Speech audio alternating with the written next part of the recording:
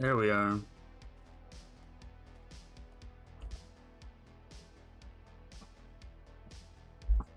Well, I'm a teensy bit late today, just because the internet decided to do that thing it did a few months ago. We're right at 3 a.m. when I always start. The internet requires a reset. The modem.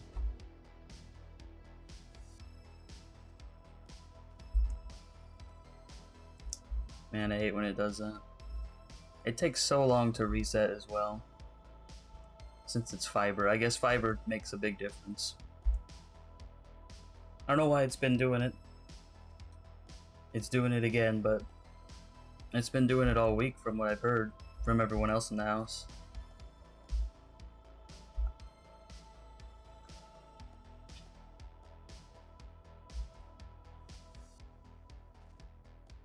Well, let's hope that that stops soon.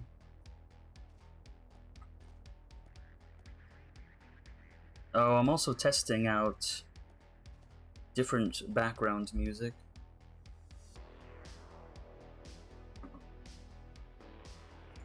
I'm pretty sure that's obvious.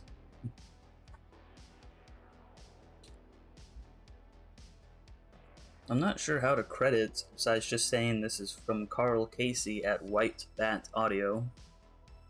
The White Bat Audio YouTube channel. I hope that's good enough. You can't really add descriptions on Twitch.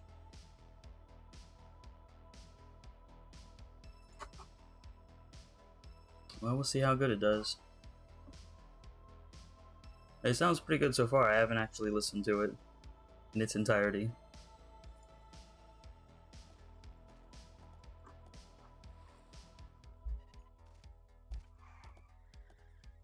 Let's go!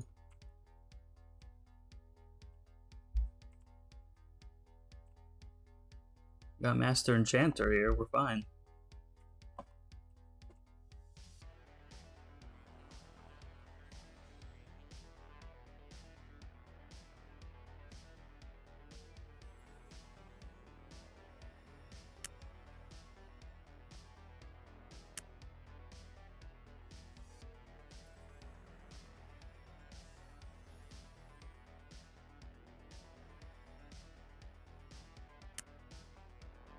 Man, it's like I never get partied like this sometimes. Sometimes I'm like first, sometimes not.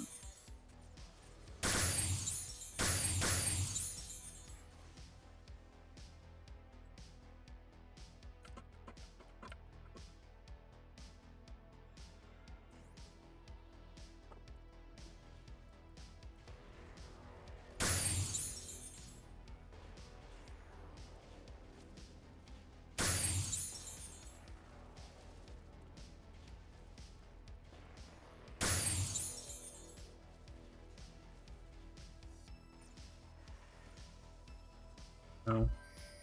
I guess I have to.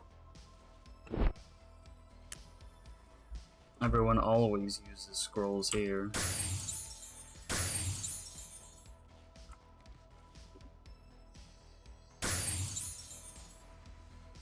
Dang, I usually always get something from that.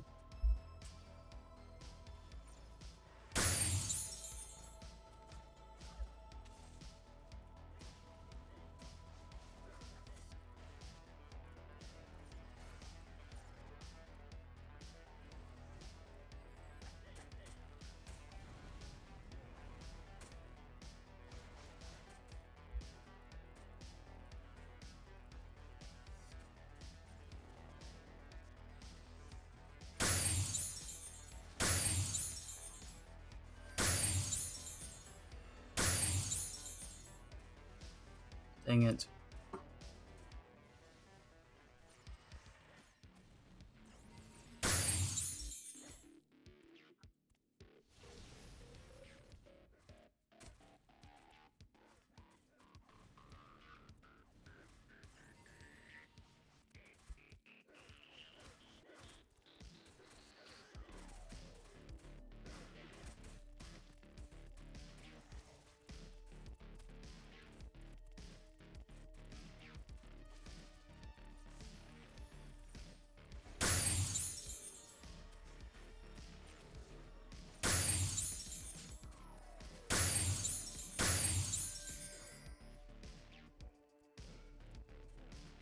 No.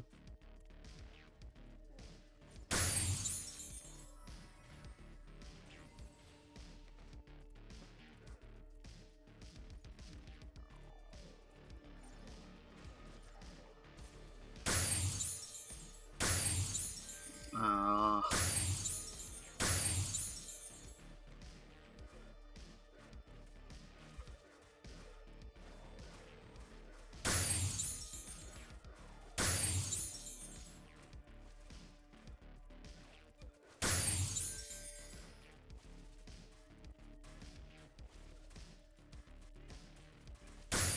Oh man, the lasers.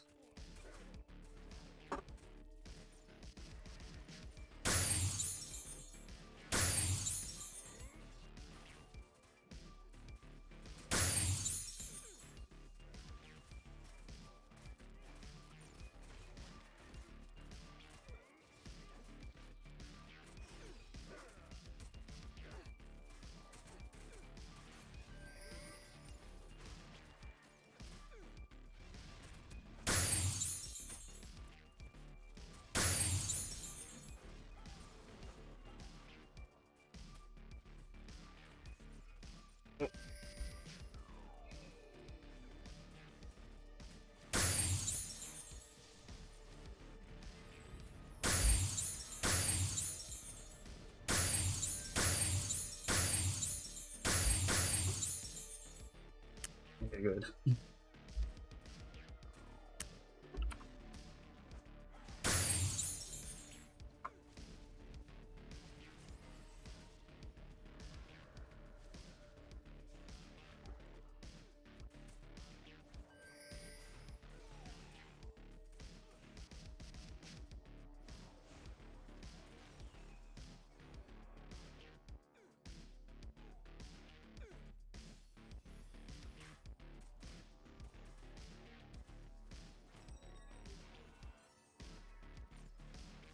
There we go.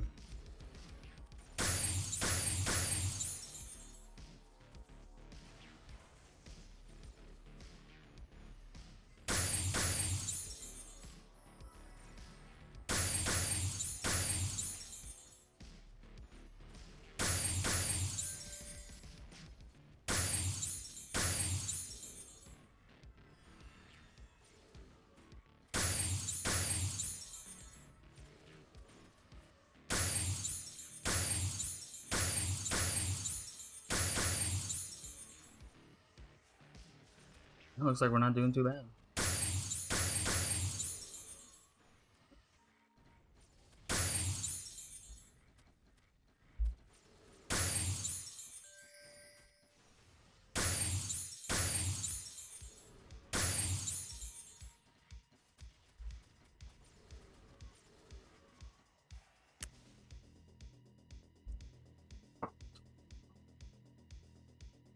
Whew.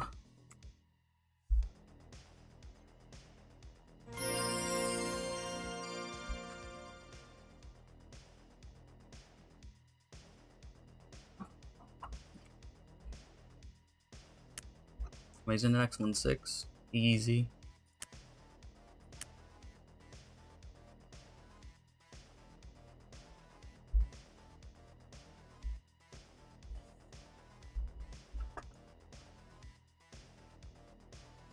That skin?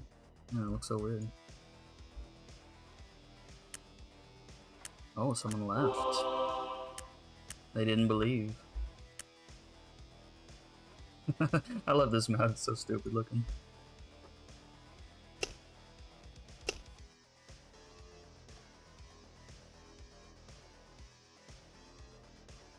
The floating lantern one.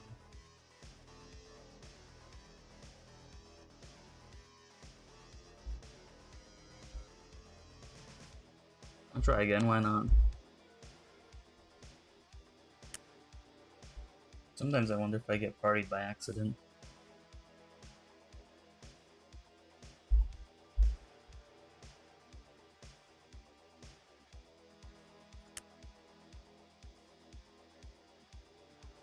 And this man's using 25% speed.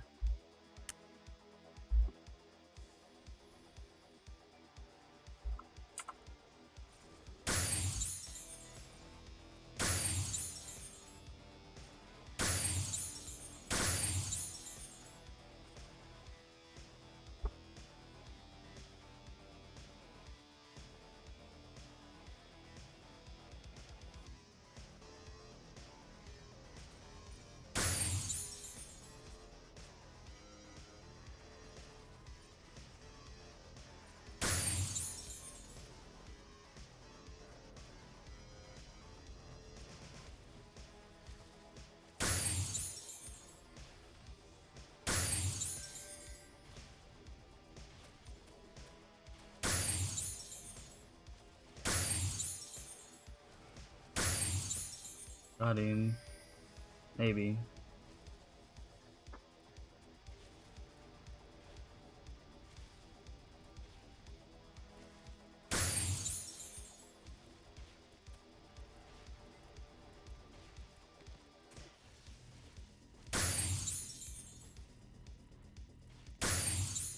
Put my jewelry on that slows them down.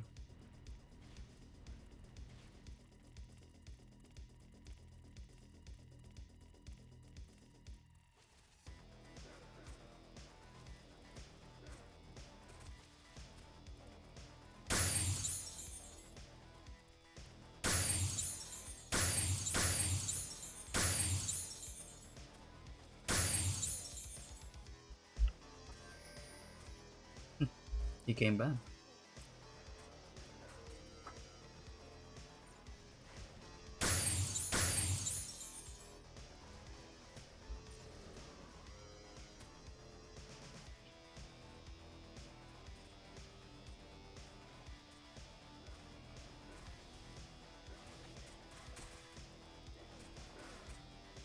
It's always kind of funny to see NPCs fighting each other.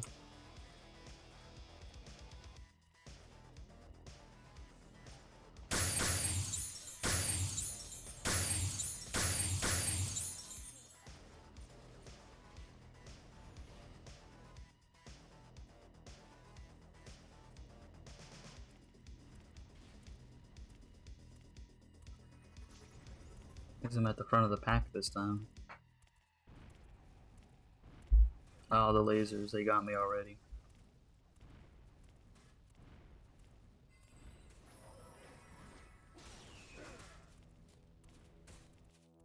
A much bigger detriment when I'm in hide mode, though.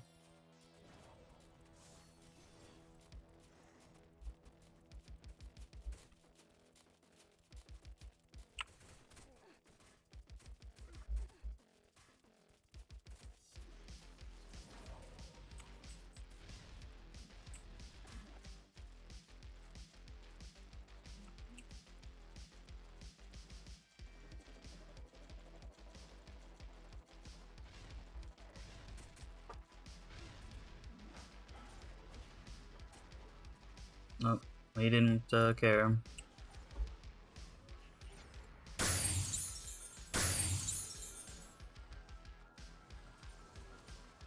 Uh-oh.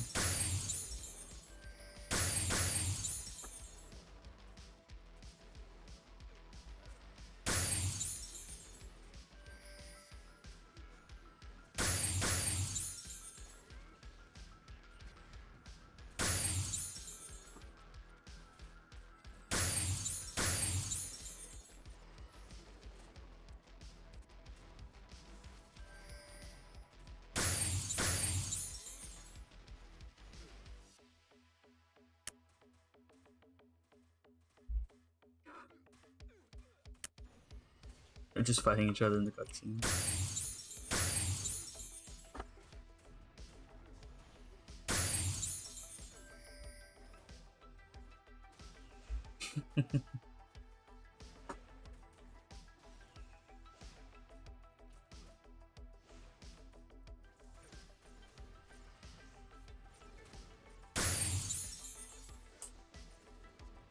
His laser.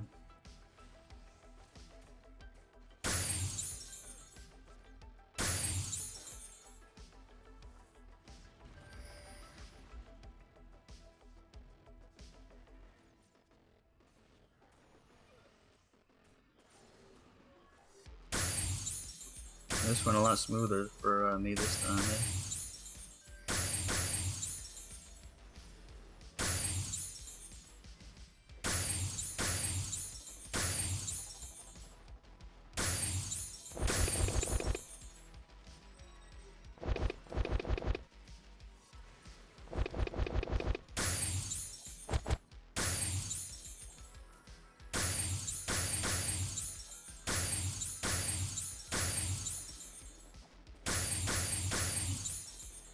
Oh, you gotta love that attack rate, though.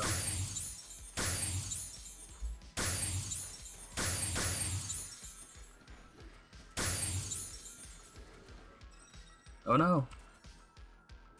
Oh, he saw me. What else can I do? It's too bad that doesn't come back when you use a tier.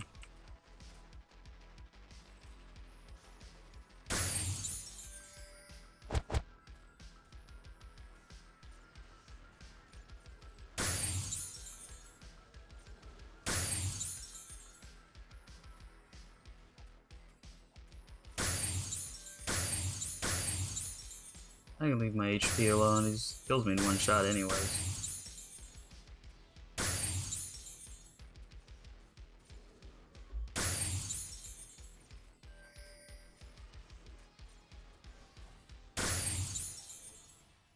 Oh, there he goes again. Well, he's almost dead. Wouldn't happen a third time, would it?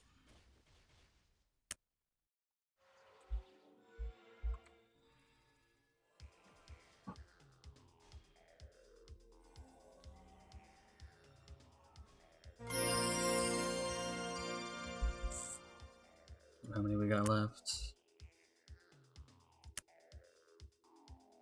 Just might do it. It just might be 121 today.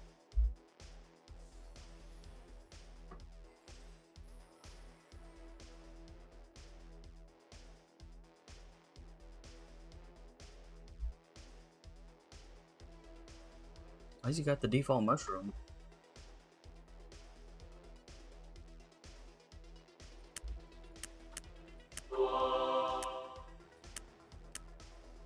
Wish I had a cash shop one that expired.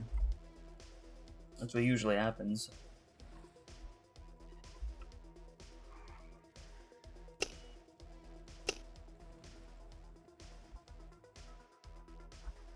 Oh good, I did it in time.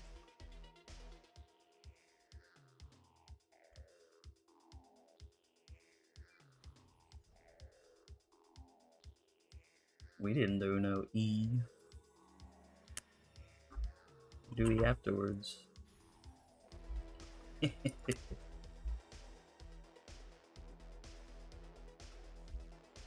know they're done. Even E left.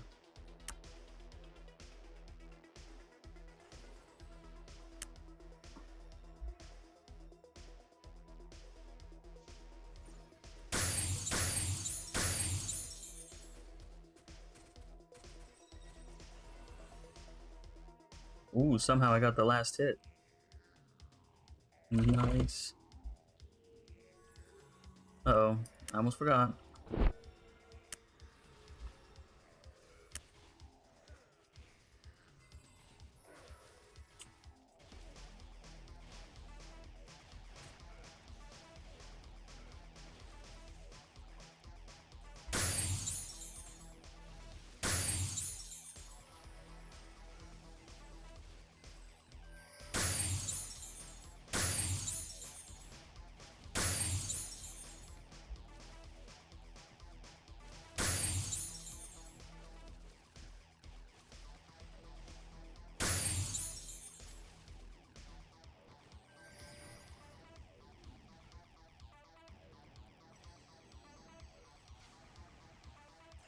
I got somebody. Oh.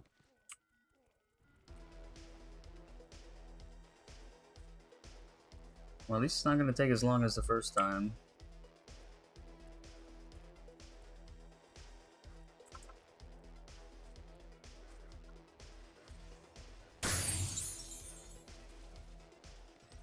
There we go, we're already done.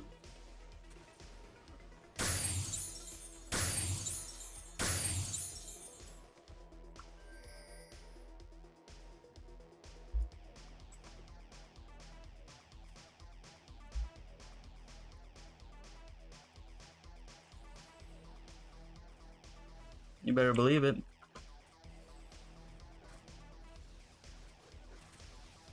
Man, I forgot to put a speed scroll on for the first time. So I was like way behind.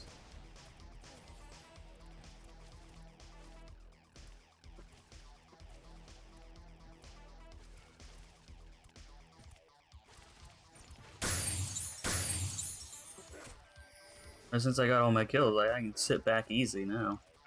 That's the best part.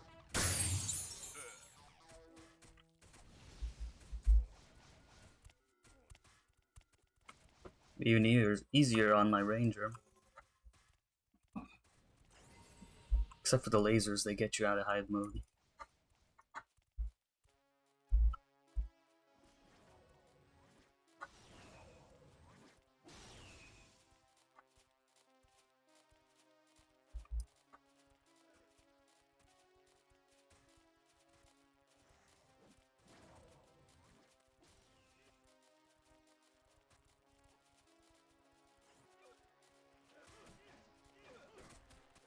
Oh, oh what do you got? That stuns? Didn't know that.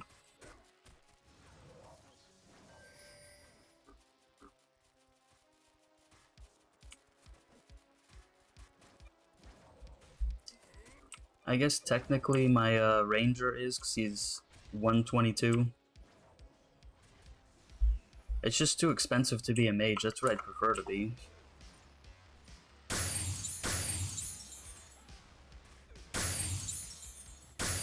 The archer stuff's cheaper, uh-oh. Well, they ain't after me.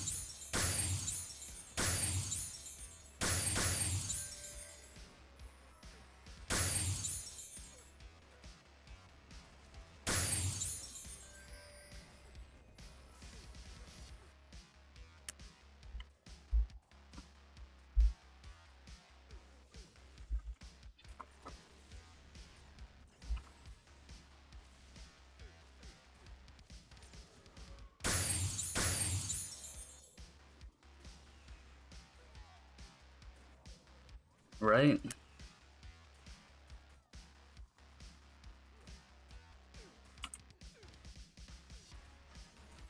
Being a mage is so much fun, though. That's why I just focus on the weapon.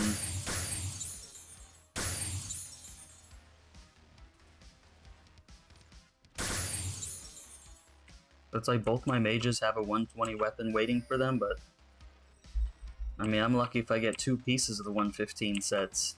That's it.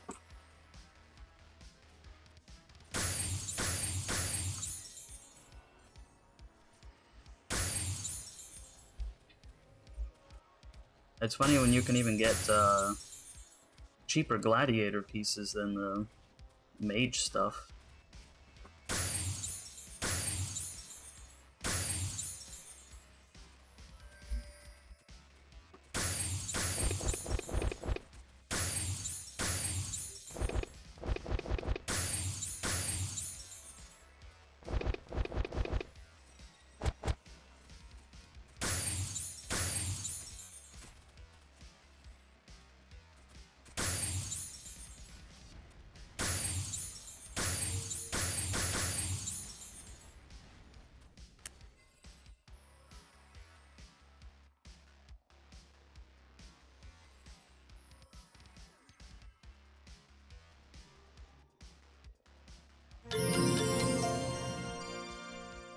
Ooh, looks like D was enough to get me up there.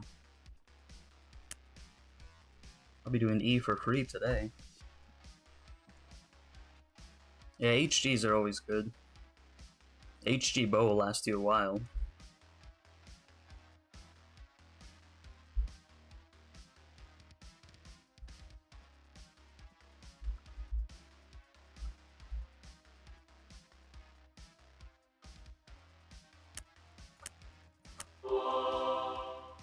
It's unfortunate you can't take those HGs into CC on account of the level limits.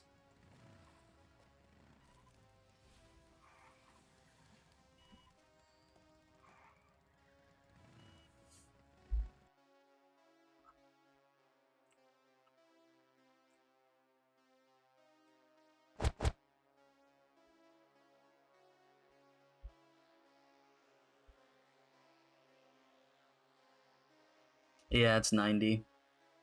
The best you can do there is TPK or a legendary if you wanted. If you have the patience for such things.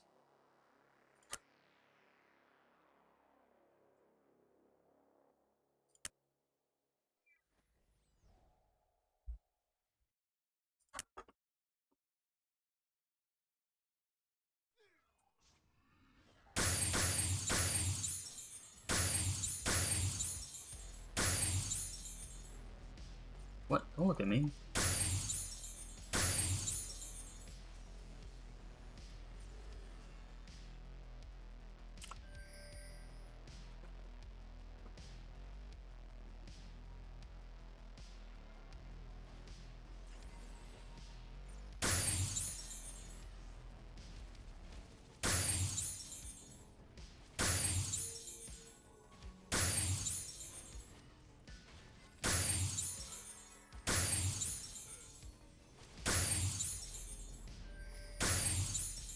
This is where rangers are really coming in handy.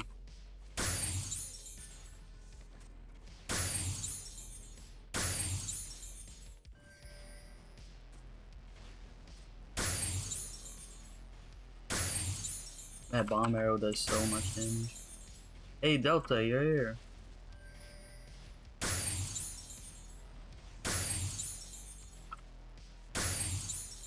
Is the Crusader really good at CC?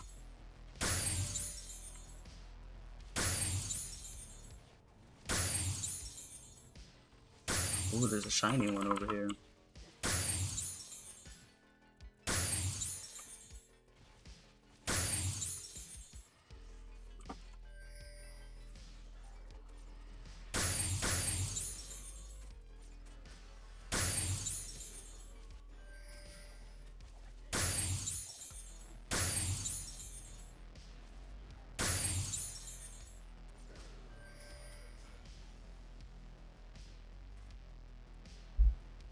I wonder who got the shiny.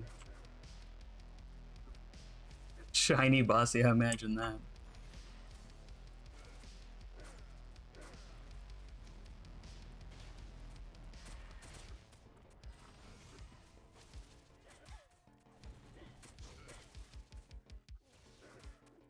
Still could work. I don't have a 90 TBK or CK blade, but I want to test it out for sure. Like, I have a level 90 mage for CC, but I mean, I have to glitch. I have to. I don't have a choice.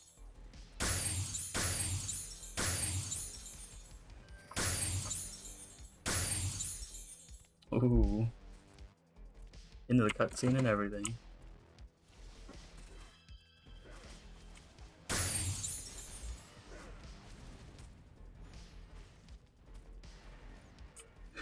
You know when shinies first happened, Emperor Slime was shiny.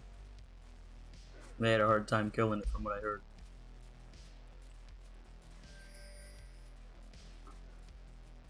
Yeah, the glitch is still there. CC is so glitchy, I don't know if they could ever patch all those glitches out of there. It's one of the buggiest ones I've ever seen.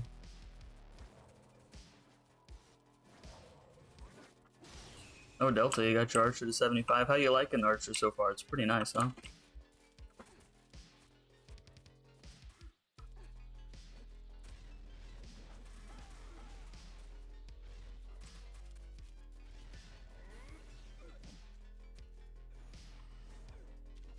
Very good, no one's following.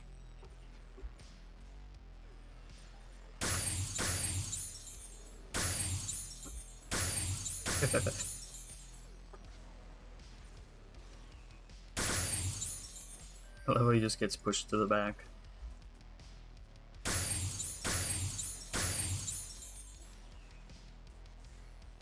Too many sharpshooters, he can't take it.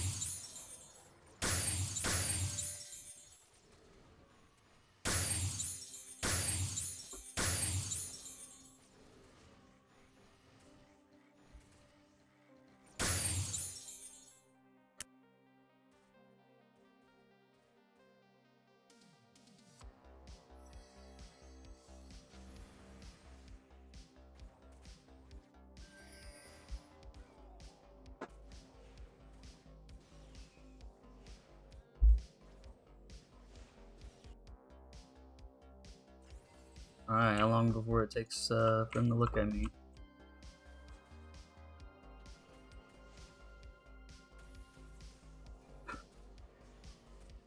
I'd rather not find out. You can't get me from back here, though.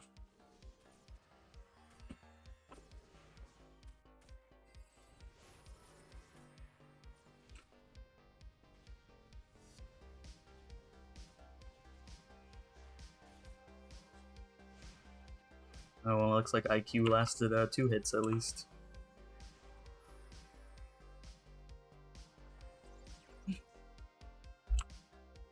What? Where's he going now? This is Isia server. And I don't see too many Templars. I have one that's level 116. It's a lot of fun.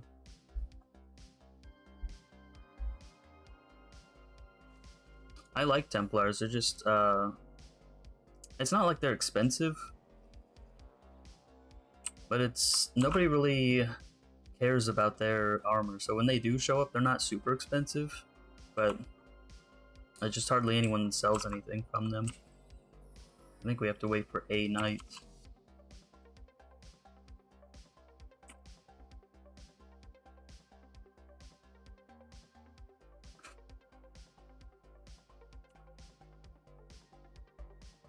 Yeah, we wait, and there he is. The man of the hour.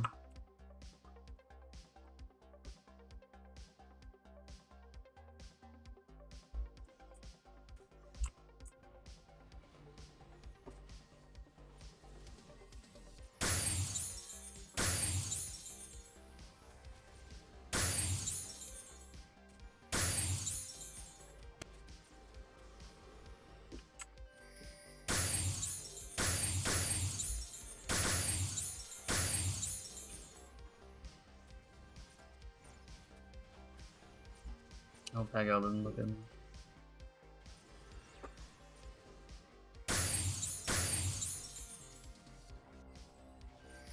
Oh, he saw me.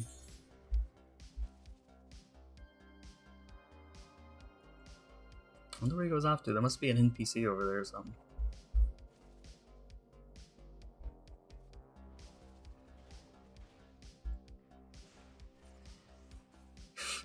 He's on his killing spree again.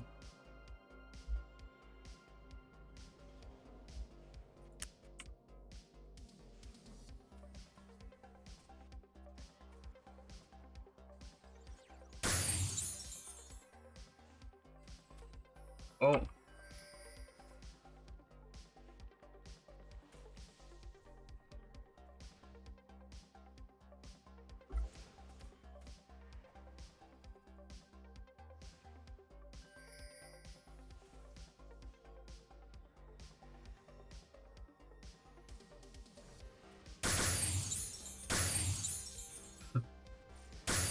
No!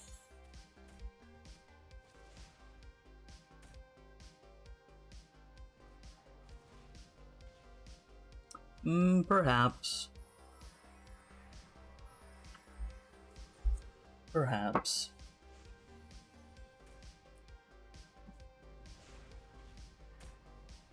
It's more like, Templars are jack of all trades, master of none.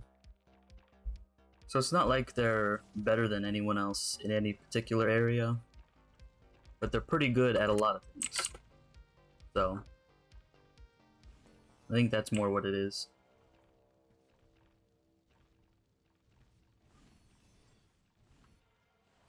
This guy kited. I've never seen that happen.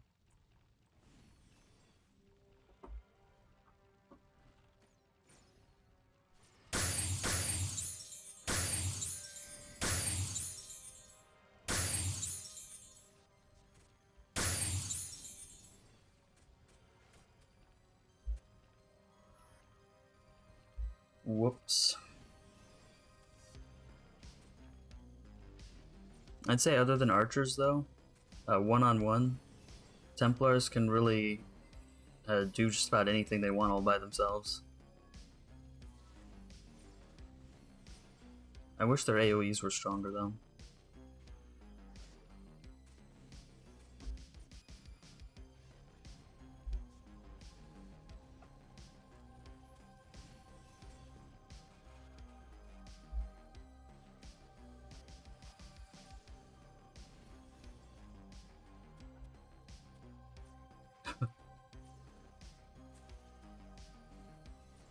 Yeah, this is, if I was alive, this is the moment he would have saw me.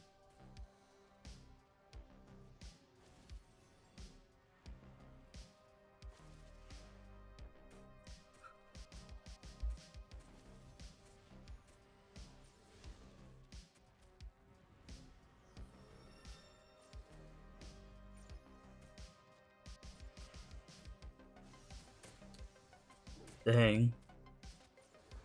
I like the knights. Knights are fun. I only made level 100 fighters like a year ago, even though I've been playing since 2009. I really like not being able to be killed by like anything.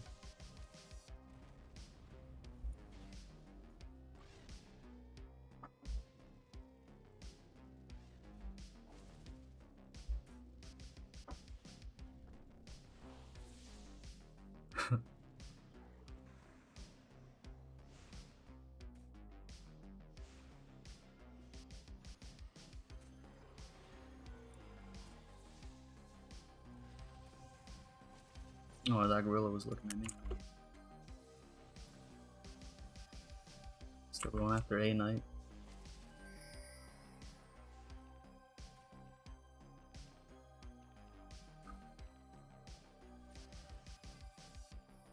Someone summon a flame walker. Flame walker should survive a little bit.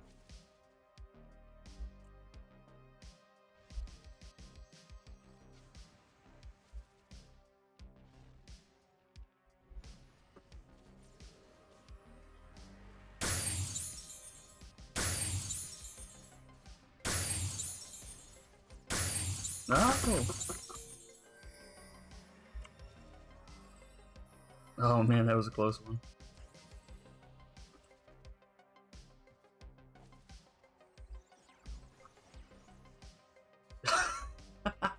He targeted slow shot.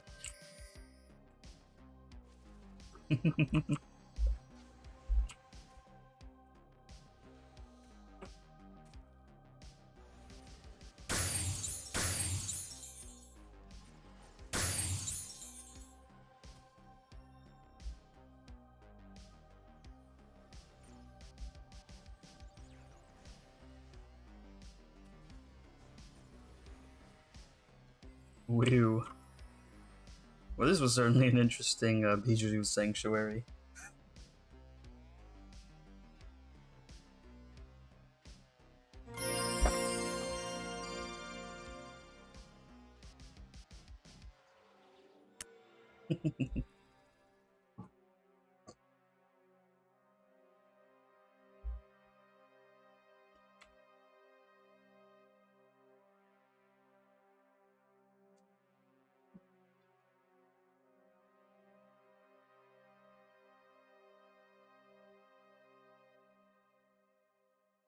I've seen worse though.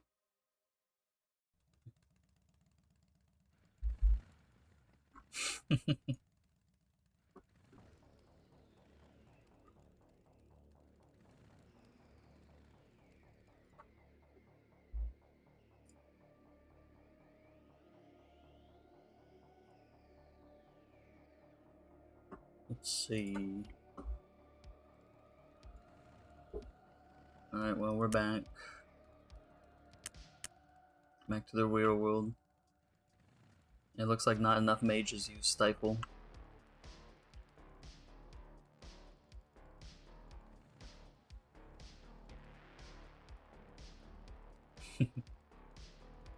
That mount always cracks me up.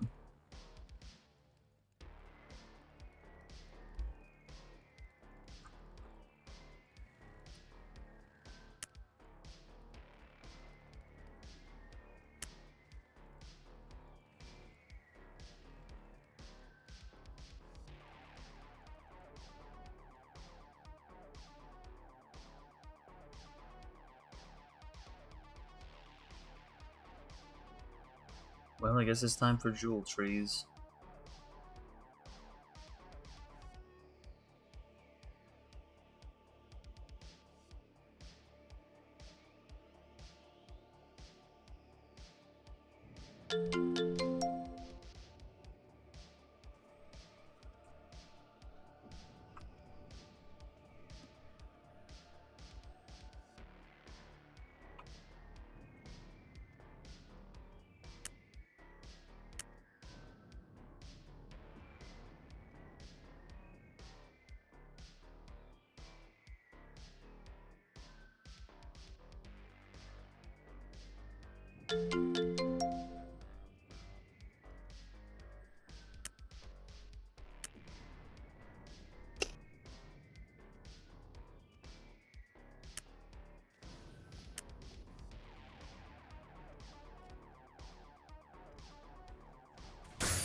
Get out of here.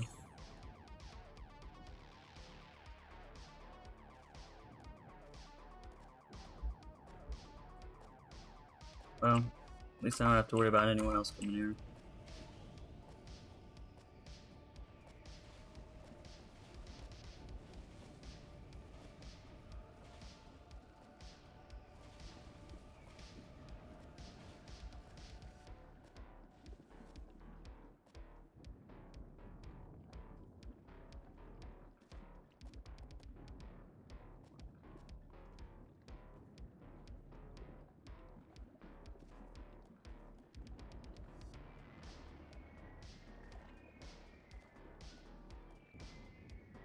I'm glad I at least skipped one of these levels.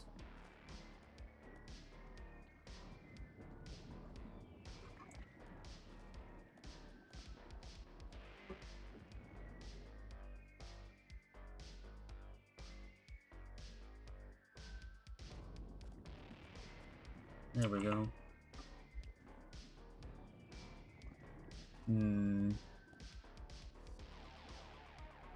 Whatever.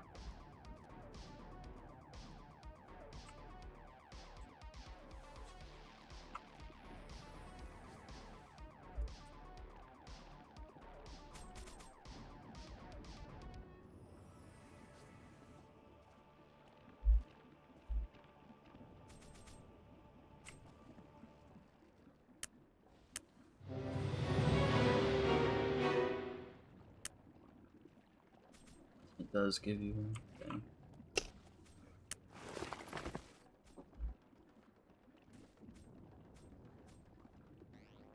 I don't have room for much, do I?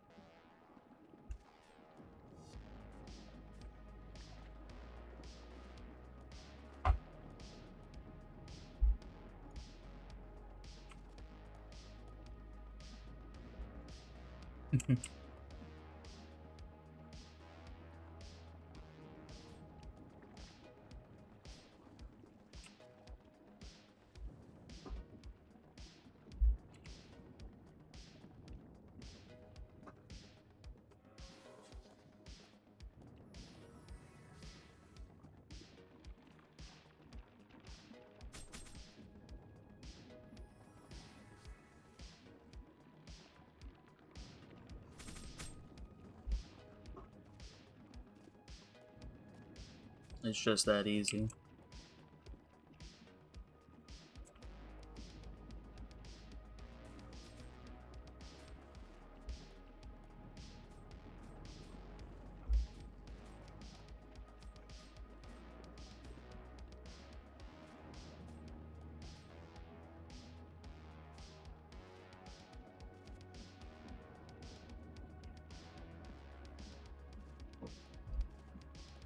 I don't remember if there's a difference. Other than the normal stuff like you get block rate with end on free stats, but you can't on gear stuff. I don't. Other than that, though, there's not that big a difference. Unless you need something else.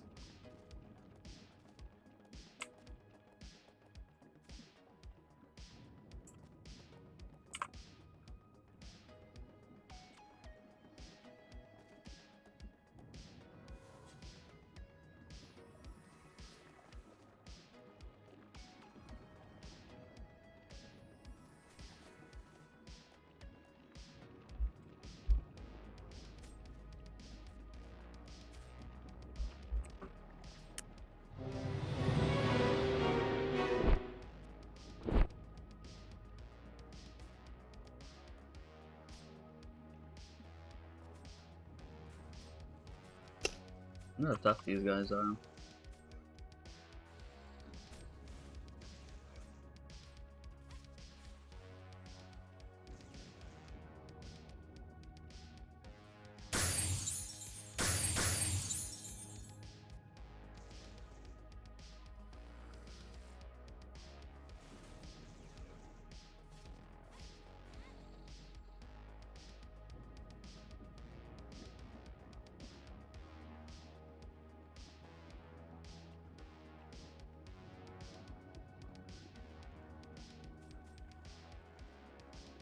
In that case, it should be pretty much the same.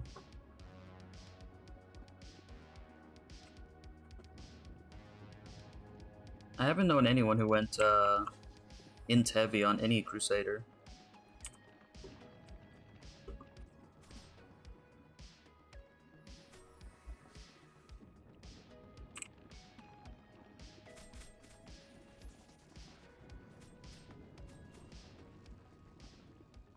And then again, I'm only level 116, so I couldn't tell you how big a difference it makes at any other level of range.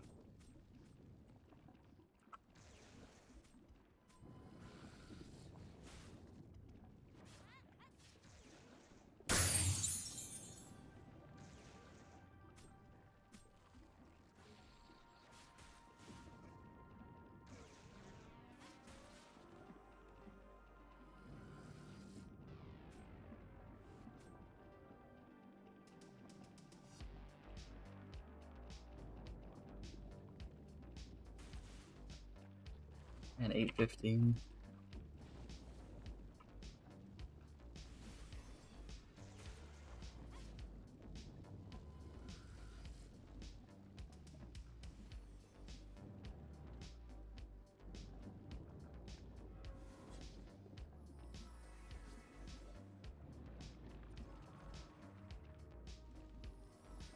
Yep.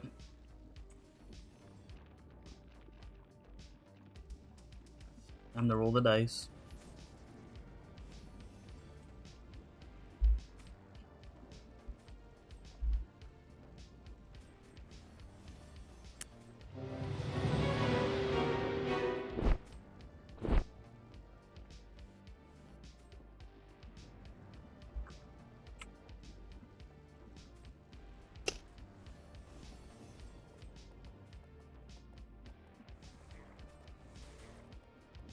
Oh, okay, I tried too hard.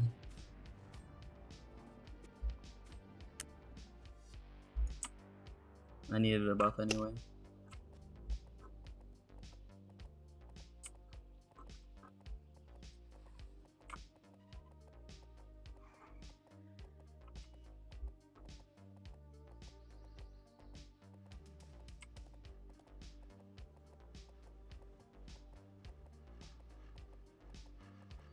I think hard part's gonna be finding some 85s.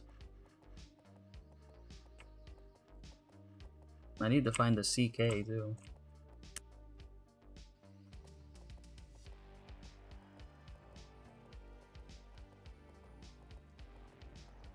It's funny how some of the naming conventions work on some weapons, because they're based on the original Korean version. But then when they made the newer classes, like the Tricksters and the Crusader, they're in line with the North American naming conventions. So that's why TBK, Titanic Bellow Knight, because that's not what the monster's called in North America. That's what it was in the Korean version. It's changed to CK, which is what it should be for all of them. The other ones had been around for too long at that point.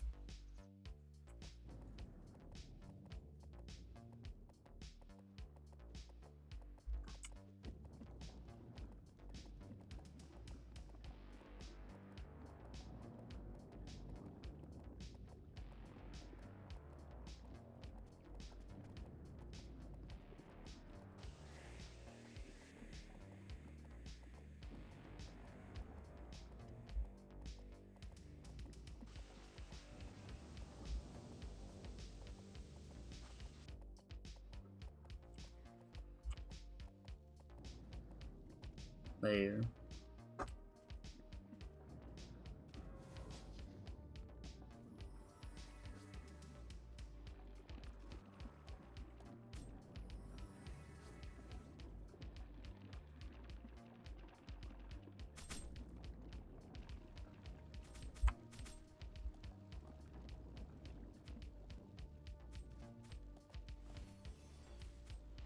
Guess I can't do it without a cleric for now.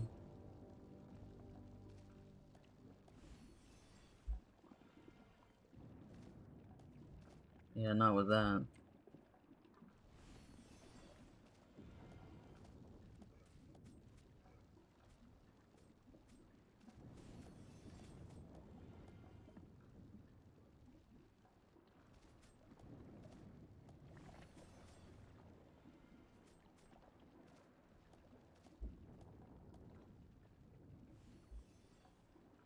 Why skeletons are so useful in these kind of situations.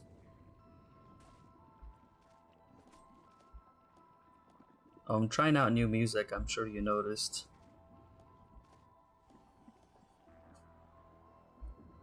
I hope, you know, it doesn't mute the whole thing. That's the hope.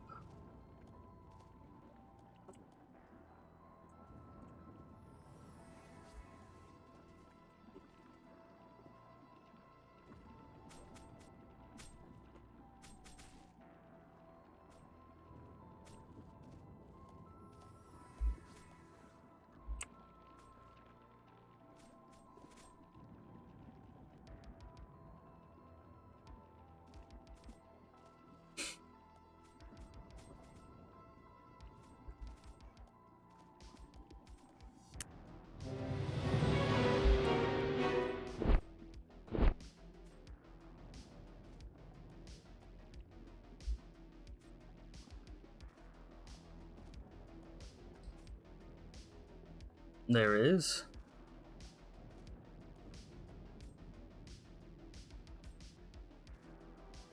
How do you do that?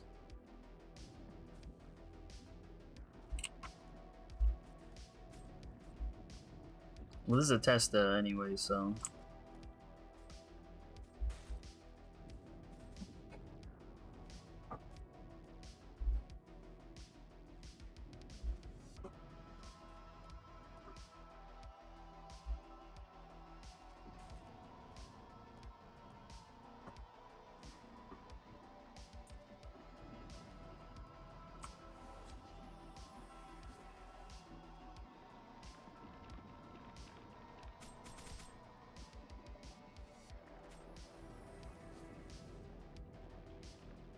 I had heard a couple of streamers mention something like that.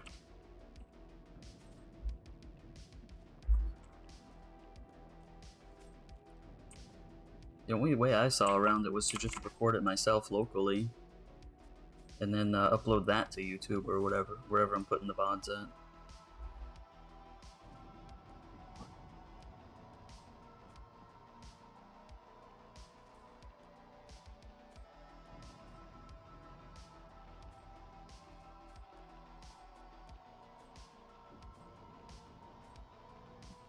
Is OBS stable enough to do that?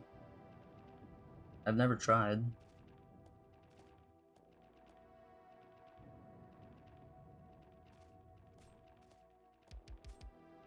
Of course, even if I put whatever I want, I'd still run afoul of YouTube copyright. You can't like ever get away from that.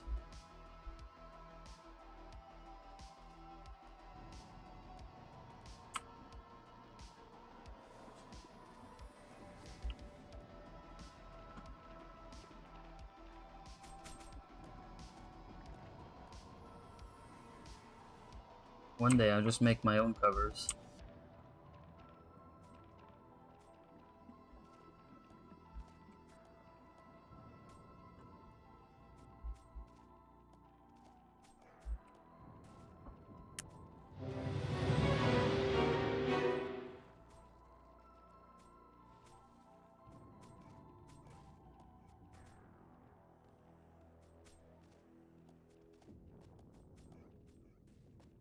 I did finally find out how to make partially transparent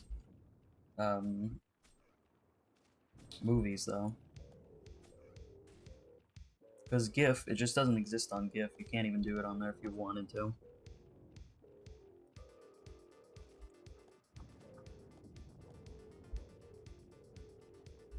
Is it on YouTube?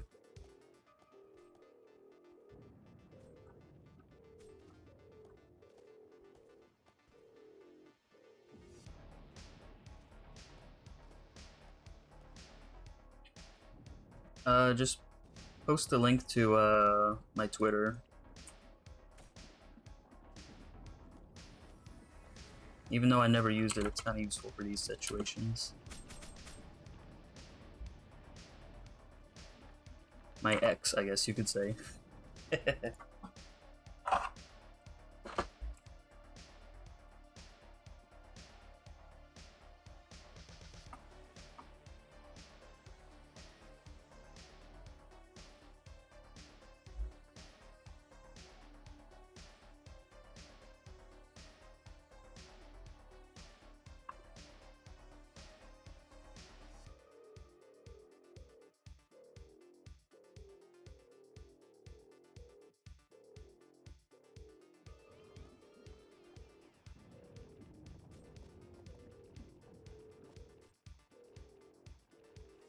I'm lucky I was able to get SB_129 on the Twitch when I did. It'd probably be impossible if I tried to do such a thing now.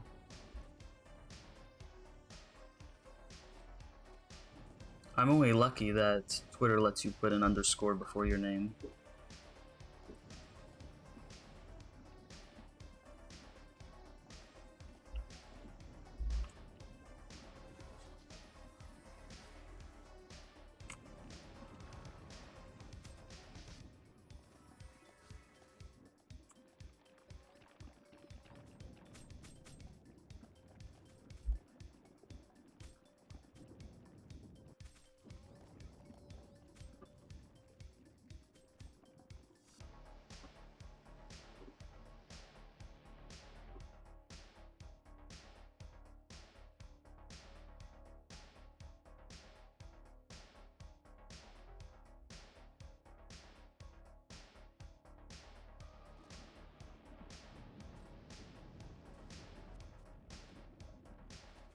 Do I somehow have that turned off? That turned off by default or something?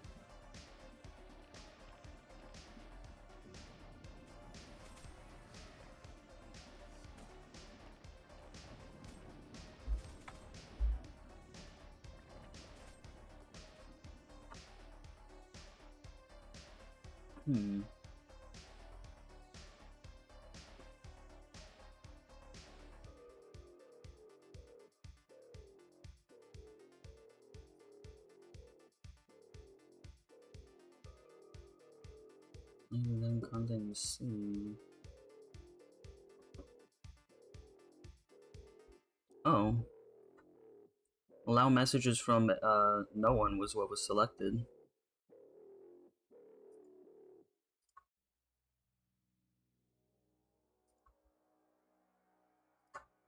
Not sure why. Maybe that's the default option now.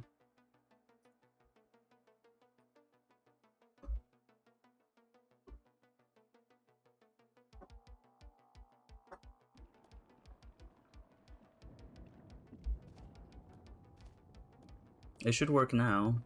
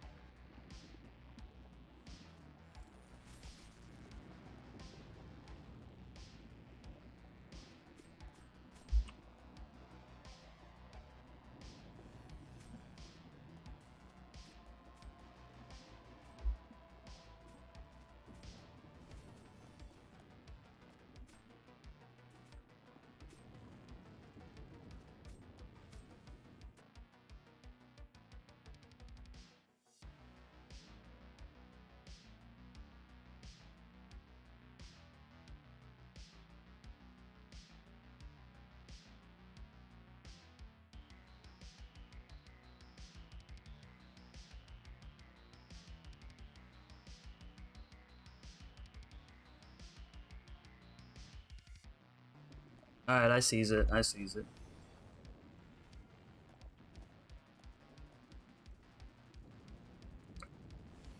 I'll definitely be taking a look-see at that after this. Thanks. It's the most annoying thing dealing with copyright, I swear.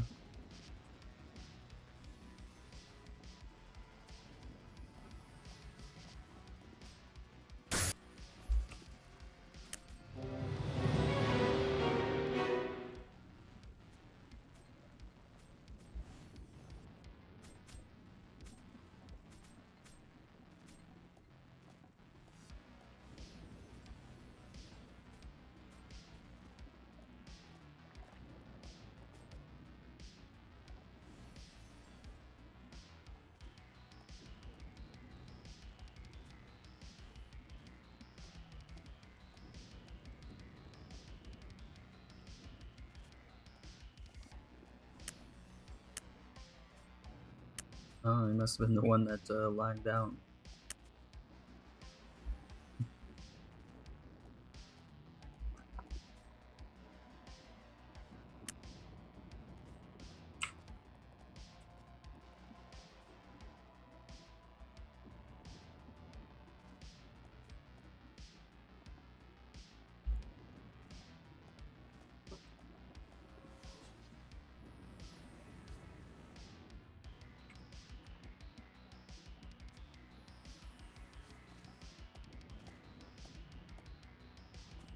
Is that so?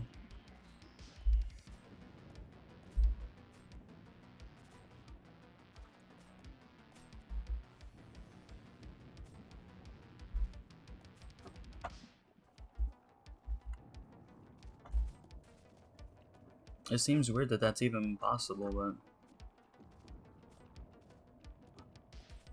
but whatever.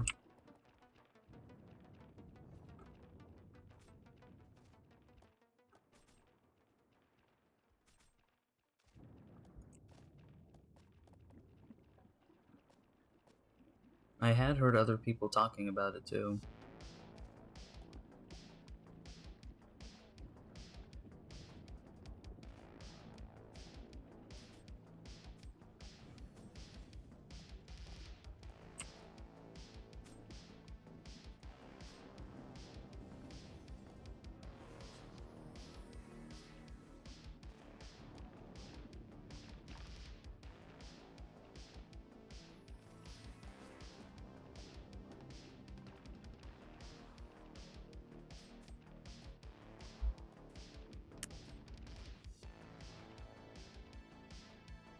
Oh my, I forgot.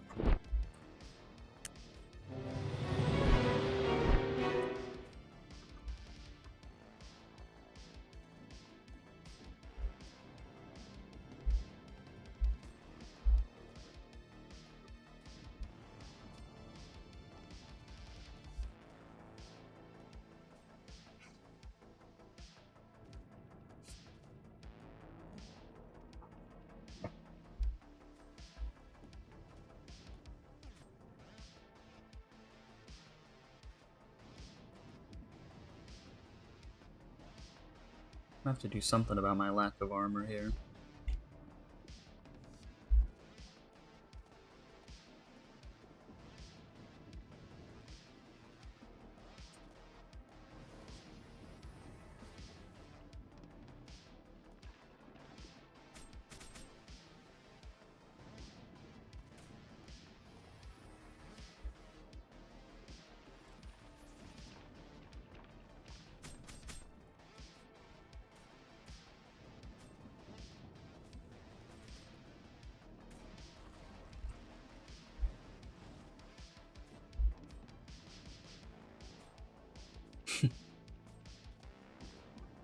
I like how sometimes the skeletons just smack something and then move on to the next one.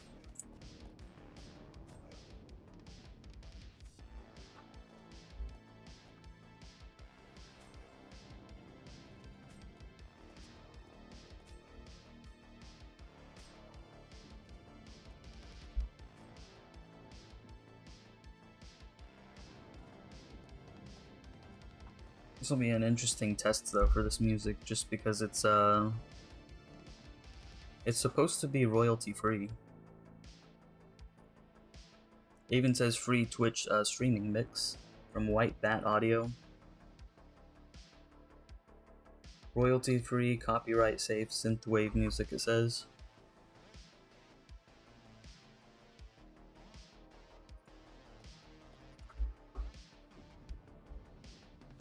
Let's hope.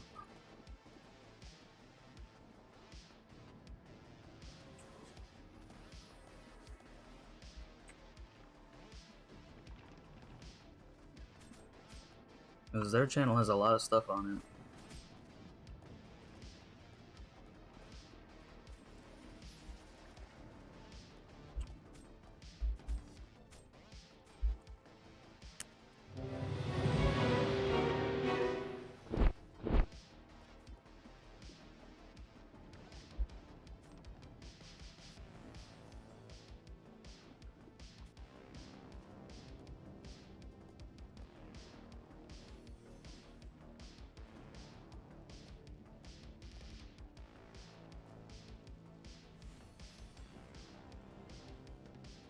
I think this time I'm definitely gonna finish the jewel trees off screen. Like, even mandrakes are more exciting. Even if I was doing this the normal way.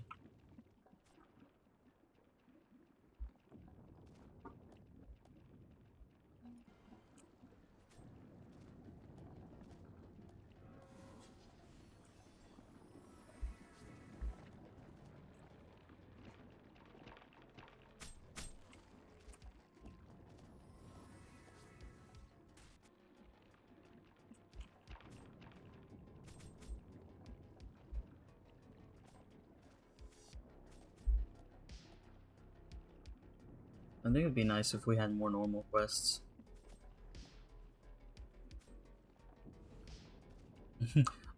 It's way easier to do that when you're an archer. Like, when I did it as archer, I could do everything myself. That was the nice part.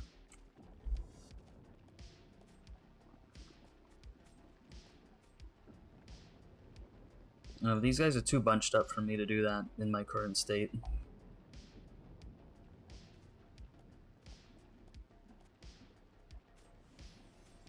I already tried that earlier and got destroyed.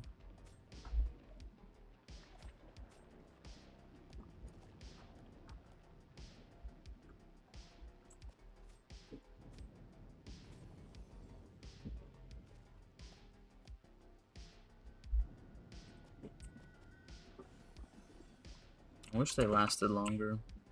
The skeletons.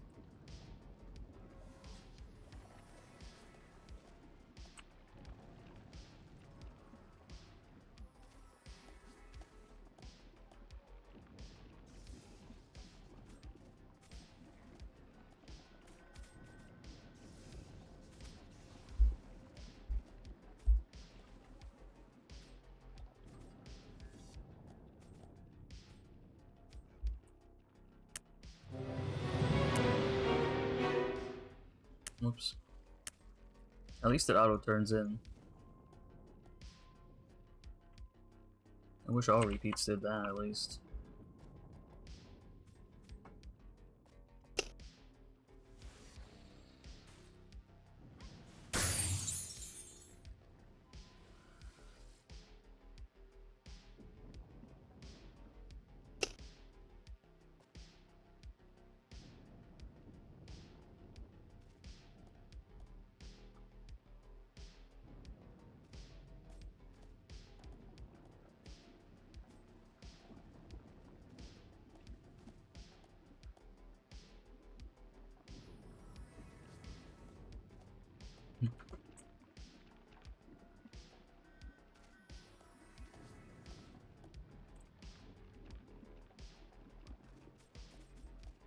There we are.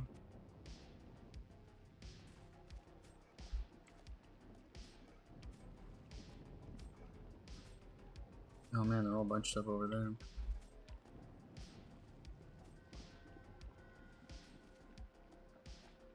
I really hope my internet doesn't cut out again. I know Cox Communications has been working on the underground lines here lately. So built a new subdivision around the corner. And just for some reason at 3 a.m. it just decides to stop working.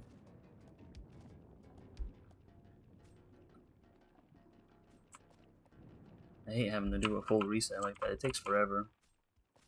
Their modem is so slow to restart.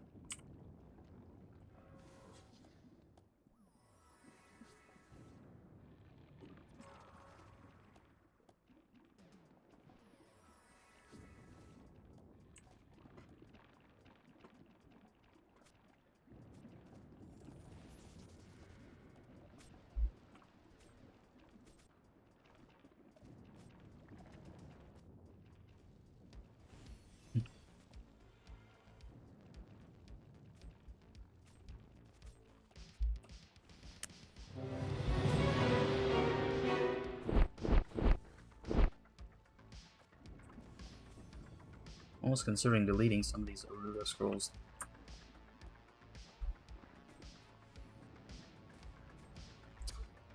You always get so many of them doing these things.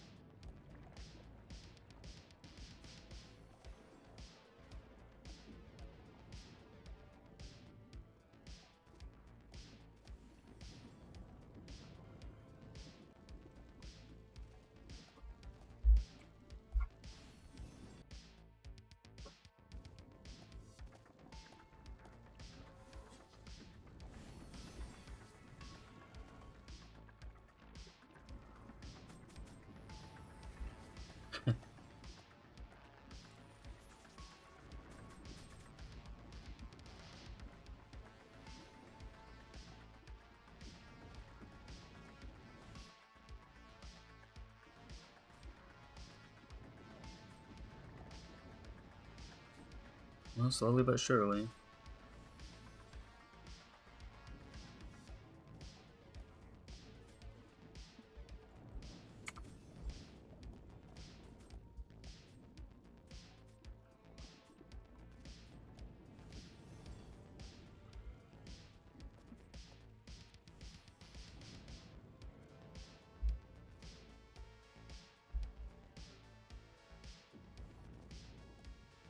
It's funny, this takes about the same amount of time as doing it at the other place, but normally. It just feels much worse over there, though.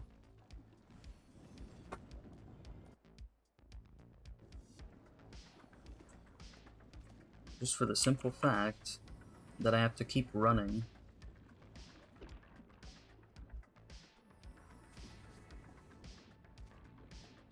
Sometimes I just hate running around like that.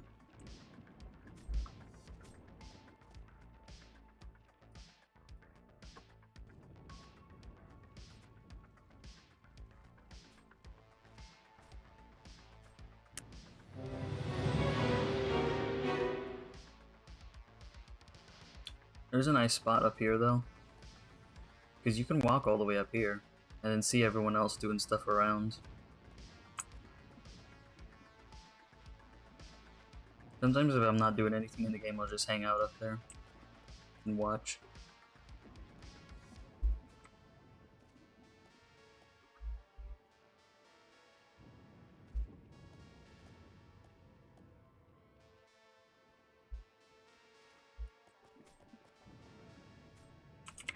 The music is pretty good. I haven't actually listened to it before this.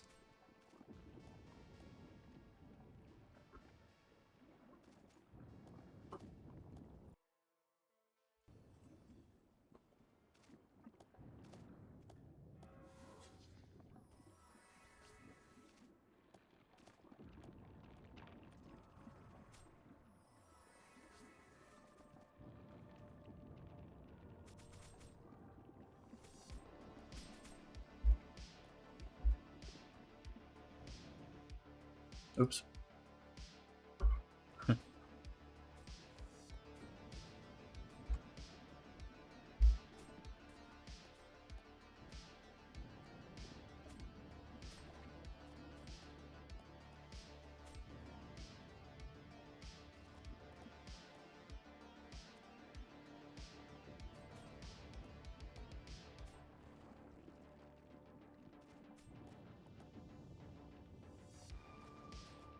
You know what's nice though? I found DaVinci Resolve. It's like the best free video editor I've ever found. I can finally make semi-transparent videos, which I haven't been able to do with any other free option. And I'm certainly not forking over for Adobe.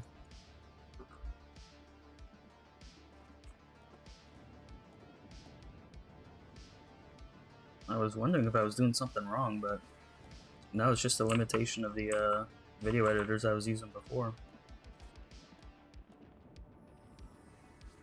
It wouldn't be as bad if it wasn't a subscription. I think that's the worst part of it. Like, if it cost $100 but I get to keep it forever, that's one thing. But perpetual, what is it for Adobe? It's like $50 a month if you want everything. I'm like, I ain't doing that.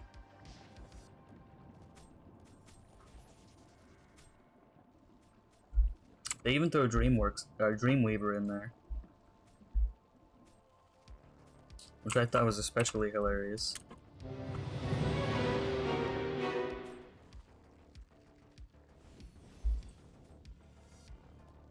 Because I've used Dreamweaver, the old version, and I was not too impressed. Of course, that was 2007.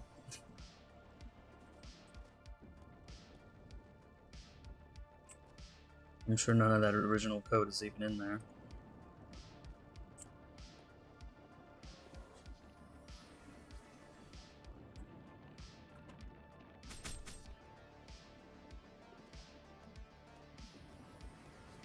At least GIMP does everything Photoshop can, essentially. Not totally, but enough. I've heard it's only hard for people who are used to Photoshop. They're just used to all their keybinds or whatever. Used to where everything is. I think that's half the reason people stay with it. They're just used to where everything is in the interface and all that.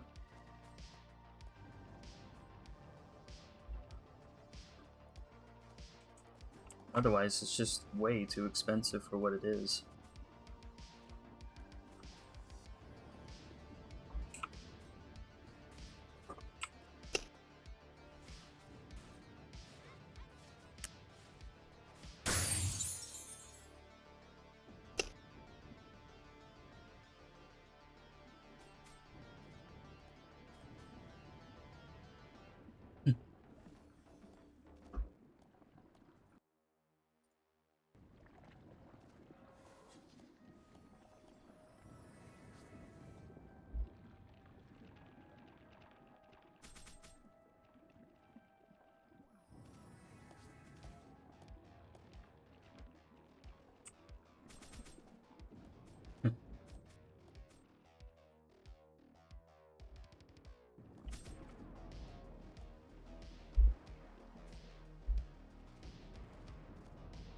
Yeah.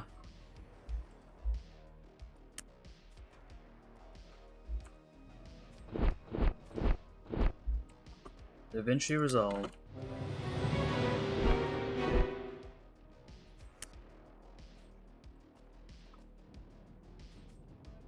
It's weird because their free version, which is Resolve, and their the paid version, which is DaVinci Resolve Studio, if I remember right, there wasn't that many differences.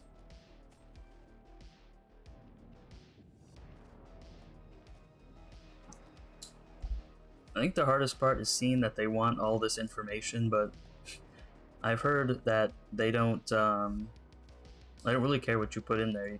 You just get sent a download link.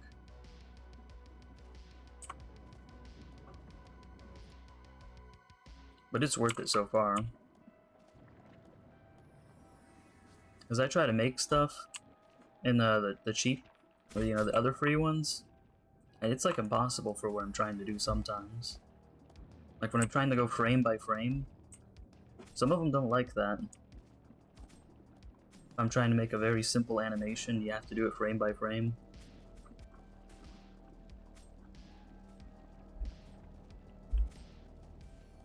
That's what's annoying.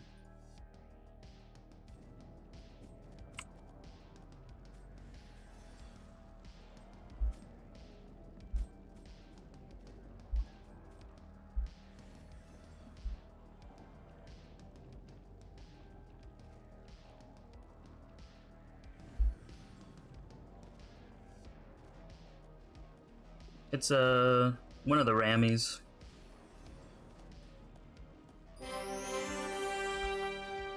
Oh, you mean for you?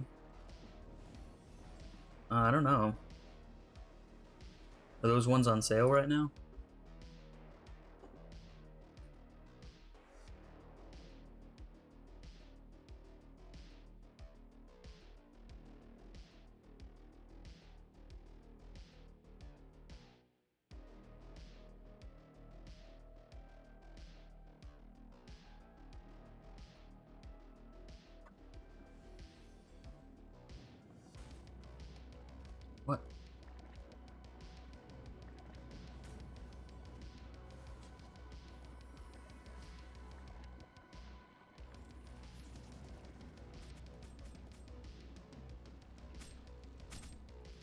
I think you'll like the Crusader good enough, though. If you already have a tradable one, you might as well just use that for now, though.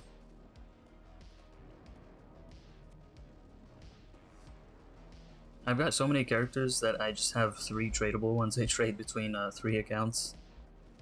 Because that used to be the limit for how many clients you could have open.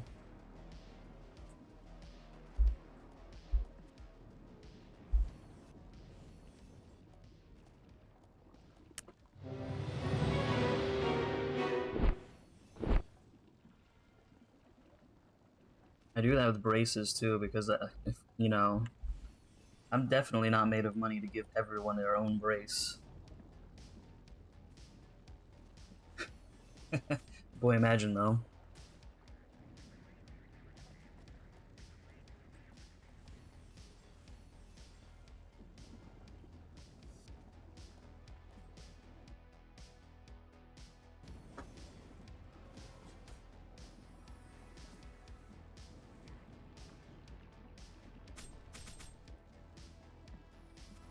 Well, the cars seemed pretty cool at first.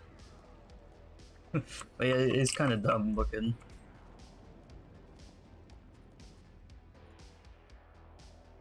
They've got like multiple versions of the police car too. Ooh, someone's here.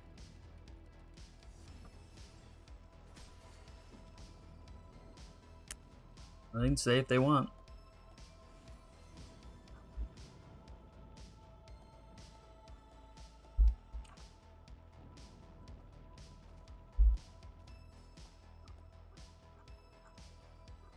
Oh, they're also getting other drops.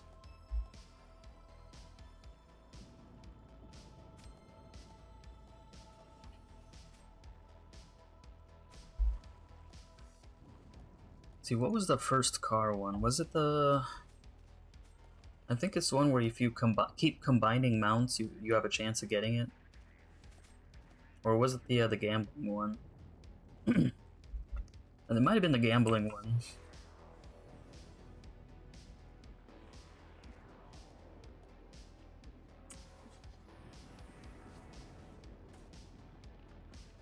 I thought it was pretty hilarious either way. And then Gamey goes like, oh, let's make more.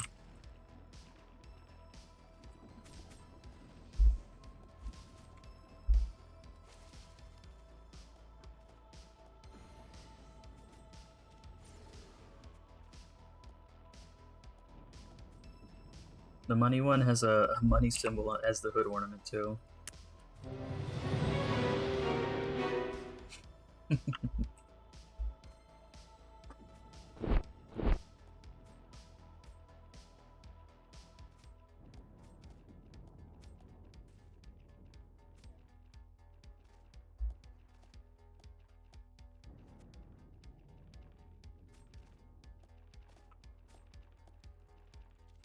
Oh man, they're doing all these quests too.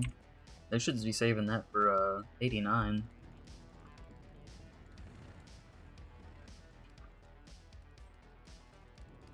Like, I'll suffer through the trees for this. Just because I don't want to suffer with gargoyles either.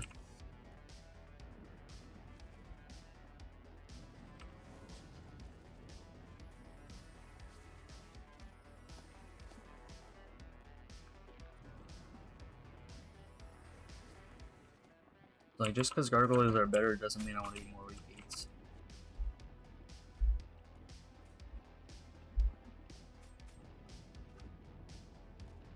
Well, I guess we'll have someone that can do those ones.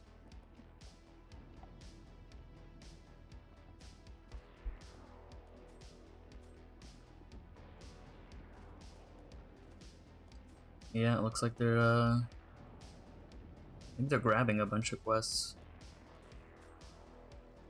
Not sure.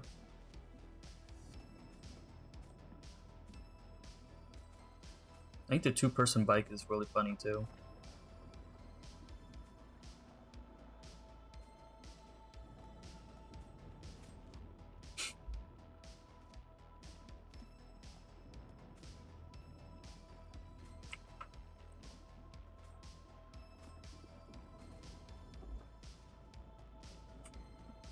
I think she's amused.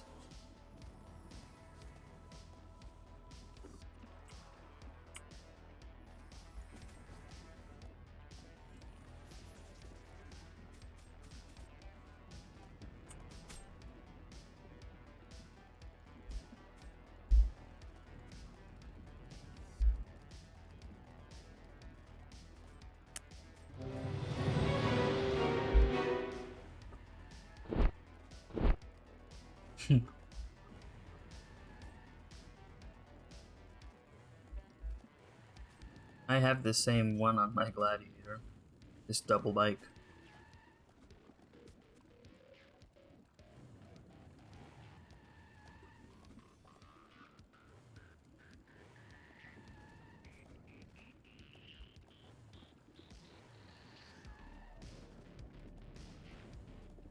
I like how they're not questioning anything right now, though.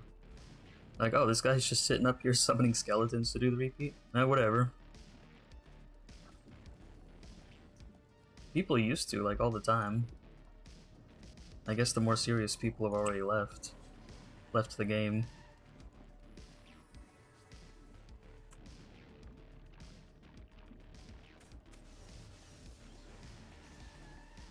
I guess free help is free help, though. No matter how weird.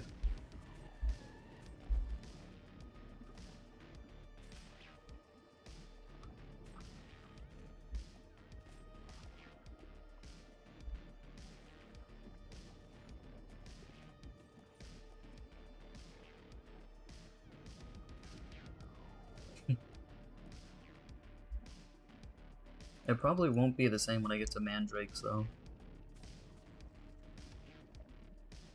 When people are leveling in the 90s, they're usually a lot more uptight about doing things fast. The fast way, not the whatever.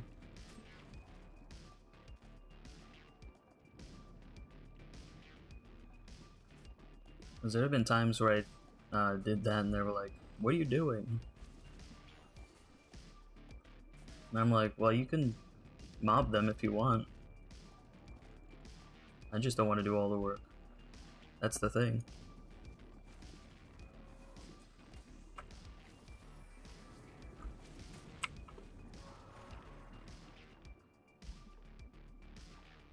They are, though.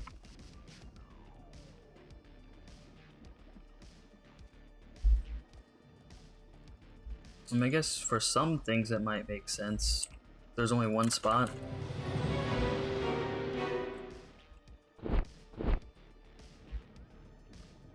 Like, so many people just speed run the game. They just want to level as fast as possible at all times.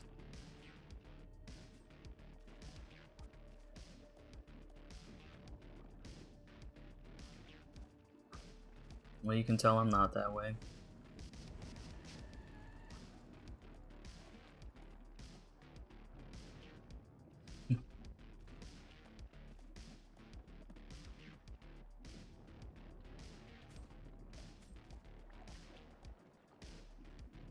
Perfect.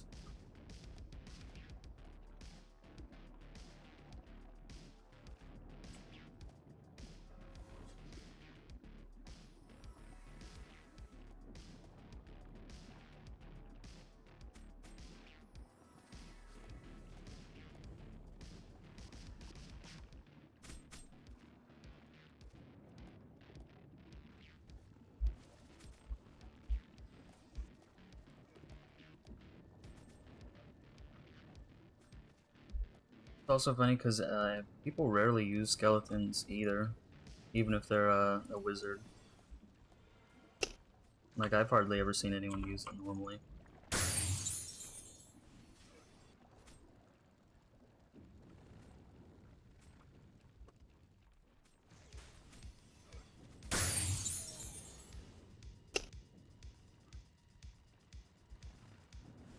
But it's so much fun to do that in low levels.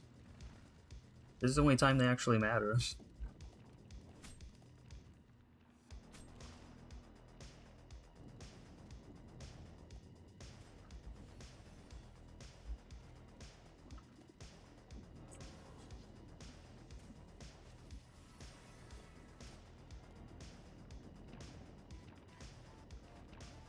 Happens at this spot a lot too, because this is like the main spot for these things.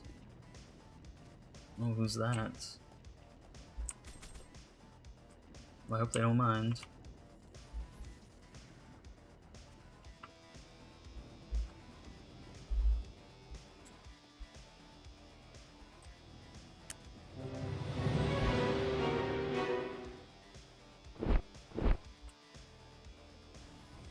I was like that at one time, though. I was trying to do things as fast as possible. Well, the game was different back then, too.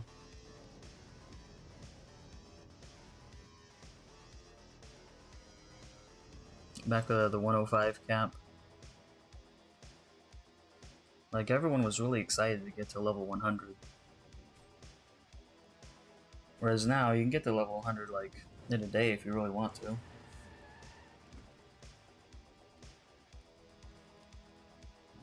Well, hey, there you go. Can't go wrong with that, huh?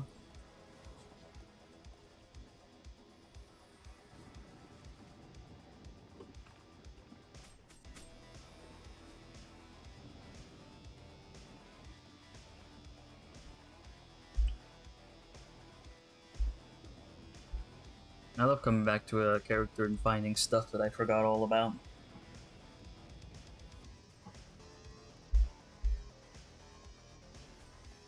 Of course, for some stuff, I keep a small, tiny spreadsheet that tells me what I have and who it's on and all that.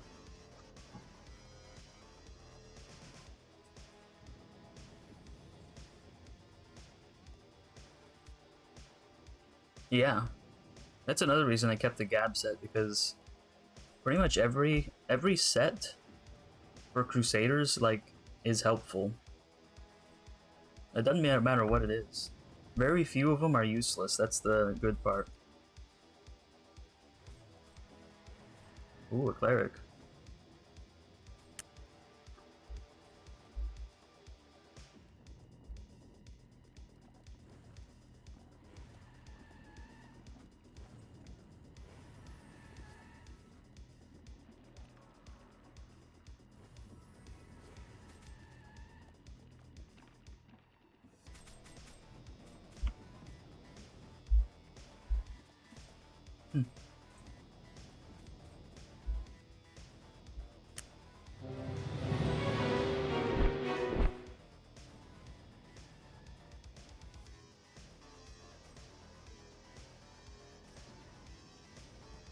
I wonder if the cleric's just wondering what's going on here.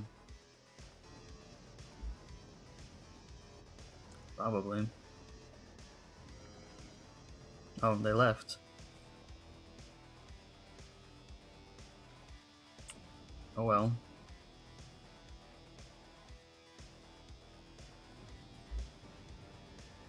I just love that the Gab sets reset back to the old days too. I wonder how long before they decide, wait a minute, we can't have Magic Blast too fast. How long before they do it again?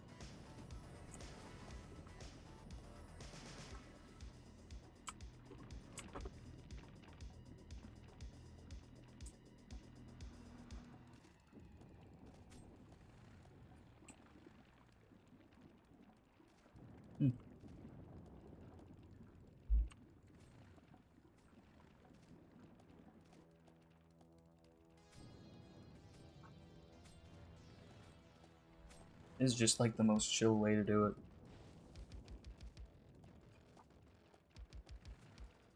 I know, huh? Who knows though? I mean, they nerfed heal and slash set, so they could just be like whatever we say goes.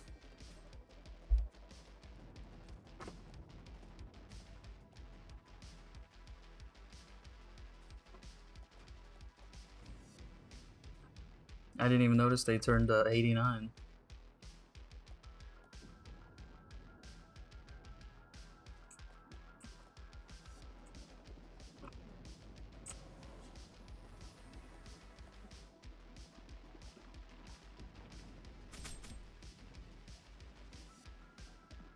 I thought for sure they'd reset the slash set. Everyone was making such a stink about it. But they didn't. So now it's like any stupid change they make, you never know if it's gonna stay or not.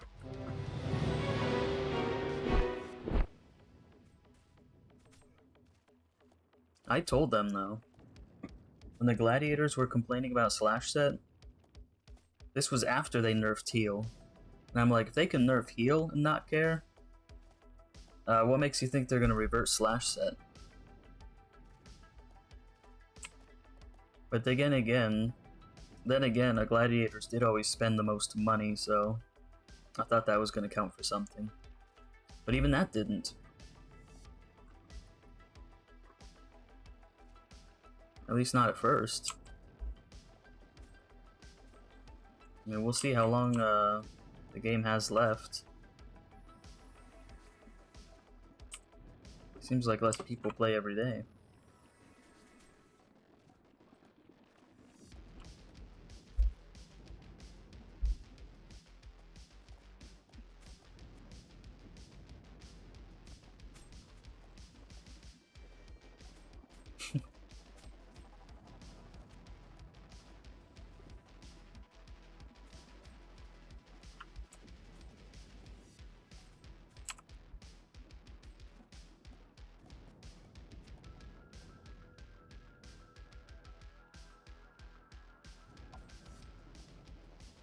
Look at that, I'm almost 88.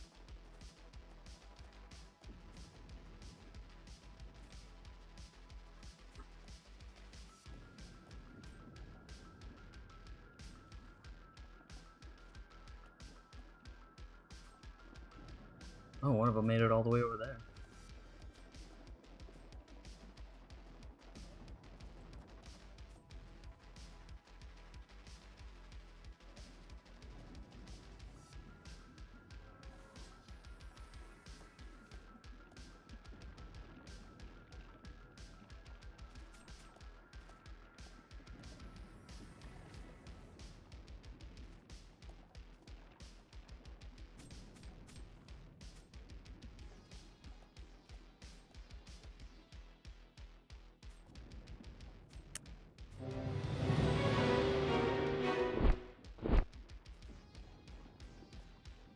I wonder what it's gonna be like when I try and level a not Crusader, a Trickster. I've never leveled one of those past the 60s.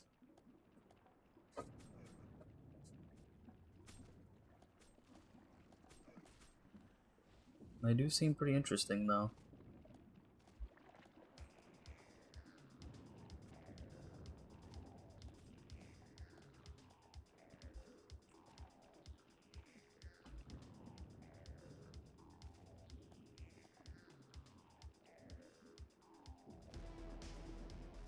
Yeah, that's the thing. I don't know.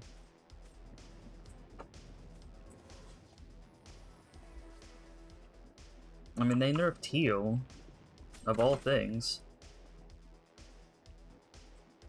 So it's like they're capable of making big changes if they want to.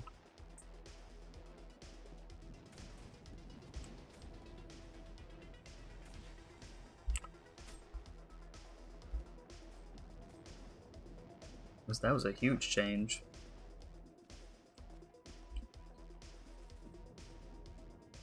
There was another game I used to play called Combat Arms. It was an MMO FPS. Well, Nexon, you know how they are. They pretty much killed that game with microtransactions. But even they were like, we gotta make something. They made somewhat of a sequel. They made it with a new engine to make it seem exactly the same as the old game. And they updated all kinds of stuff in the old one too. It was too late, of course, but... Ooh, did you play? Because I started Combat Arms and Fiesta Online the same day. I still have the emails.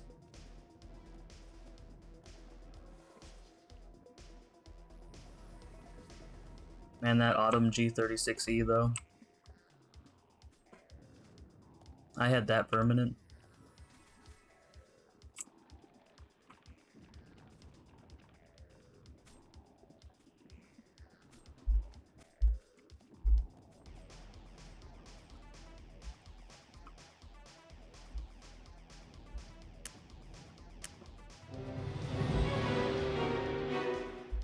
Man, I wish CA was still worth playing.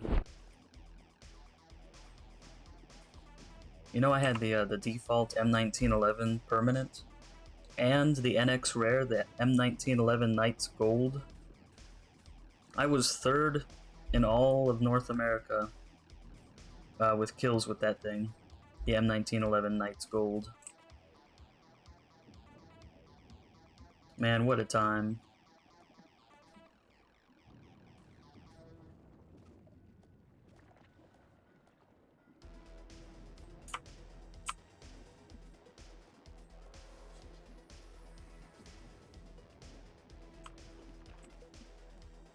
Boy, Nexon sure made some boneheaded moves too.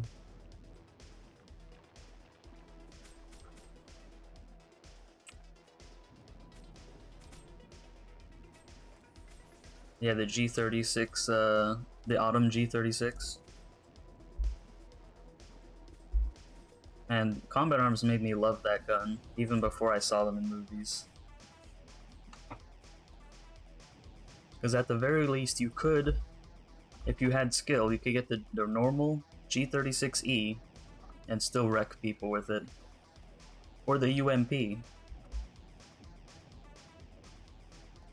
UMP, the MP5. What a classic.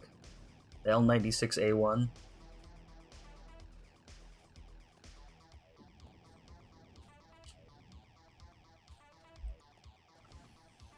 It's a darn shame what happened.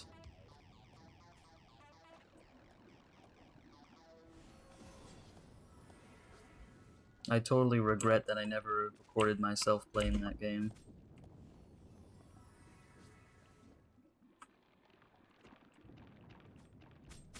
I barely even took screenshots.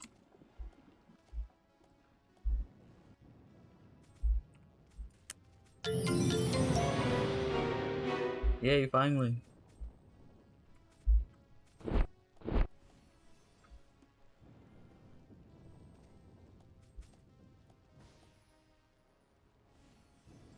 What was the other one? You remember Specialists? How much everyone hated them?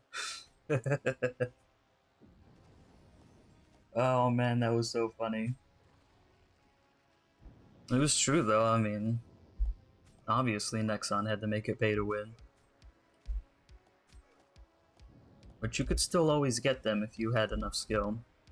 That was the difference.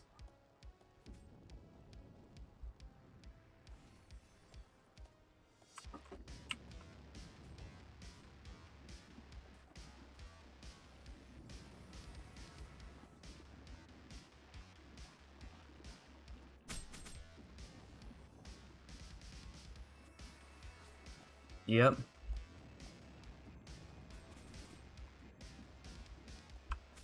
You know what I'm talking about.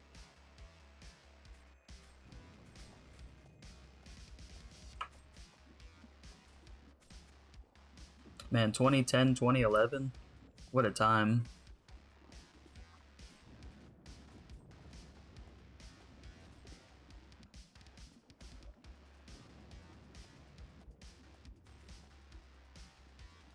You know, it's funny, I played Combat Arms the same way I play, well, most games, actually. Like, I was mostly 90% only playing for fun. So I'd use all kinds of stupid weapons. You know, ones that weren't part of the meta. Just because, just to see if I could, really.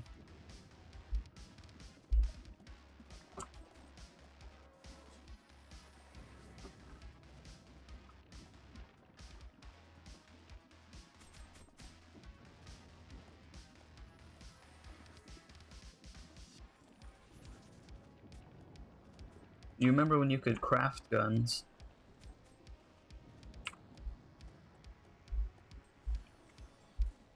Because sometimes I would craft some of the super old guns. Or a weird one, like the fish gun.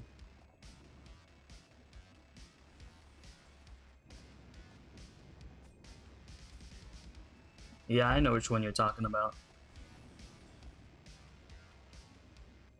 Everyone always did one-man army in that map, too.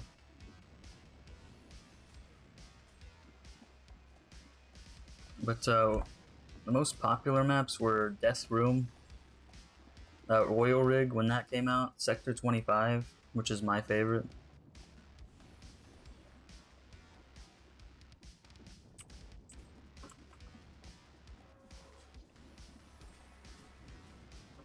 I forget which map that is. I know exactly what you're talking about, though.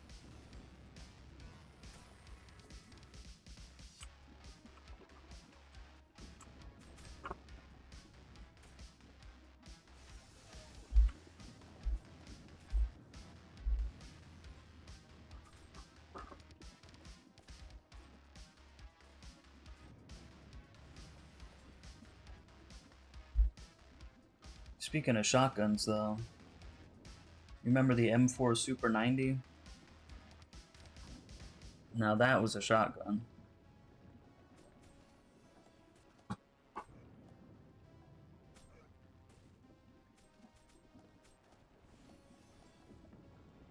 Now the M590 was also great too if you were low on funds.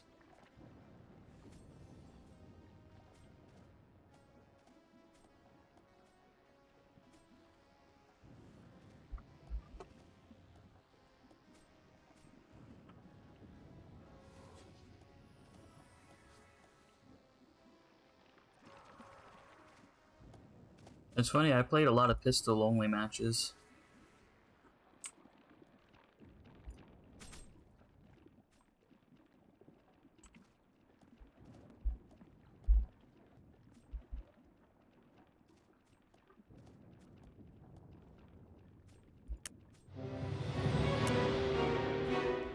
Oh, whoops.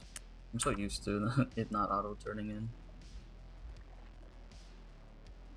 Of course, before Fiesta Online, before Combat Arms, I was playing Star Wars Battlefront 2 all the time. And sometimes Halo.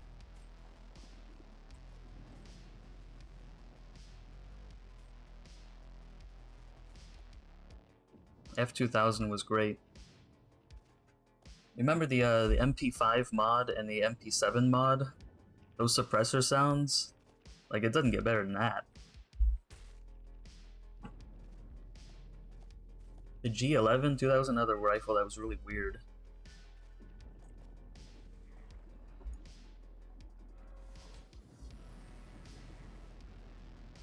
The P90 TR.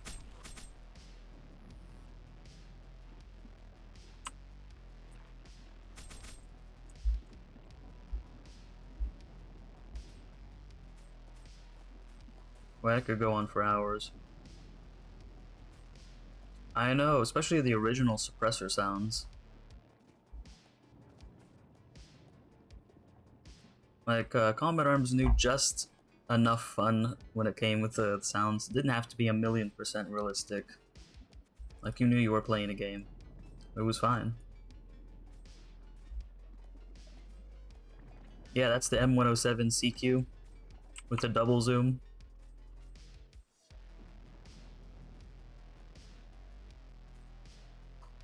They made a July 4th variant called the M107 CQ Old Glory. It was great. I had that too. M200 was also great. The TPG was like L96 except stronger. A lot of people liked that one. I remember how controversial the DSR-1 when that came out.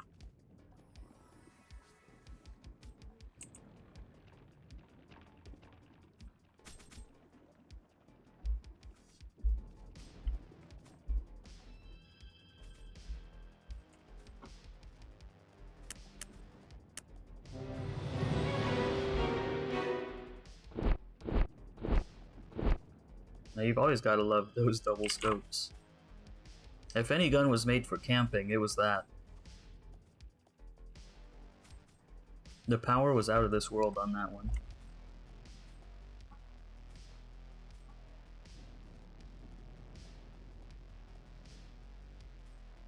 It was like like you could shoot someone in the leg halfway across the map and it would still kill them.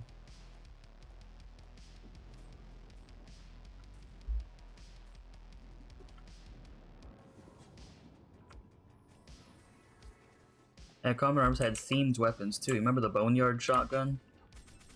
That thing was sick. I loved how that thing looked.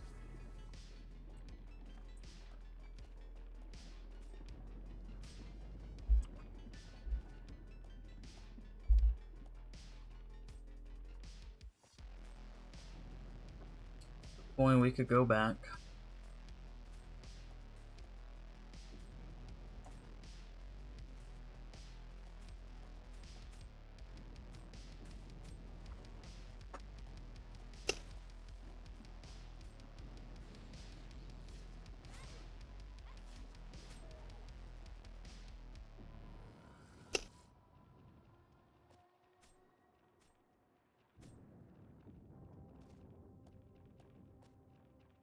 If any game deserves to come back, it was the original Combat Arms. I even used the normal AK-47 pretty often.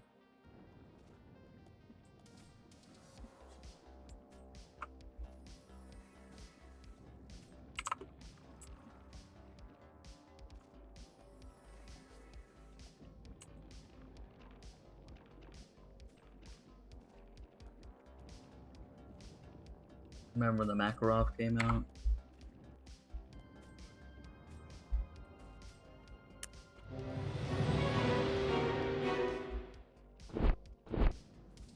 Or the clan guns. The clan guns were cool too, like the ZX4 Storm. Very decent. The TMP. I liked that one too. And what was the pistol called? P99 or something like that? I forget exactly, but I really liked the clan pistol. The clan pistol had just the right amount of recoil, and the pattern was good. If you put an ACOG scope on that thing, you could pull off some pretty good shots.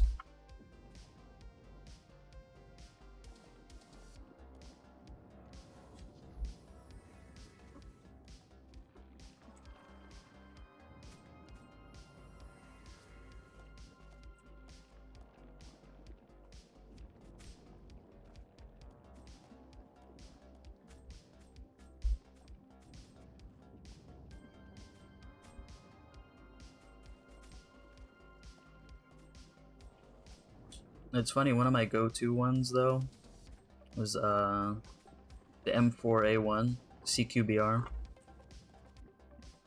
Now that thing was good.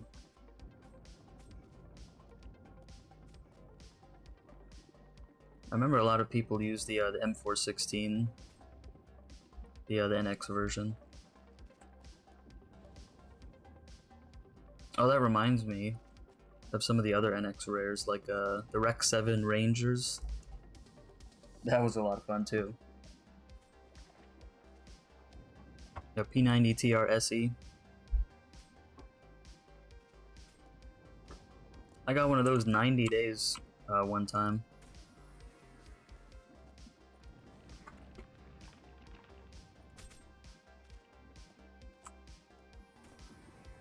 Especially when they, yeah, you could. Especially when they came out with new maps that were hits, like right off the bat, like Sector 25 or Oil Rig. Like everyone knew those were going to be great maps when they first came out.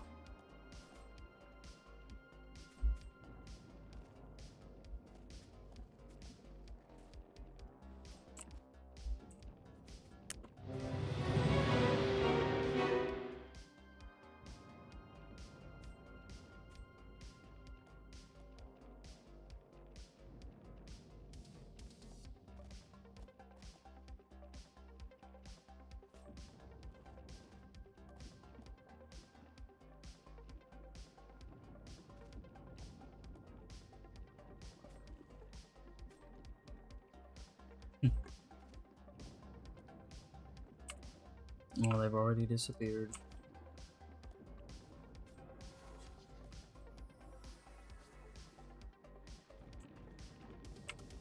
You remember how much explosives were thrown in Death Room? But if you had explosives turned off, that room was terrible. I didn't like it when people did that. Because people would always camp on the top hallway.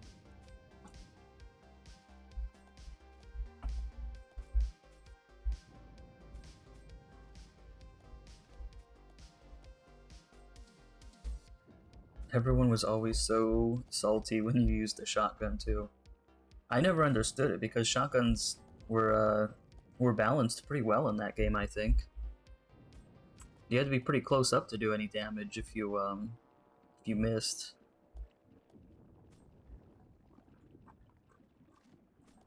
But like people all the way up to the very end, people still complained about shotguns. Like they have no idea.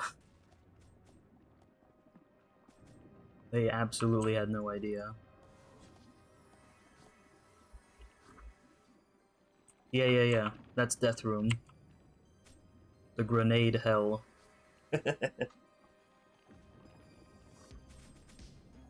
Everyone always had that purple super nade. Whereas I opted for the frag pack.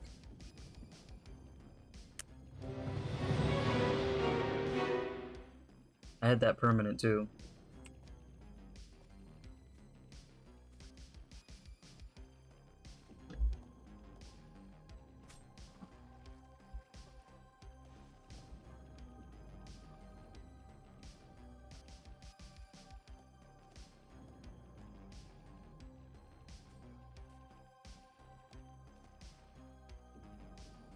I think I remember the outside map. Was it Flea Market? Was it that? I don't know why that just came to mind. That might have been what it was.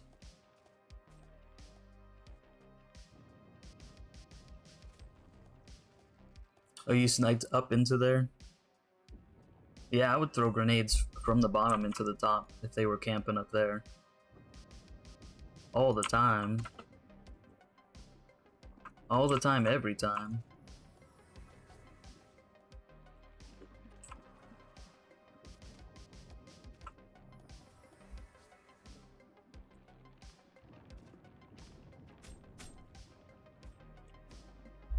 The quick scopes in that game and the drag scopes were insane. Like, people nowadays have no idea.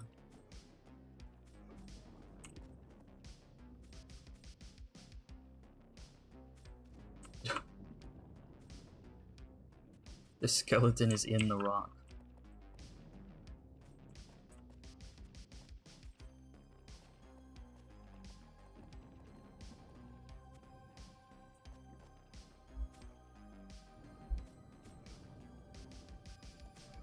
As many new snipers as they came out with, like, if you had the skill, you could still use that L96A1 like no one's business.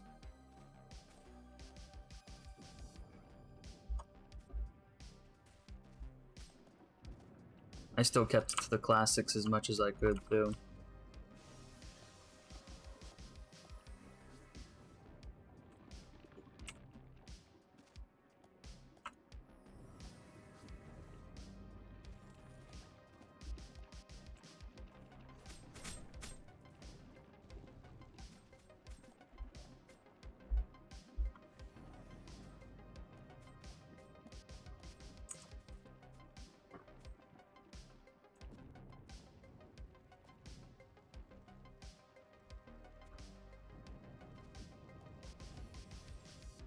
The other thing you gotta use is rocket launchers on that map.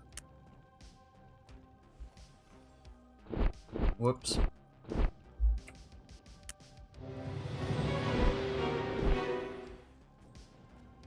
It was funny how everyone always complained that you used a rocket launcher on that map when everyone was throwing like a million grenades anyways.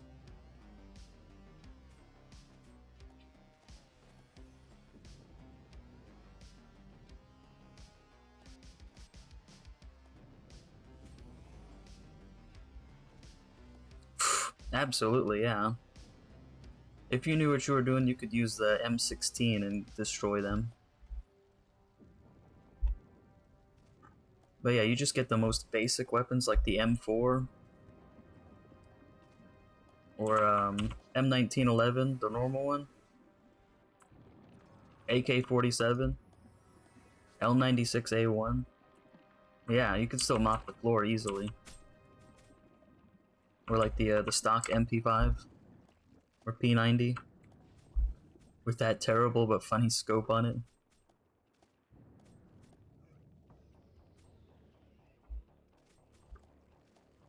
But of course, the G36E or the UMP, like that was it. That's all you needed. Yeah, you know what I'm talking about with that P90 scope. If you could even call it that. I liked how quirky it was, though. It was the first time I'd ever seen a game use the internal scope that way. Like the G36E, they had its own scope.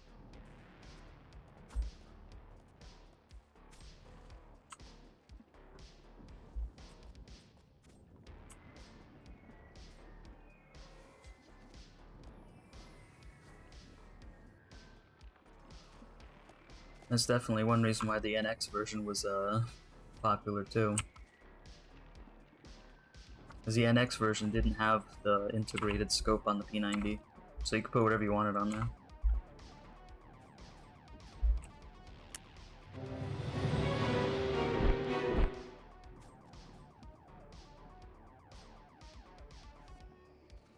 It's weird how even just the normal red dot, the iTech site, was so much better than the integrated one. It's crazy.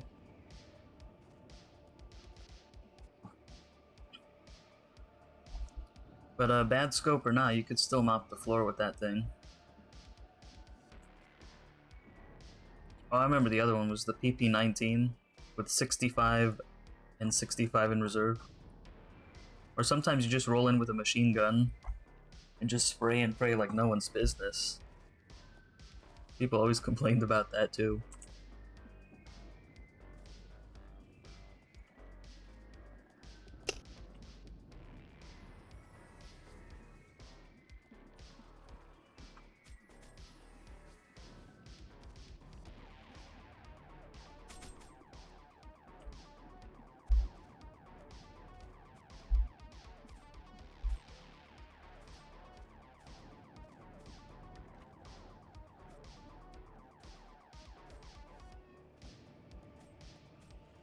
True.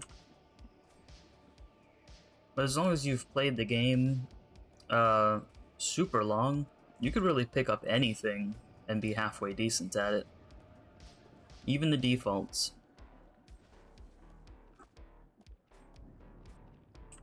Of course, I was one of the people that always experimented with all the new stuff as soon as it came out, or if the patch notes had changed anything.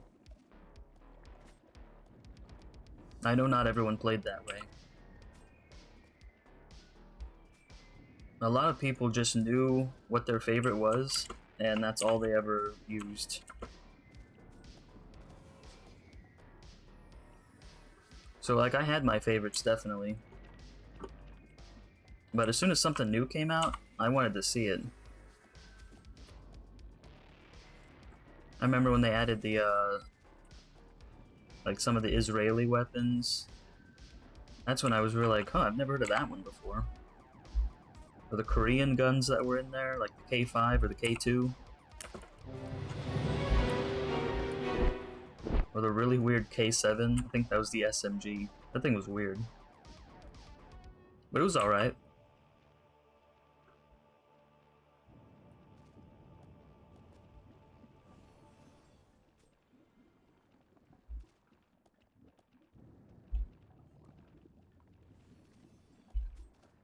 There were very few weapons that I didn't know how to use. Most of them later on, like the epic versions of stuff that you had to pay cash for and roll in the missed end cases. I just wasn't willing to spend money like that.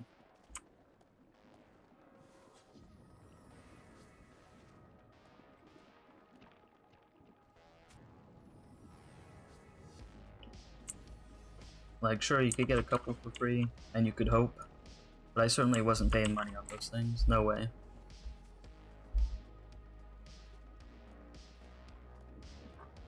It's funny about both Combat Arms and Fiesta Online.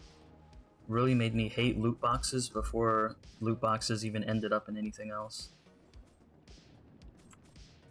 Remember James's Forge and Remy's Rare Finds on Fiesta Online?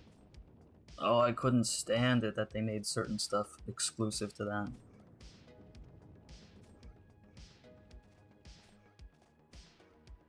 Oh yeah, trust me, I have a stack of Karma Coin cards from back in the day for both Fiesta and Combat Arms.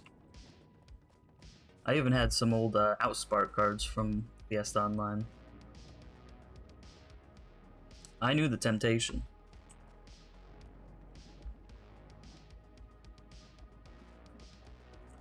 The temptation was too much sometimes.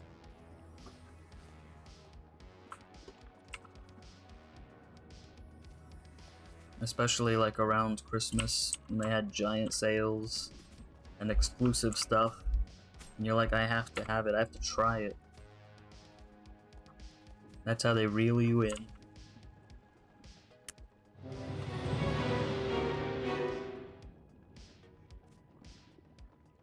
The hammers really ruined a lot of stuff, truth be told. It's the reason why nobody sells fails anymore. Not for a decent price. Because if you have a piece of armor, like maybe you have an 85, and it's got bad stats but it has 10 hammers, you can sell it for more money because it's got 10 hammers, so it's up to you if you want to waste money trying to get better stats. Whereas in the old days, whatever you got was whatever you got. So if you had a fighter, like a piece of fighter armor that had int on it, I mean, you were selling that for a couple gold maximum. Because ain't nobody gonna want that. But nowadays, they're like, well, you could just roll a couple hammers on there, maybe you'll get something amazing. So I'm gonna price it accordingly.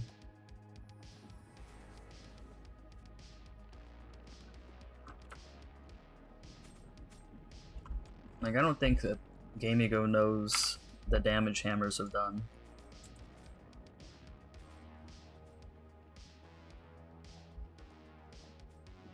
Plus, once people use up all the hammers, like, they usually don't even bother to sell it because nobody wants to buy. Usually, nobody wants to buy something with 0 hammers and bad stats on it. So then they're just gone.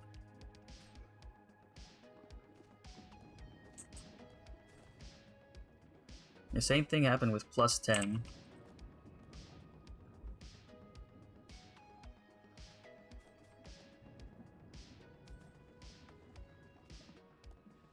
Yeah, exactly. Everyone was full of hopium that the next one they rolled had all the godly stats.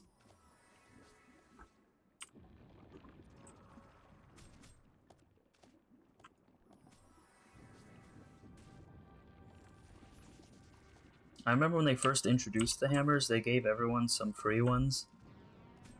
And I had not been in the game at that time, so I came back and I'm like, what are these? I tried it out on something just for fun. And every single roll, except for one, was terrible stats. Horrible. And then I looked at the cash shop to see how much they cost. And I'm like, hammers cost that much?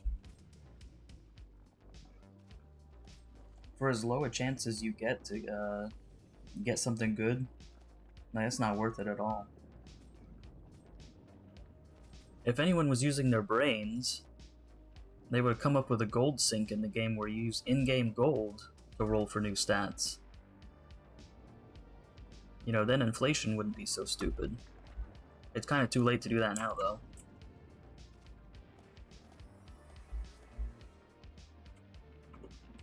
I mean, I don't think Gamigo will roll back the server for anything.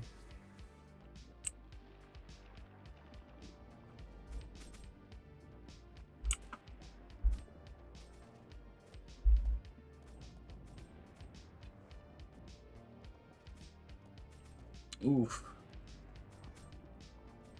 4,000 euros. Hey, he's got nothing on some of these mobile games where people pay like $10,000 within the first couple months. Man, I can't imagine. If I was a millionaire, I still couldn't do it. I don't know how they do it.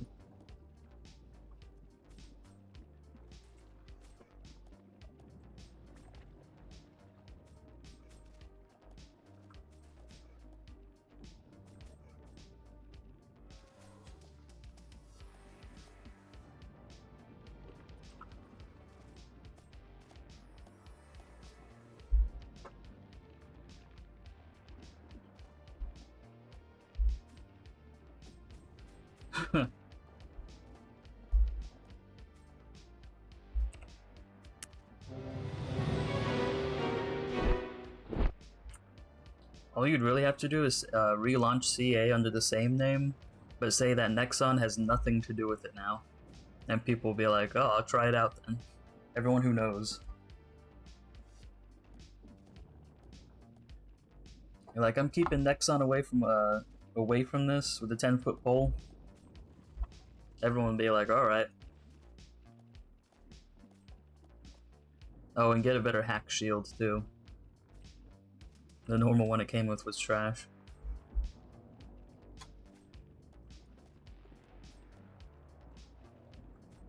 I wonder if anyone ever used a different one. I think I only ever saw the Ann Labs hack shield on Combat Arms and nothing else. Small wonder since it didn't stop anyone.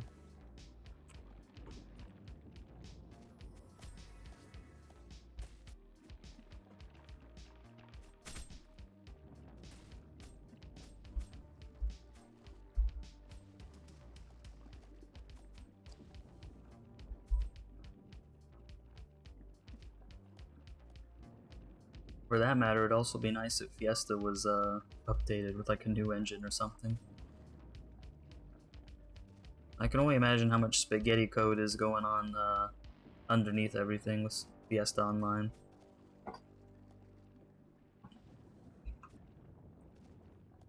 At least Nexon tried with that in regards to making Combat Arms look nice.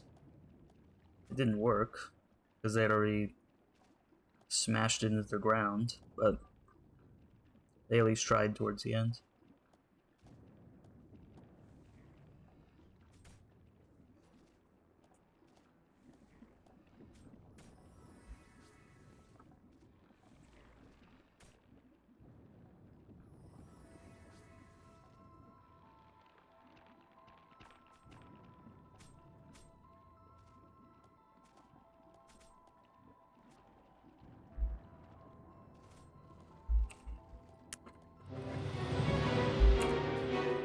Man, almost 20% already, not bad.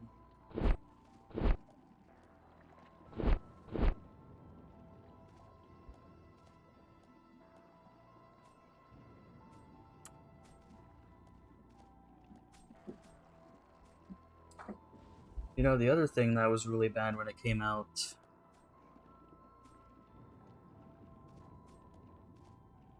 We ended up against 2 people hacking.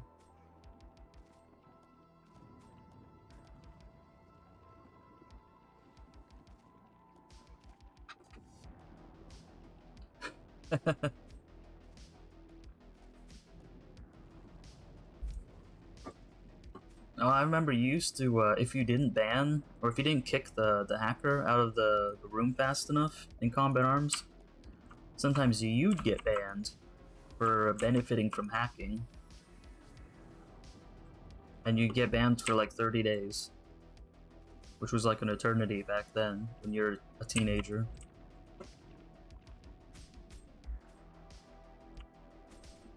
I was always like, what kind of crap is this?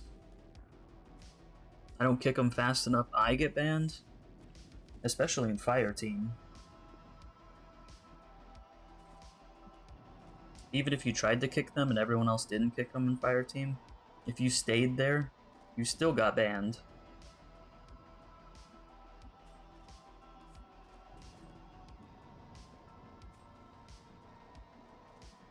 I've seen videos from the hacker's perspective And they can see when a GM is in there or not.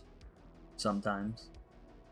I mean, sometimes they don't care because they're just flying and spawning grenades, you know, from the ceiling. So sometimes they don't care if a GM's there or not. They're just gonna make a new account. But other times, you know, they're trying to keep their hacks on the down low.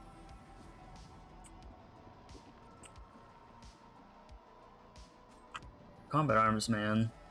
The amount of hacks that game had was insane.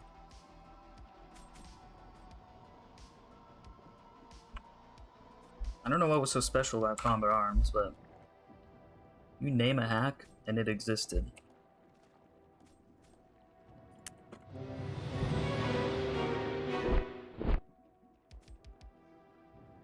Were you around in the Combat Arms when Life Taker was out? Do you remember what Life Taker was?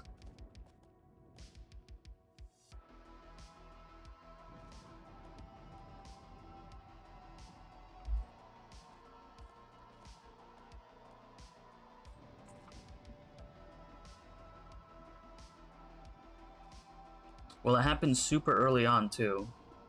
I think the first time it happened was in 2009, but then it came back in like 2012.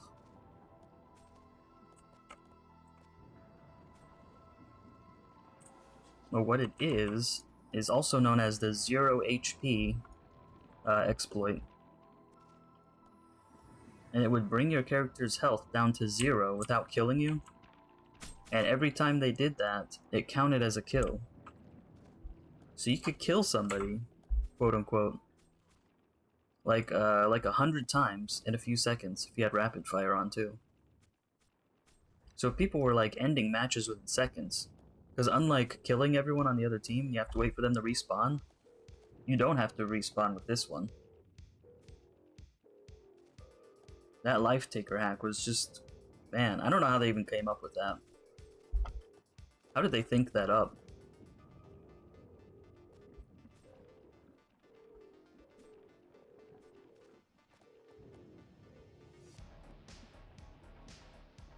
But it was crazy. There's still some old videos on YouTube that shows people doing it. People advertising the hacked platform.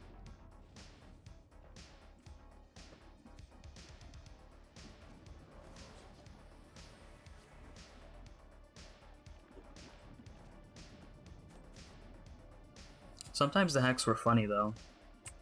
Sometimes they just spawned like a million grenades, and when they all went off, the sound effect was like multiplied in volume. So if you were halfway across the map, you could hear all those grenades explode. I mean, when it's that stupid, it's kind of funny then.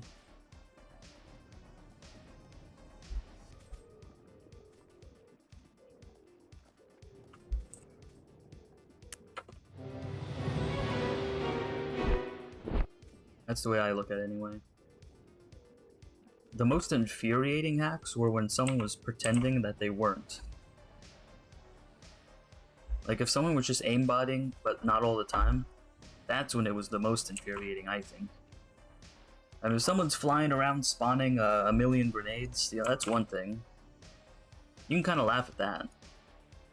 But if someone's headshotting you and only you across the map every time, but not doing it to everyone else so they don't get kicked, that's what really makes people angry.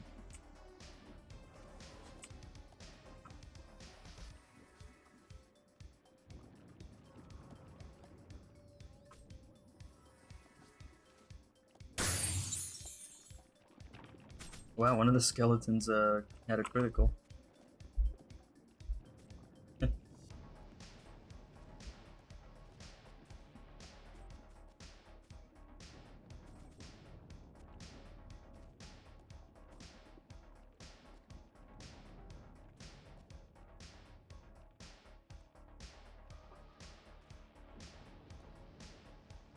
Yeah, I know some people had their sounds turned all the way up to hear people walking. There was a name for people like that back in the old days. Oh, remember the heartbeat sensor too? Where you could see people through walls if you had that on the minimap. I think they got rid of that later on because people complained so much.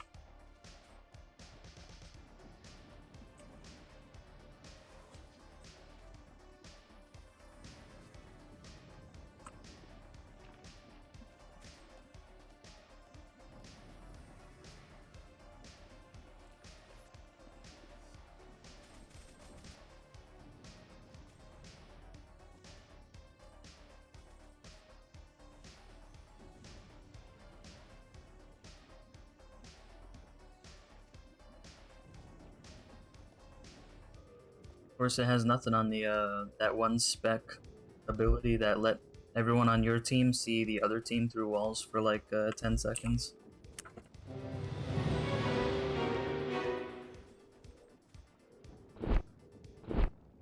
But yet they still complained about the heartbeat sensor. Oh, you remember how much everyone hated the turrets?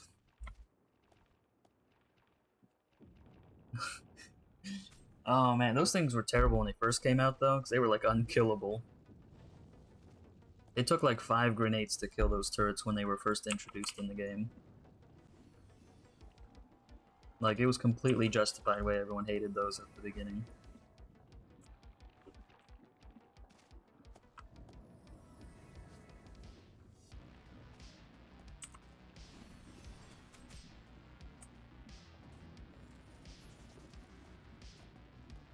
And the caltrops, oh, I hated caltrops so much.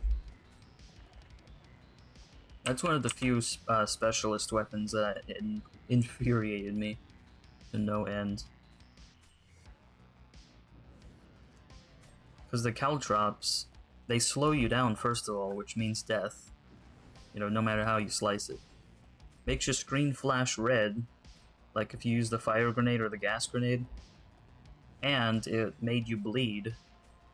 So, you had a DOT on you, you were bleeding, you were slow, and your screen was flashing red while it was happening.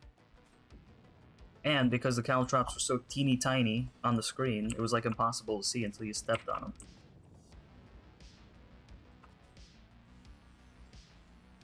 Yeah, all the memories came flooding back from that one.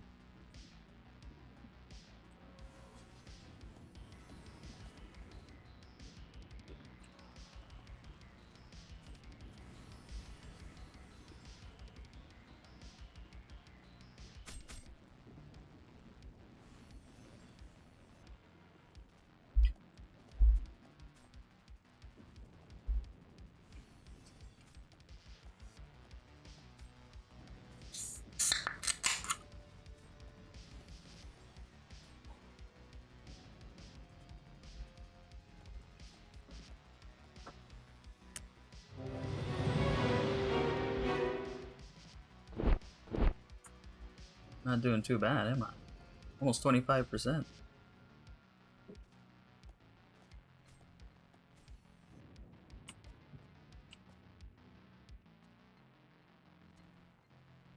Hey, you're here.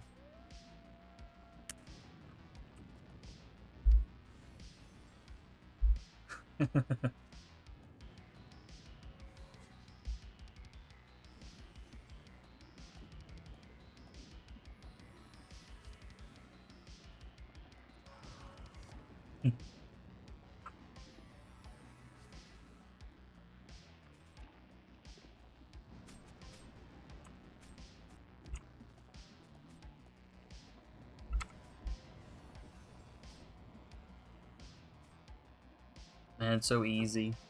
I love it.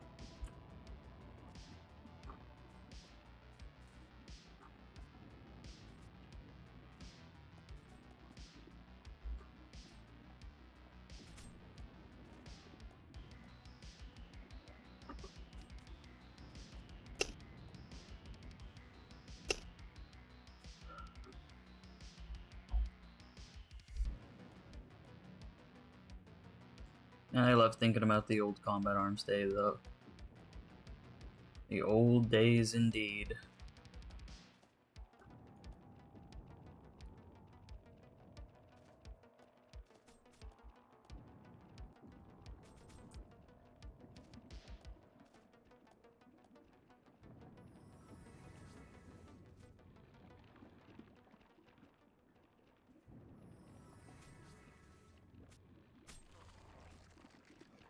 You know, it's funny, I'm kind of in the same position when it comes to combat arms and Fiesta, where they were so good. It's just hard to find a replacement to either one.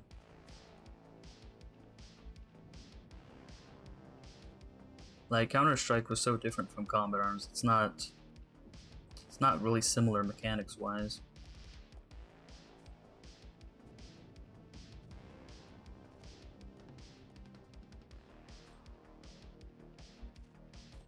I just wish combat arms were worth playing. I'd still be playing it if it was, you know, even worth trying.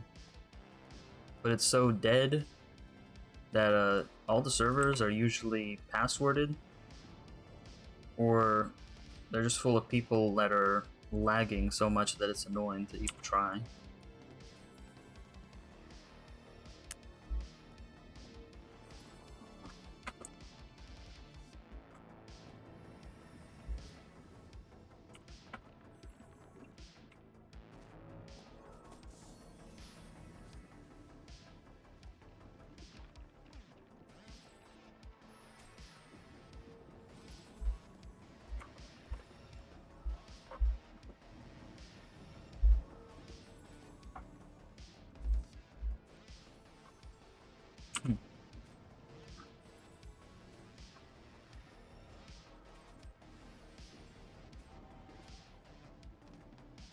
I still play Star Wars Battlefront 2 on stream sometimes.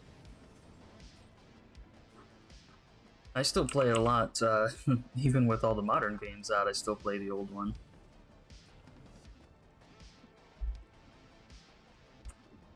That's just how good Star Wars Battlefront 2 is.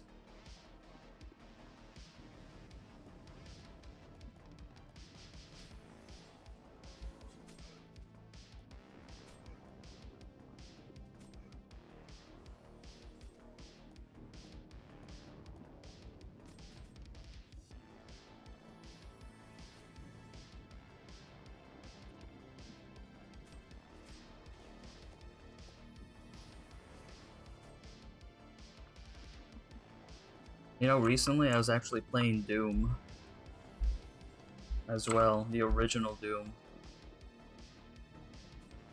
Yeah, I've never even played the new version of Combat Arms. I mean, well, that either. Combat Arms Reloaded.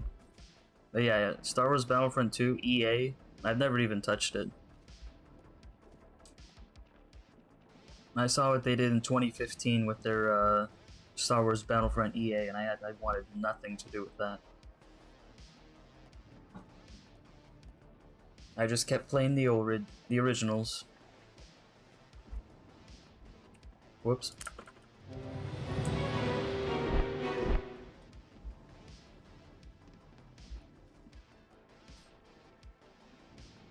There's nothing quite like it. Yeah, I've been playing the old Doom though. It's a lot of fun. People actually cared back then.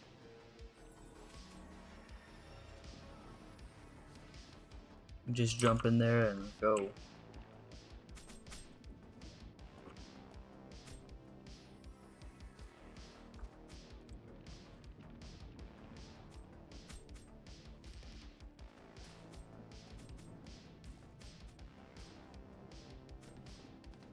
Not to say that the new Doom isn't good. The newer Dooms are surprisingly good. But sometimes I just want to play the original classic. I mean, that classic super shotgun in Doom 2. Like, what's better than that?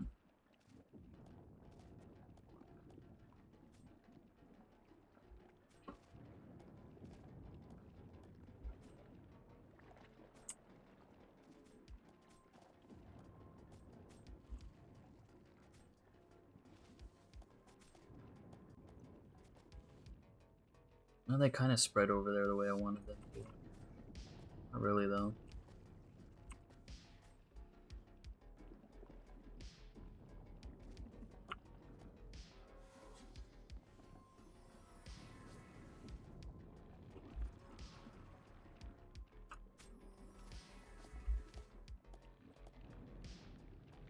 I also played the PSP version, like, all the time, incessantly.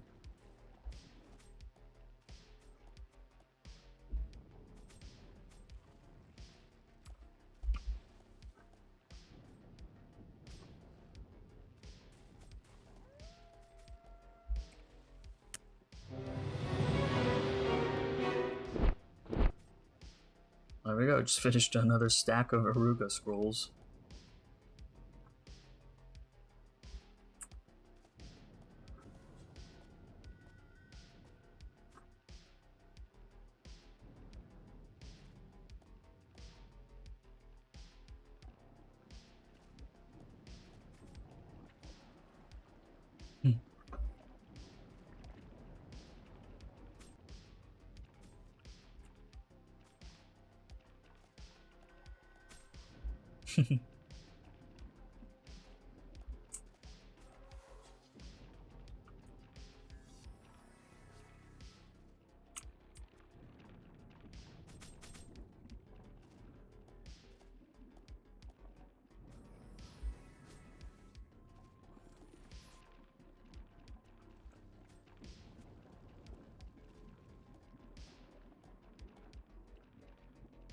Or just wait till we get to mandrakes, it's gonna be a lot more fun summoning skeletons over there.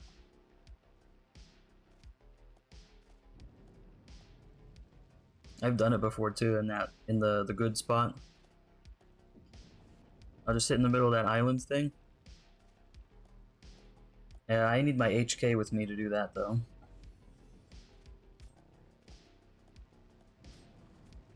Alright, well thanks for stopping by, Proggy. It was nice to talk about Combat Arms with someone else who played. It seems like almost nobody did.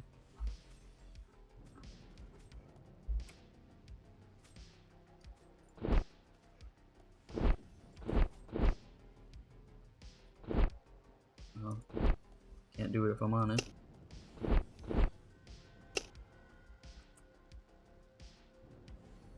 Maybe I should delete one of those stacks.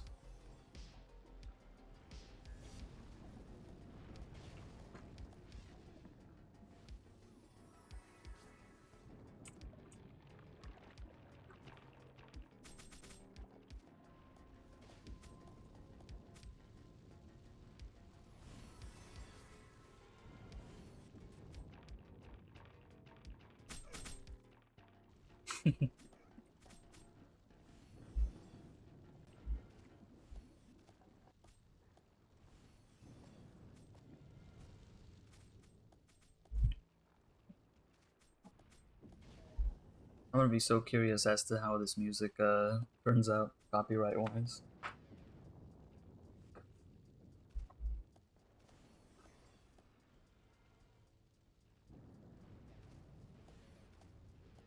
It's always funny when the ranged characters try and get the Flame Walker.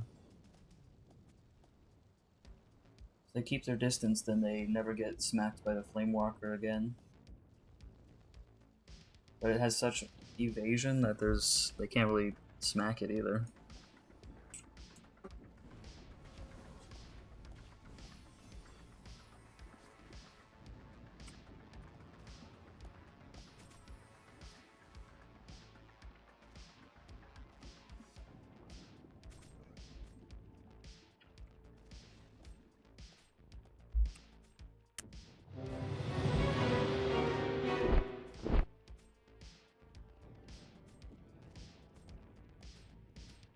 Easy.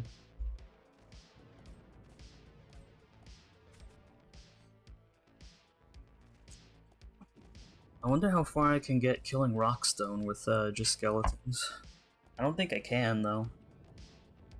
I don't think they're enough. I'd only try it once, though, because that'd be way, way too long.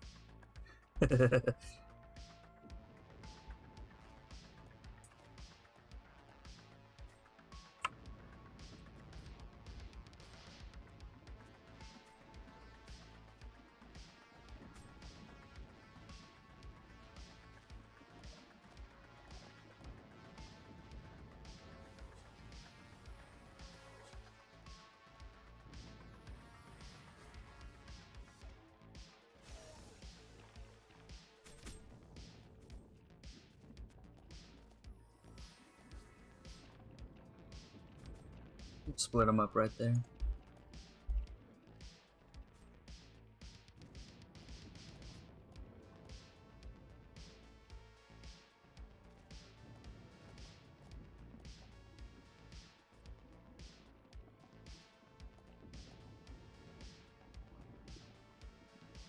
So you said you made an archer to 75, huh? You see how easy they are?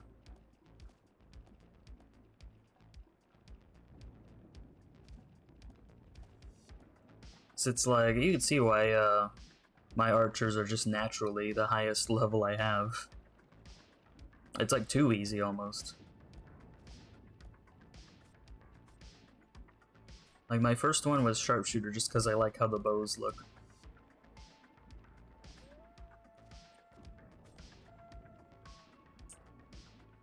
The bows have always just looked cool.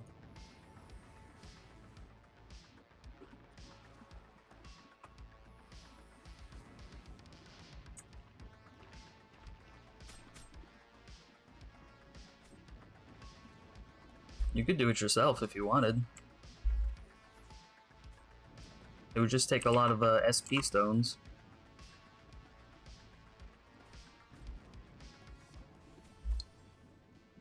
Because remember the archer I used to do it with all the time's only 76.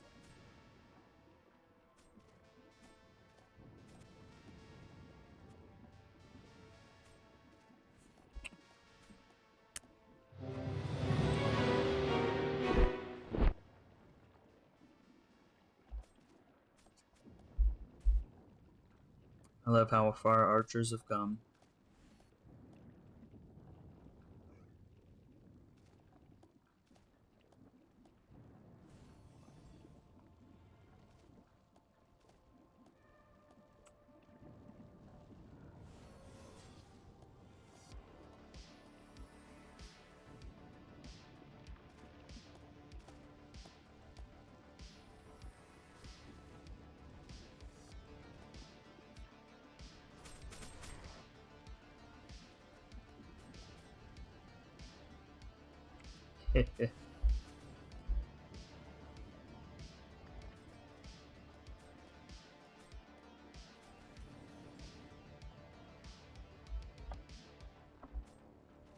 Have you tried making a crusader yet? Or did you already have one? I forgot.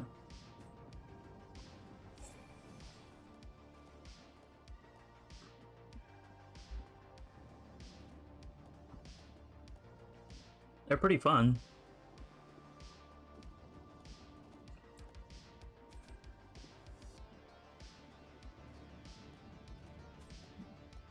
If anyone's selling 85 stuff, when I get to 90, I want to try doing CC.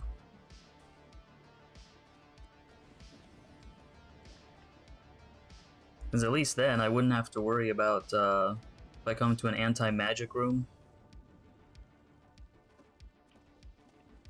Because you know how annoying those are as a mage.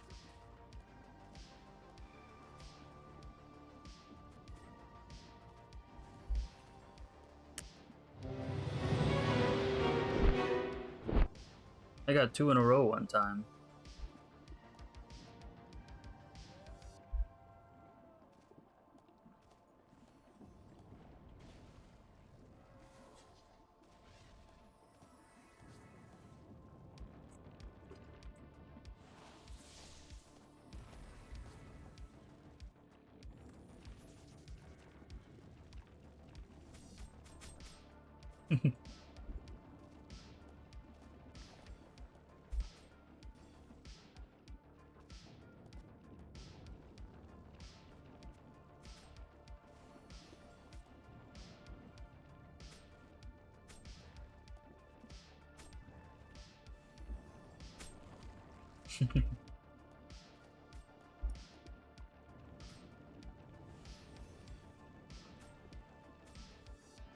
It'd be funny if you could control them like how you can control the rats in Dishonored, if you've ever played that.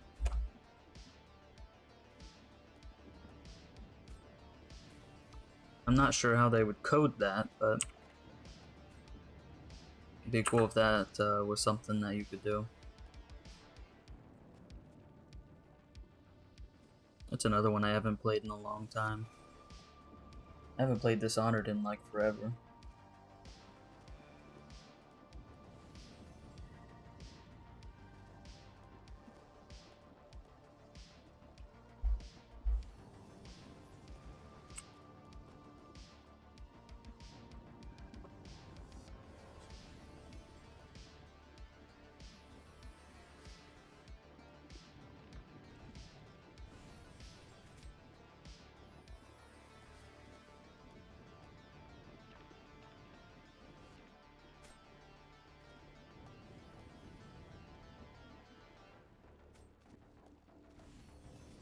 %, not bad, not bad.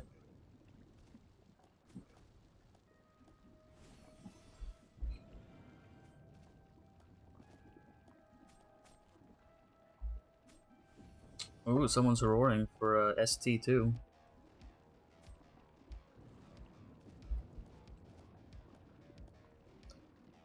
Need DD. Does it really do they really have that much HP?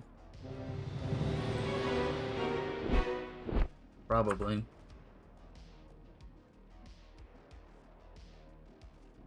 I mean, KKP was annoying enough.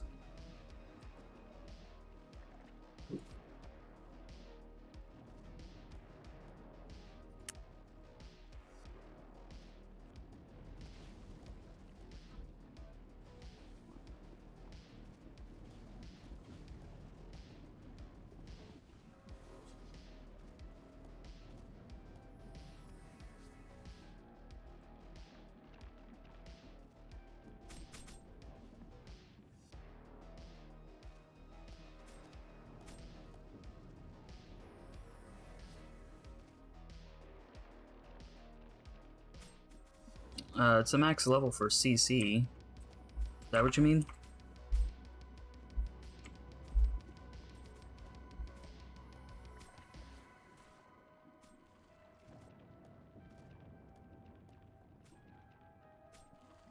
Oh, Devil Dumb? I don't know. I tried doing that one time and everything had so much HP, it just annoyed me. So I don't even know. It's probably pretty similar though.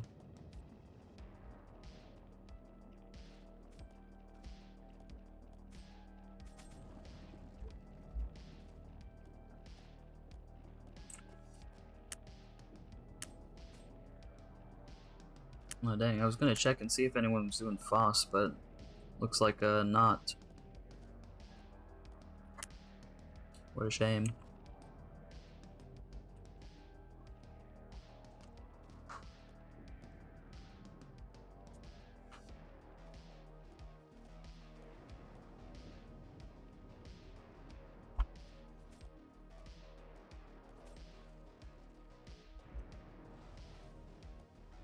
Yeah.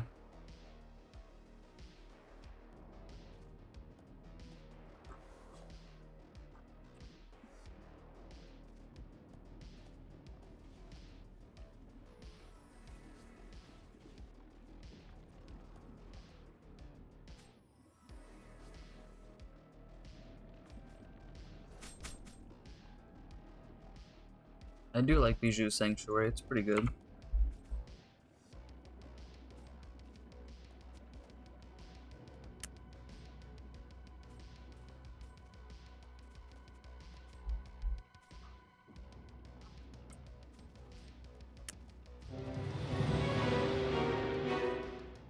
I wish more people were doing Emperor Slime though.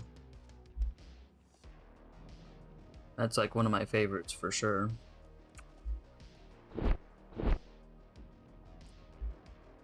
Even though it can fail more times than it should.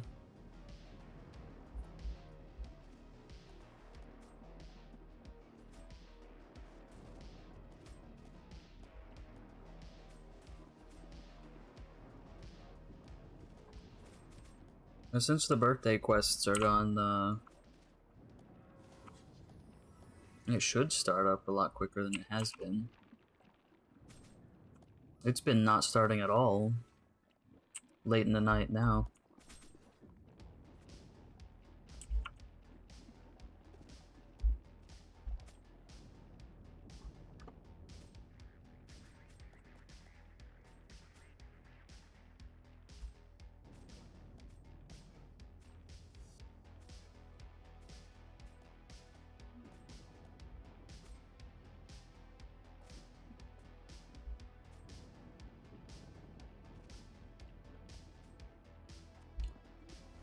I do all my windows in windowed mode, so I can just move them manually.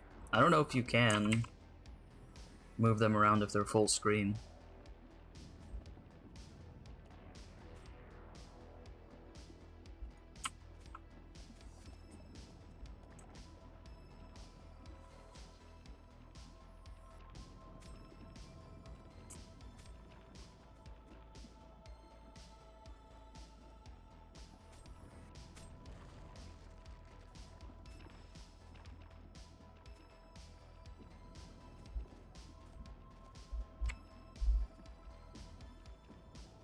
Yeah, I'll show you what it looks like real quick.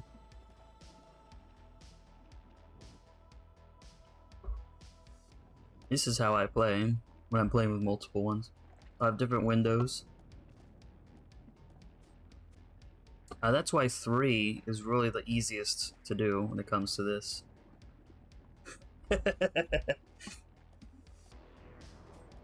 Well, I solo so often that I need to have access to all 3 of them at once.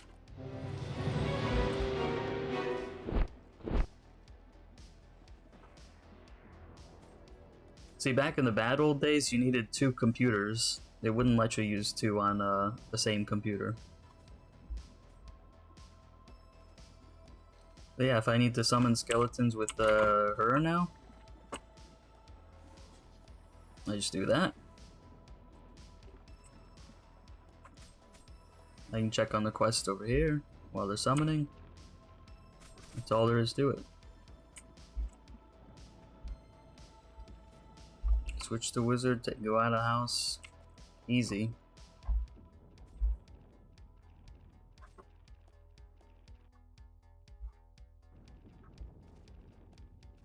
Sometimes it's kind of nice that OBS just focuses on one window. But since I always play in windowed mode, pretty much I have to play in windowed mode. Especially with multiple accounts.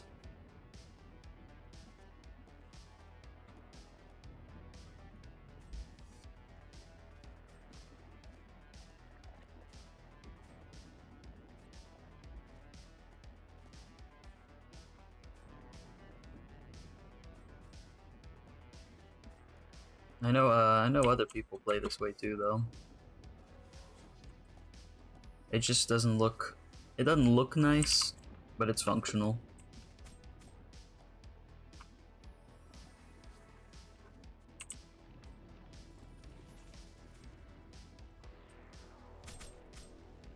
Heh.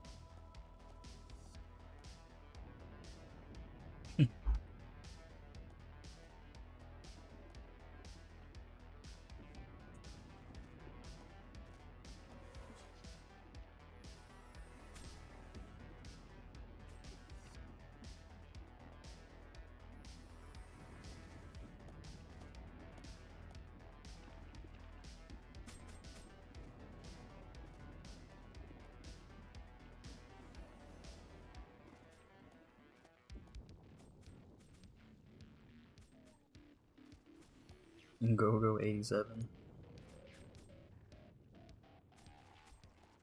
I'm glad I skipped that.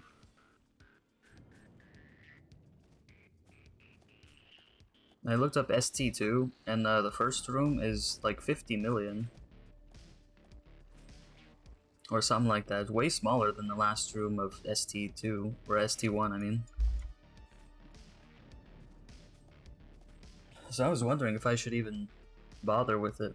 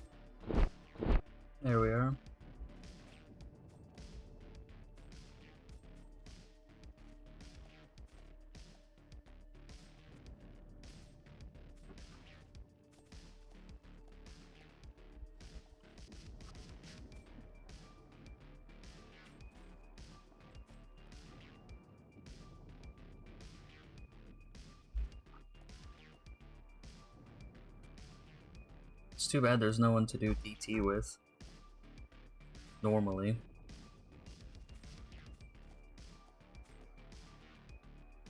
Huh. Maybe some.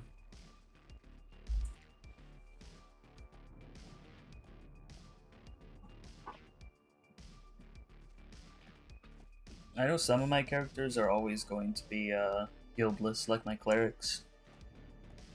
It just looks much more clean that way, because I don't have any titles on them either.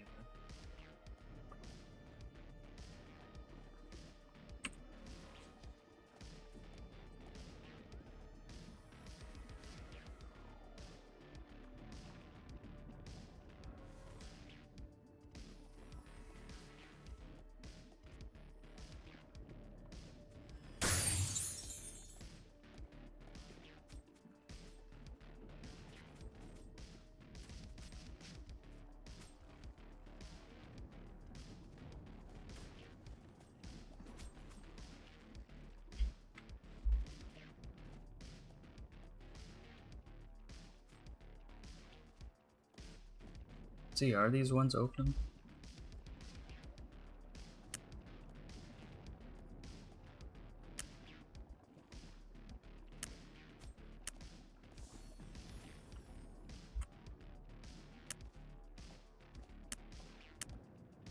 I only have guild invites turned off automatically because some people just... Sometimes you'll just get a random one inviting you.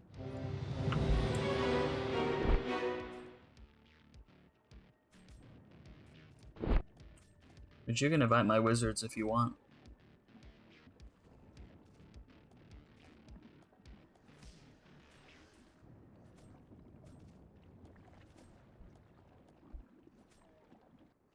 Well, some people do, that's why. I'm not even sure why, because sometimes they'll invite me, and when I'm not that active, they'll kick me. I'm like, what was the point of that?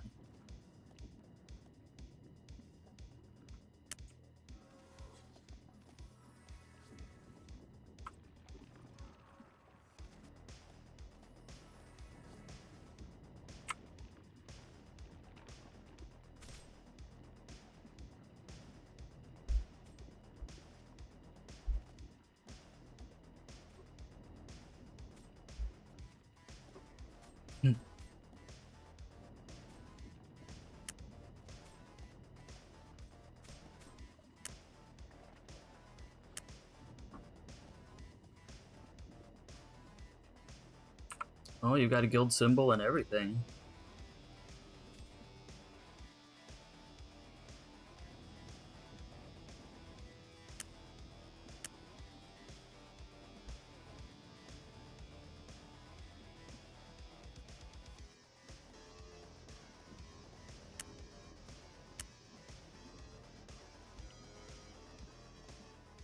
Cool, thanks.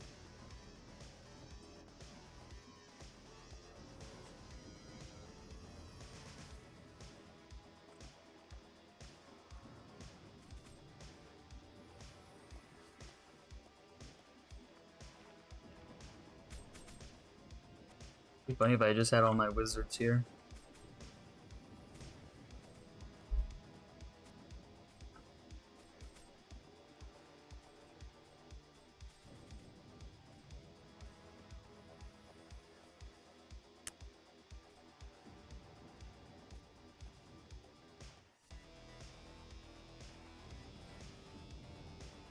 Oh man, I always forget.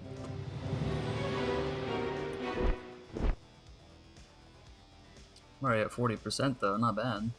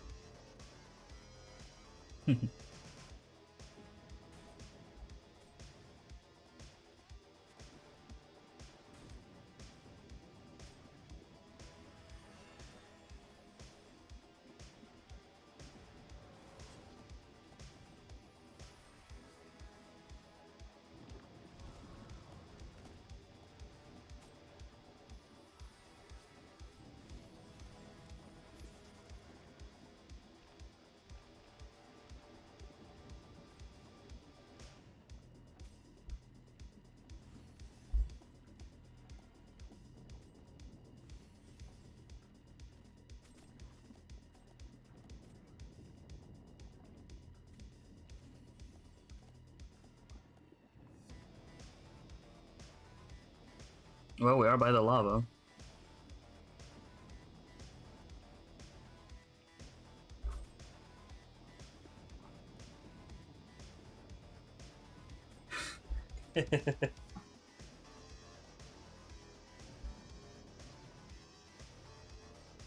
It's funny because I live in a desert, so it's pretty hot here too. It's pretty nice outside now, though. It's only 86.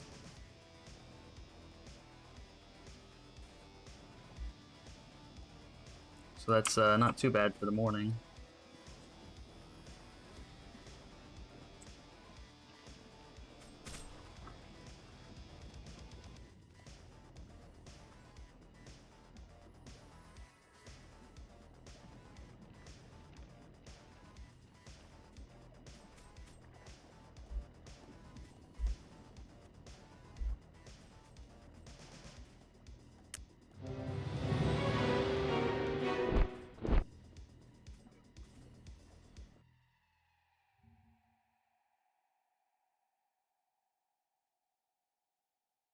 Wait, it's 89 in your house? Dang.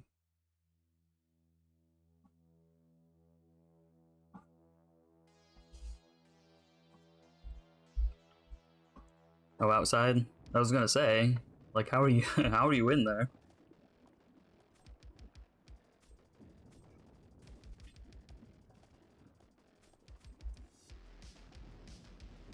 It's like 75 in my house right now.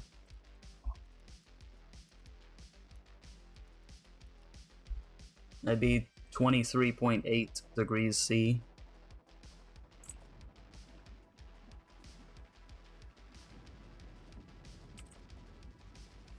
What's it supposed to be today, though?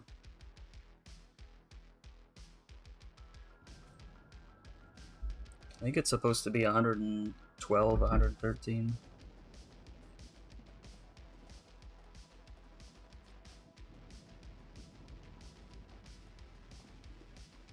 Oh no, it's only 109 today.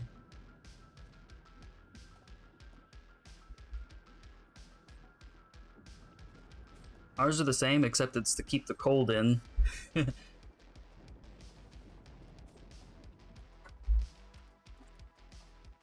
That's 42.7 C. So yeah, not as hot as I thought.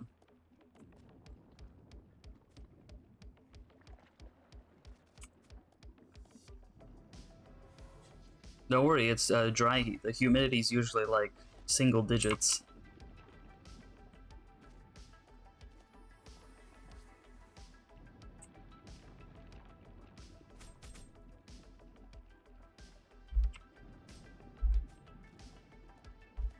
I like it though. I don't mind. I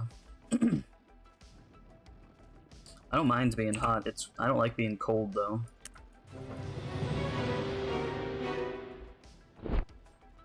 That's why it makes sense that I'm in a desert.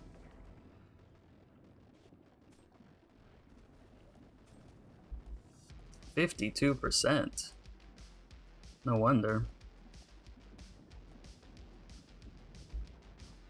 Although during our monsoon season, when that rain first hits the hot ground, it's probably more like 90% humidity, but it's still super hot outside. It's still like 110. So sometimes at moments, the humidity and the temperature is insane over here.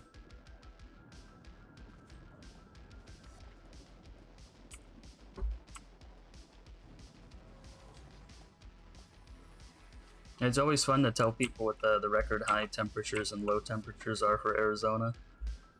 Because since we have Flagstaff in the Grand Canyon, it actually gets way cold up there. A lot colder than you'd think.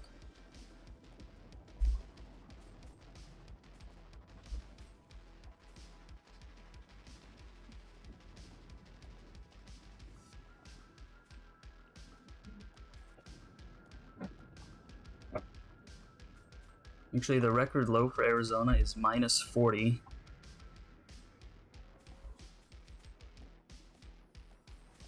Which is the same in Fahrenheit or Celsius.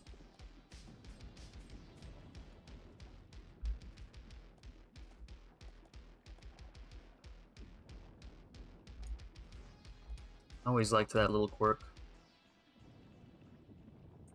Yeah, so the record low is -40, but the record high is 128, which I think was 53. Yeah, 53.3.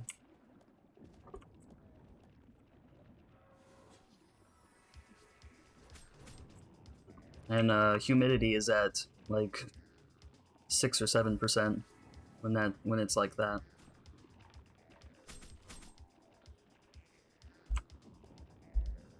So that's quite the temperature range, eh?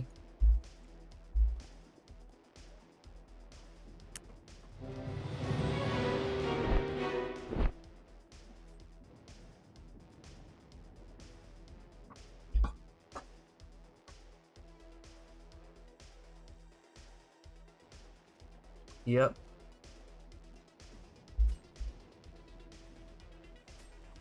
That record high temperature was in Lake Havasu City. Funny enough, that's where the old London Bridge went.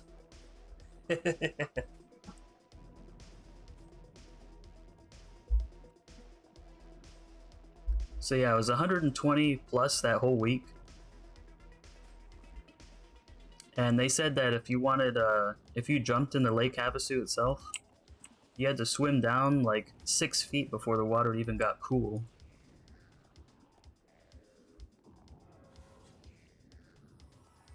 I can imagine.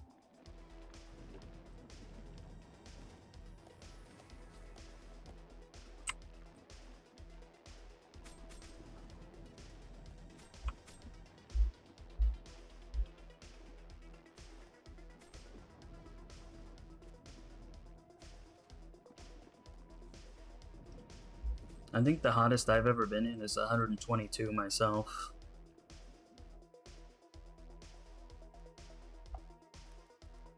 That's just 50 degrees. Oh wow, that's pretty nice and handy.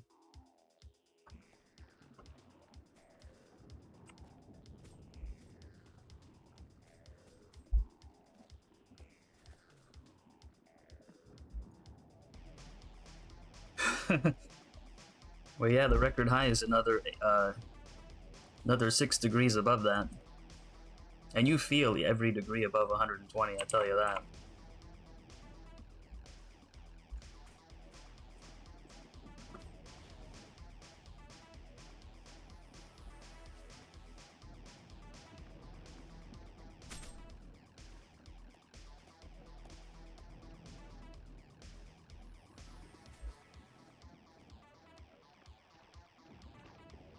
The other cool thing is that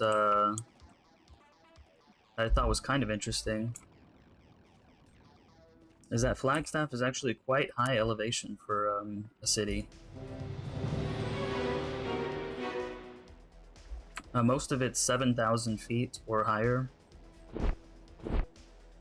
If you go up to the Grand Canyon, that's at 9 to 10,000 feet high, which you just wouldn't expect if you didn't know Arizona.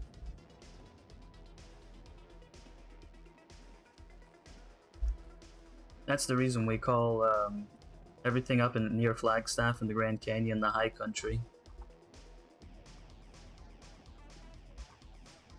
Phoenix is only like 1,200 feet above sea level.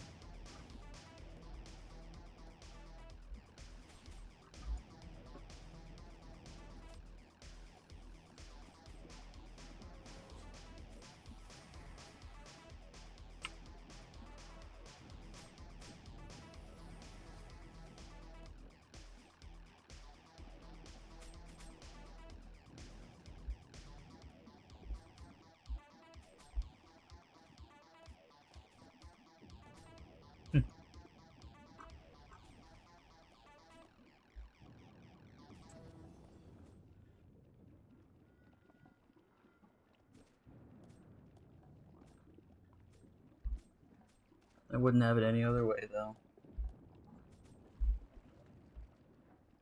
I think the coldest I've ever seen it out here in the lower valley was 18, which is -7 degrees Celsius.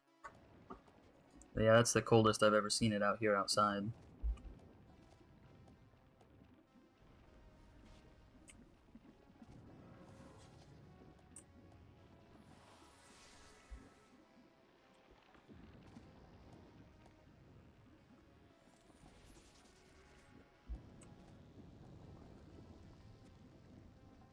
It doesn't get that cold anymore, though.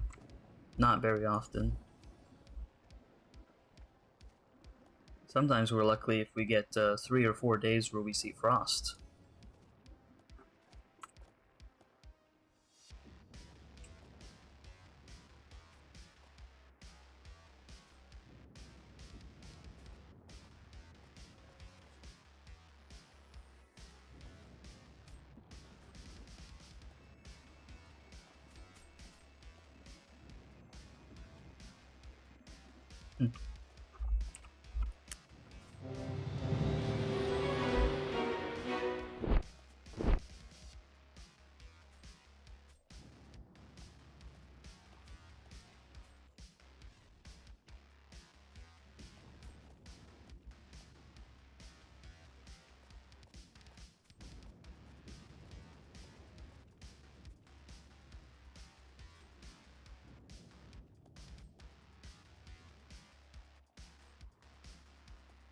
Isn't it true that, like, almost nobody has air conditioning over there?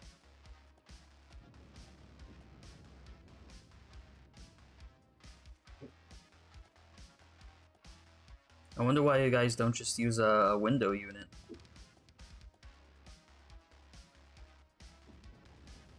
Do they sell those over there? Do they sell window AC units?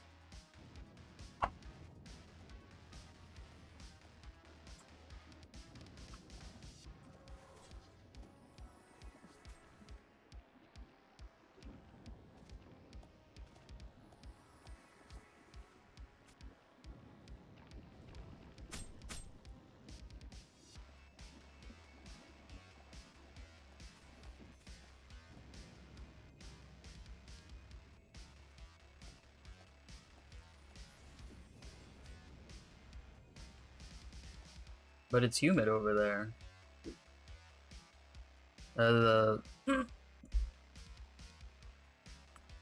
What you're describing is kind of like if you were living in the deep south. Because the southern part of the United States is pretty humid, and it gets pretty warm there too.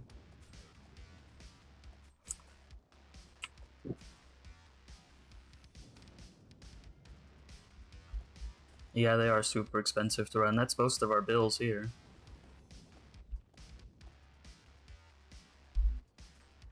Of course, I only keep it on 79 in summertime. That'd be 26.1 degrees. That's how hot I keep it in the house during summer.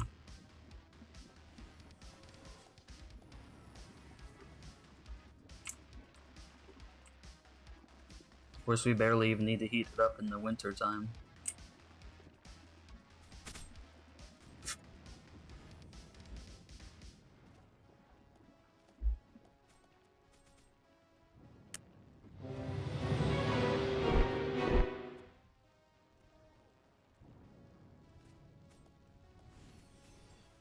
It's funny because our electricity bill for our house, it normally would be like about 400 bucks in the summertime, and maybe like 100 or less in the wintertime.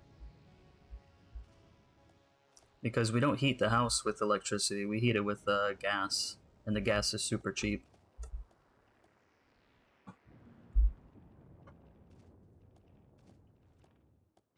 We don't even need to use the hot water heater in the summer. It's so hot outside that the pipes underground get the water hot before it even gets to the house.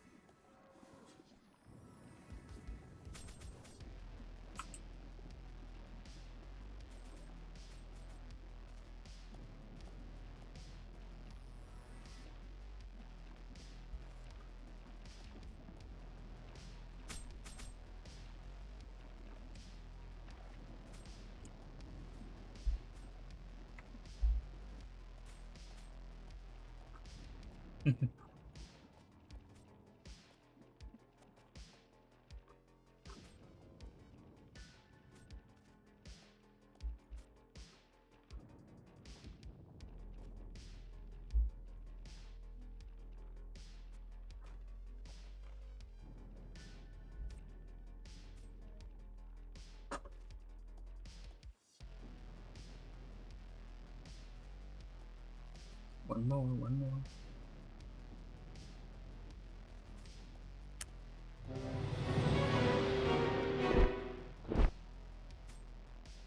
Look at that, 50%.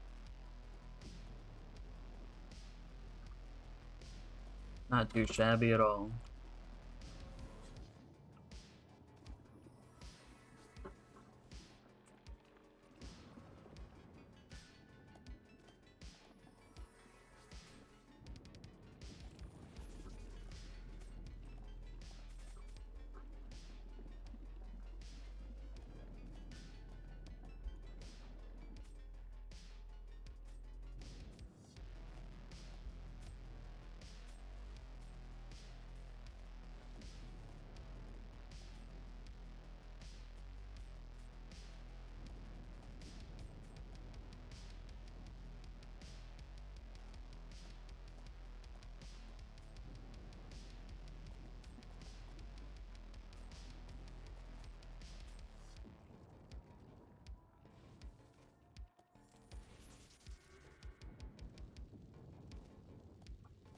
Tower 2 tricks. Wonder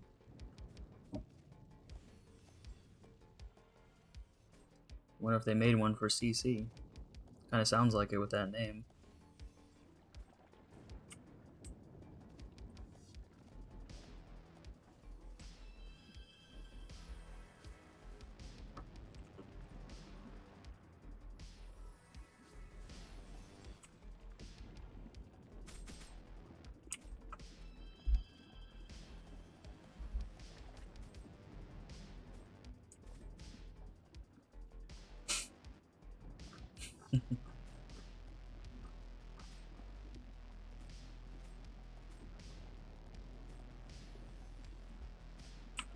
Some people come up with the craziest names.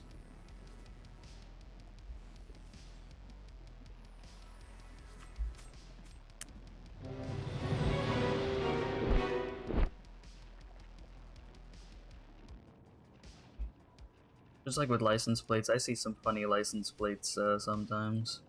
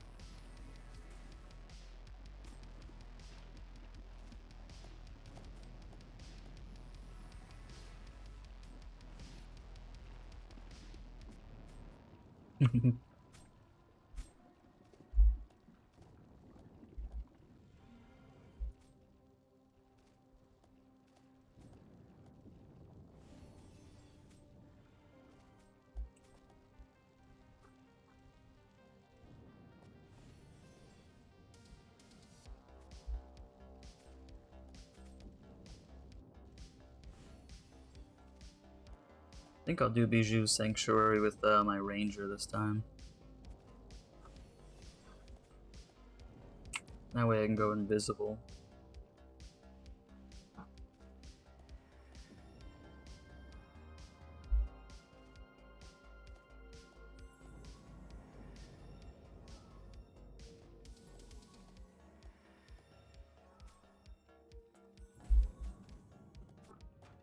Thanks.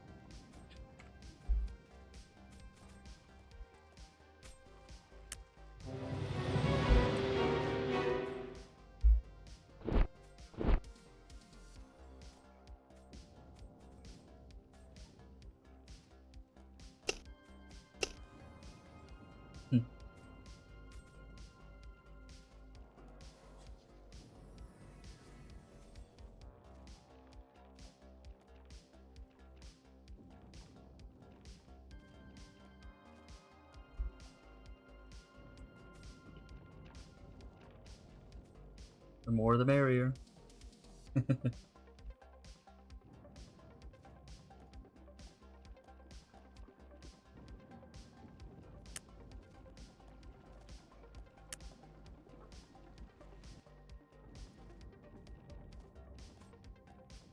Alrighty. I got me some Dr. Pepper right here.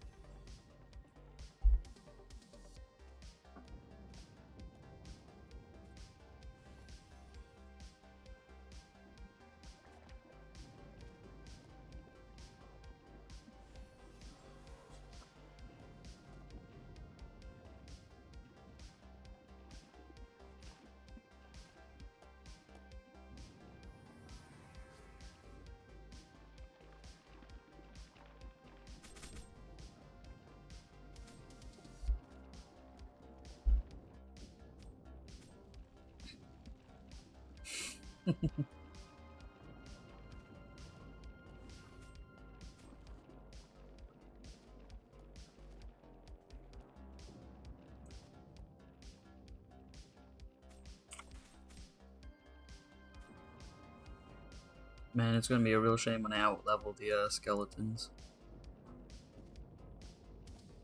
They're pretty useless after the 90s.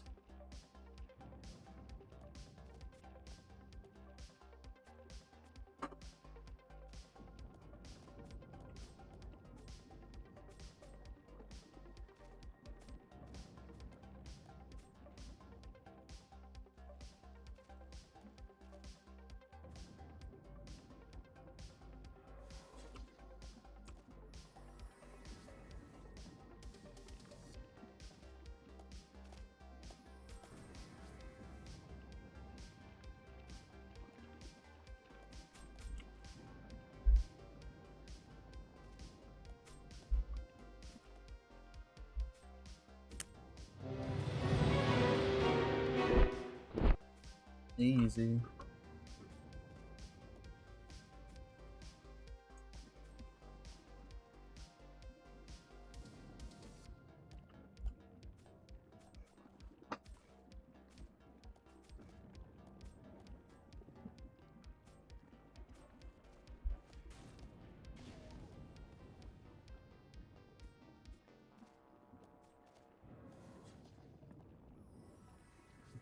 You're back.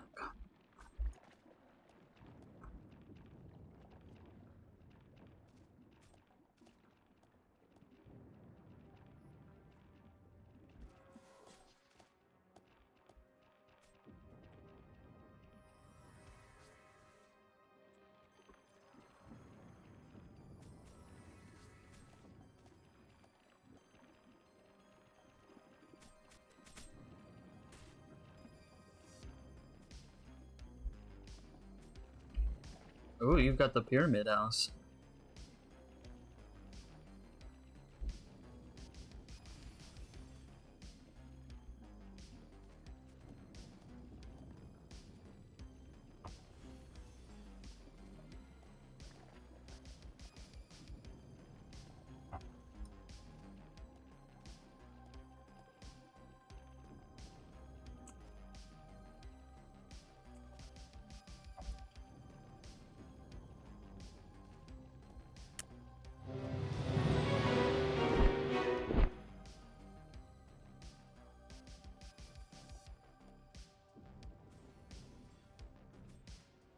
I remember sometimes buying cash shop houses with my leftover Spark cash.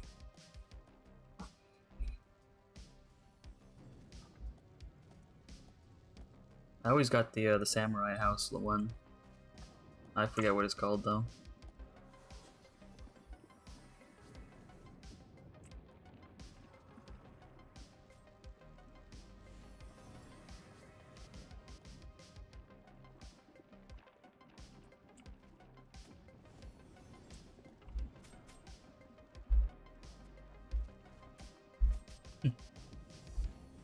Remember back in the old days, pretty much the only thing I ever bought with Spark Cash was 30-day Blessing of Teva. I hated how you just lost experience. It was really bad back in the day. Because there's less ways to level. And I always knew that I could get the 30-day Blessing of Teva and one other small thing with $10 worth of Spark Cash. Because you used to be able to go into normal stores and get cards for Fiesta. I still have some too.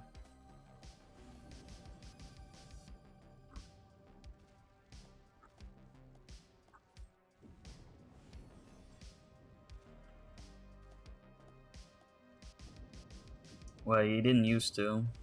This was like way before attendance and everything. Attendance didn't even exist yet.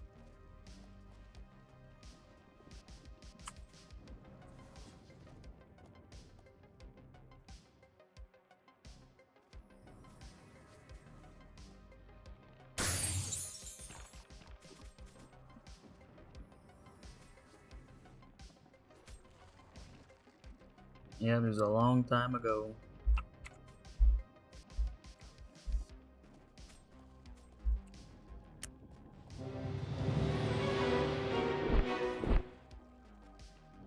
I remember when they first did attendance, you used to get some really cool stuff if you did all 30 days. You even got a full-on SC potion. The Earth Day one for some reason, I don't know why. But that was either the 28 day or the full month one. You guys just got it for free. And then they changed it to what it is now. I don't want to open it right. I don't want to open it on stream. I haven't even looked at it.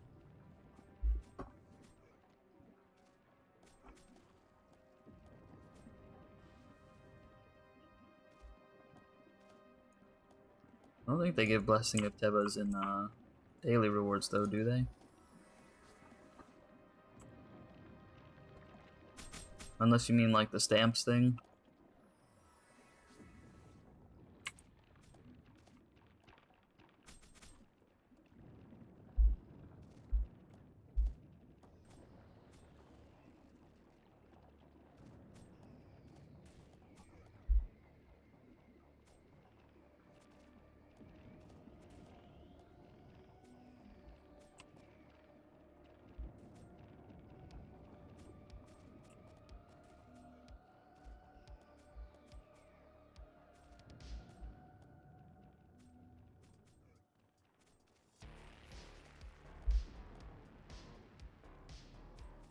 Yeah, when they first introduced the attendance stamps, I think you could only hold like 100 of them or something like that. You couldn't hold too many of them at once in one stack. So like some people just piled and piled them up because you couldn't always do the quest, and you could only do it once a day anyways. And you needed to get something from clams. So like when they first did this, all the clams in like Sand Beach and Forest of Tides and stuff, you have all these like level 100s over there, picking all the clams, getting this one drop. It was very annoying. And after that, I never bothered with it.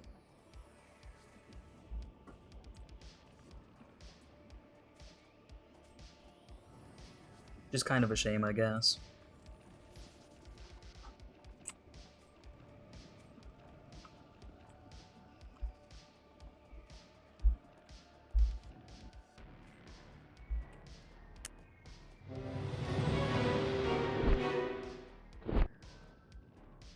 It's like whenever anyone decides, hey, let's have an event quest or a daily quest, but tie it to a drop, it just always turns out bad. Unless it's like it drops from everything, then it's alright.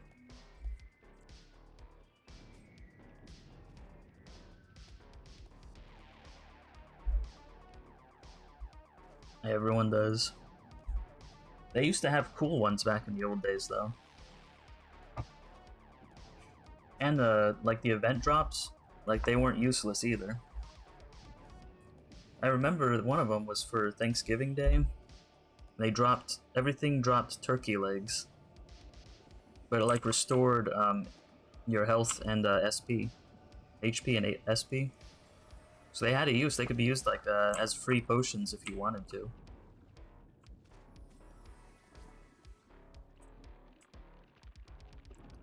And they didn't go away either because they were still useful. But now it's just like whenever they have a drop quest for an event, it just takes up inventory space if you accidentally pick it up.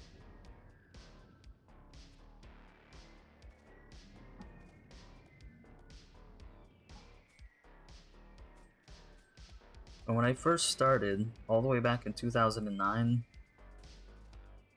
they had this one spring quest that requires you to pick flowers in order to get it. And man, you know the flower patch in Rumen?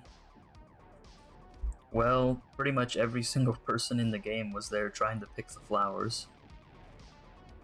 You get this one drop, because if you did it, you got a permanent item. That's back when event quests gave you permanent items really easy. You better believe they don't do that anymore. Yeah, so you needed like 10 drops from these flowers, and then you pretty much just got the permanent item. I forgot what it was.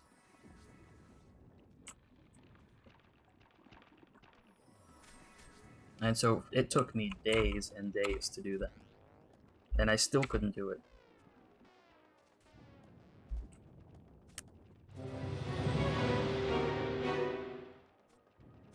I'll have to show you my original character that's stuck on Pagel. I've got all kinds of permanent stuff from old quests on him.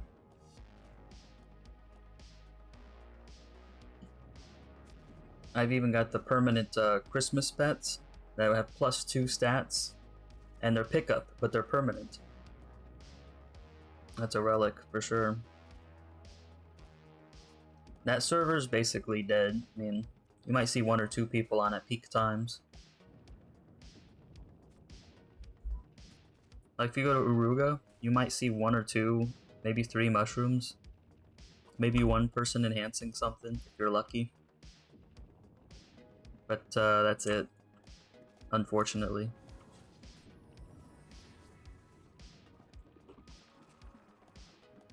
I can't say for the other servers, but it's like that for Pagel.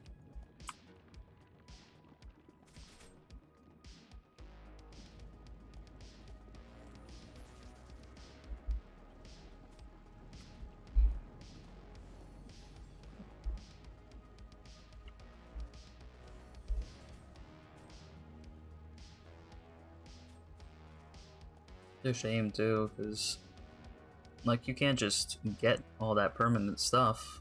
You can't move that. It's stuck on your character. That's what I was upset with most when I had to restart everything over here on Isia.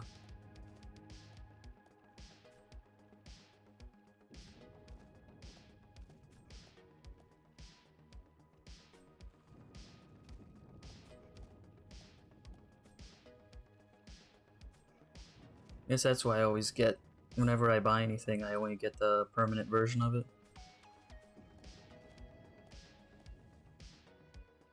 Because I know it'll never go away.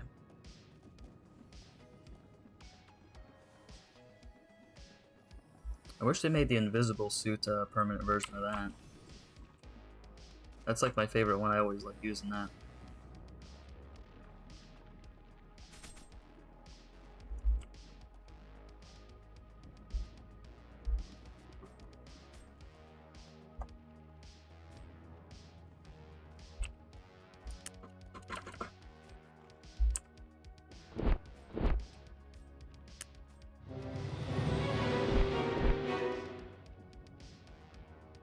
But I have all my character slots are full for these servers. I don't think they can move them then, can they?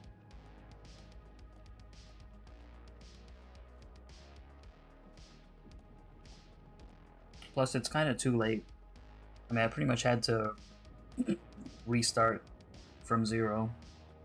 I'm already higher level on this server than I was back then. That's how long it's been.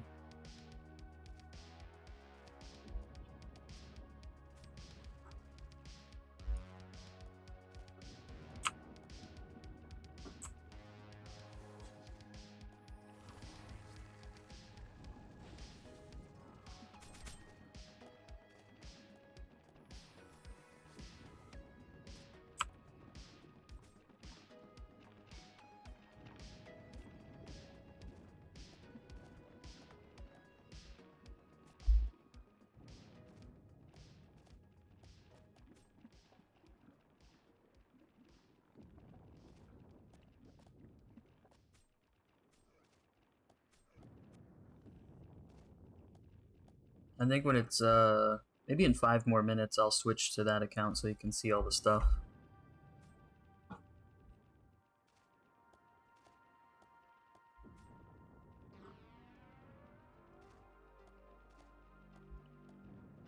And you also see just how dead it is over there. There's probably 0 people on there right now at this hour.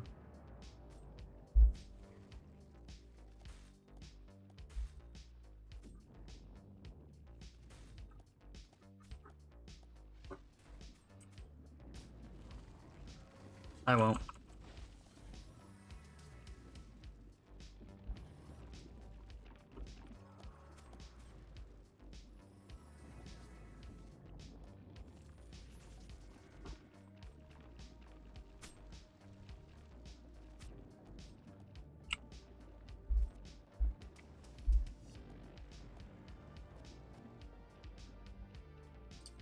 Wow, 61%.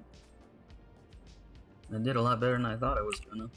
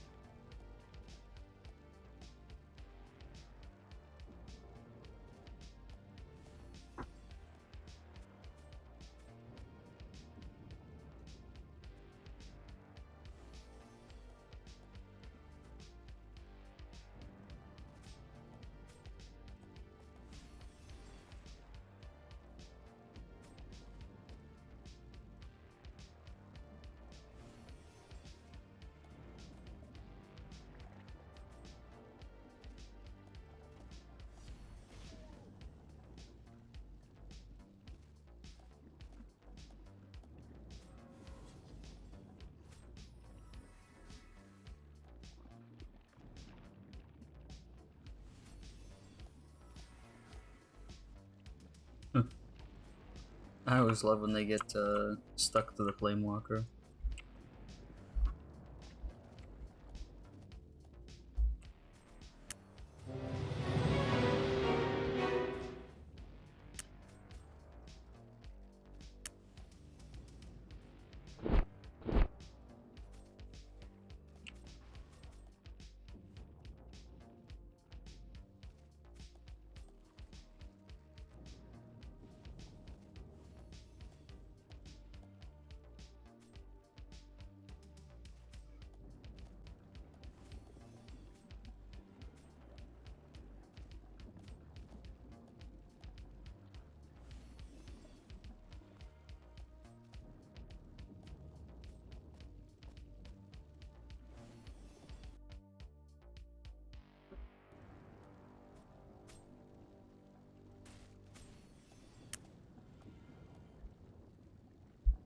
Right now I can show you.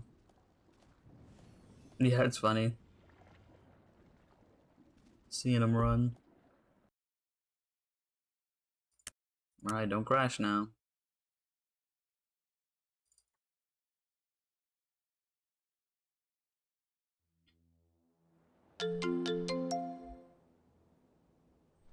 Oh wow, I still have the Christmas bonus on here.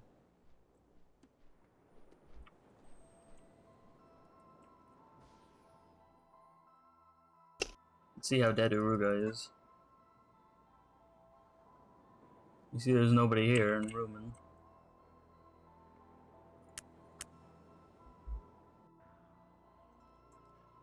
Yeah, see nobody here. It's like when the map gets corrupted sometimes and no one's there. There's a couple people. Wow, we got 4 people. 4 people at once. More than I would have suspected at this hour.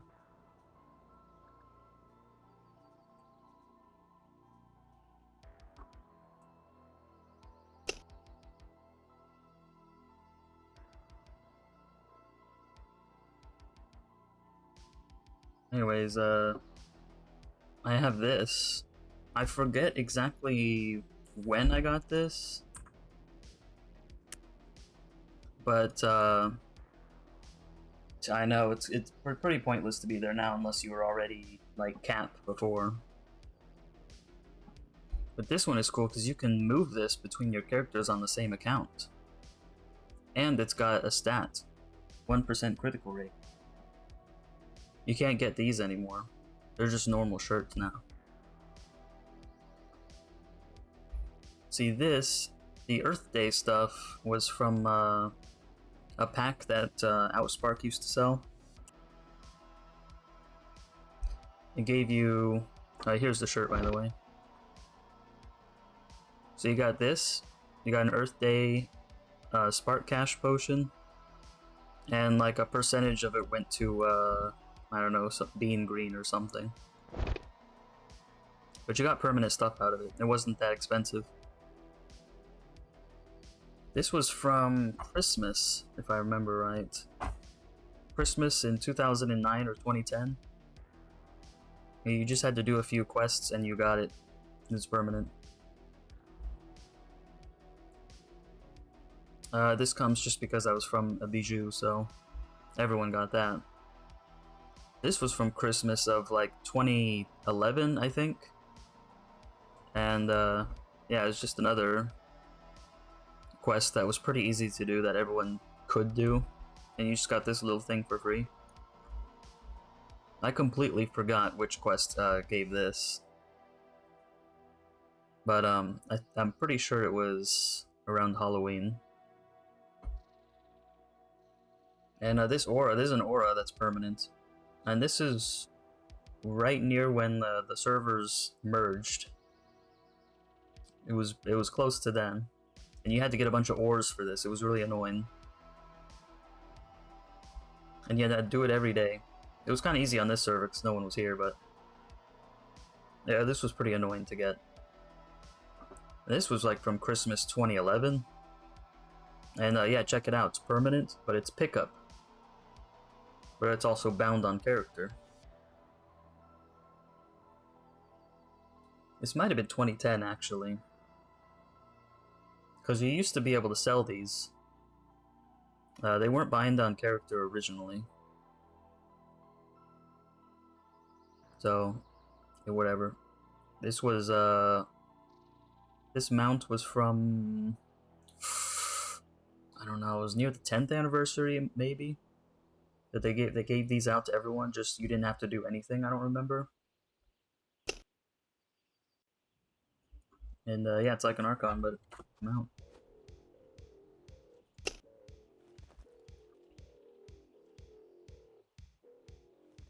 Chocolate.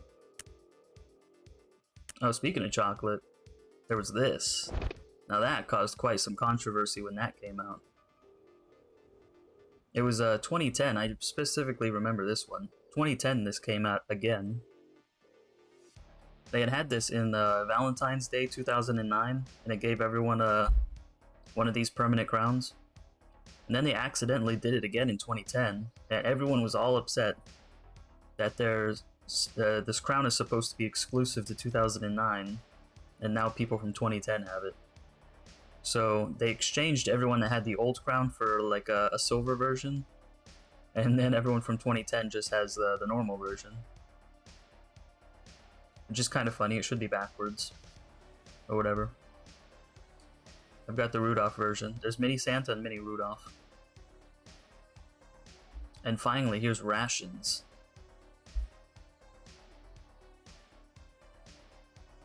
You used to need these for the SC mounts back in the old days.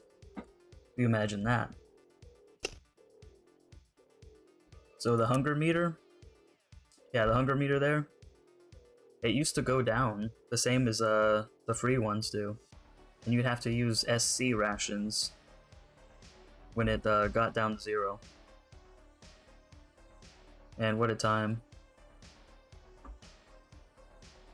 Obviously, that went away, not too... But it took a long time for this to go away.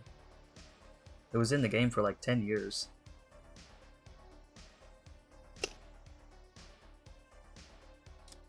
And they never sell this anymore either.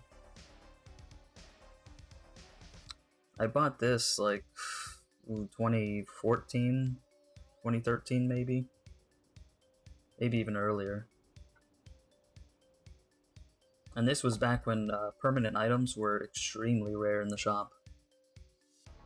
You'd say see it maybe once a year if you're lucky.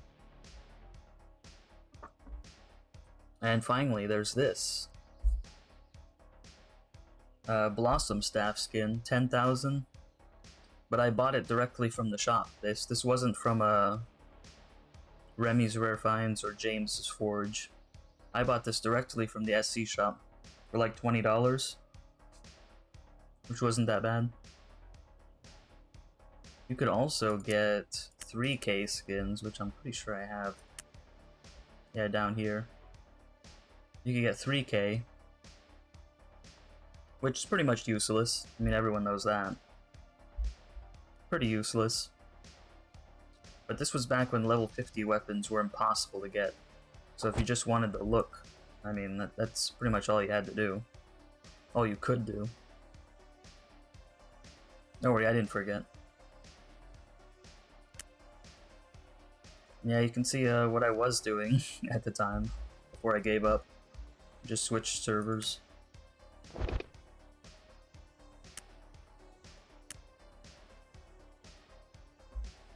What a shame.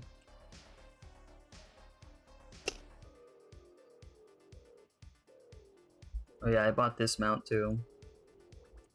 When they changed it to where you could enhance mounts, they made some of them +5, because I never enhanced to this.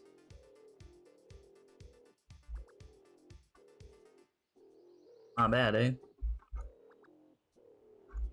That's why I wish I could bring all this permanent stuff to the other server, but all the slots are full.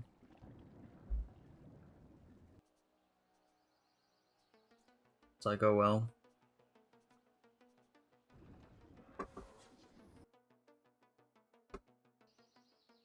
Nah, I'm gonna relog on that account. Because I don't trust Fiesta to have had that open for so long. I mean, you know how Fiesta does.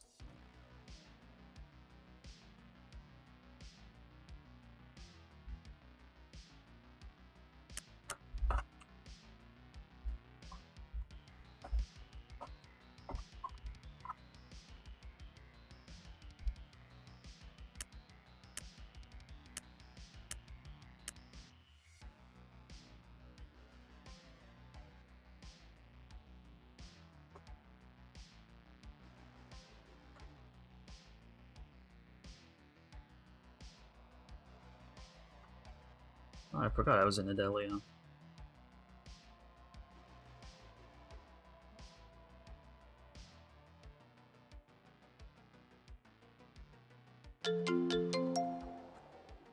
Oh yeah, I was testing out the bomb arrow with the Nephilims.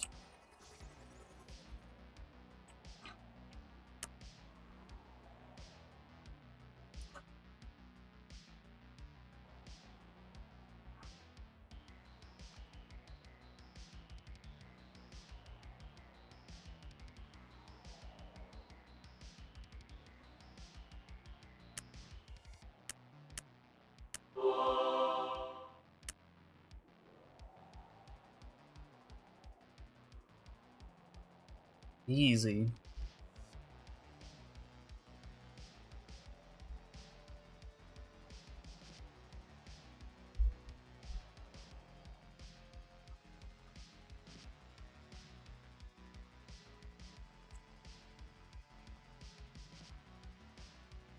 Oh. It was fast. A always is fast.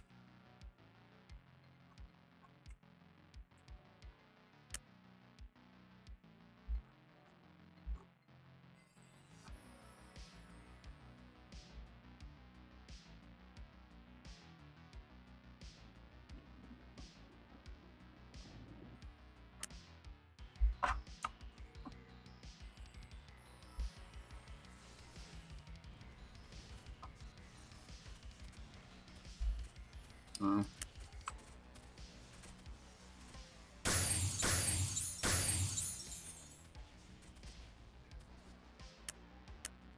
Man, I last hit again. How lucky is that?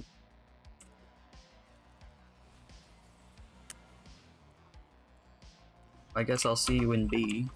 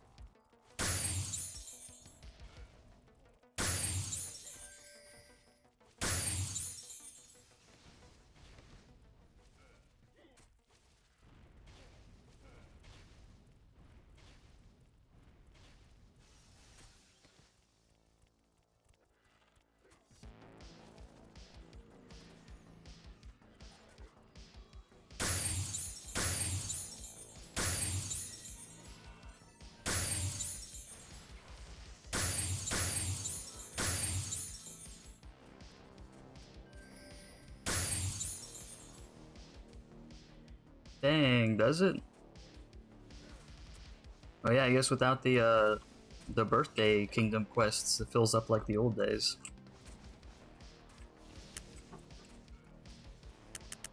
Dang, B started.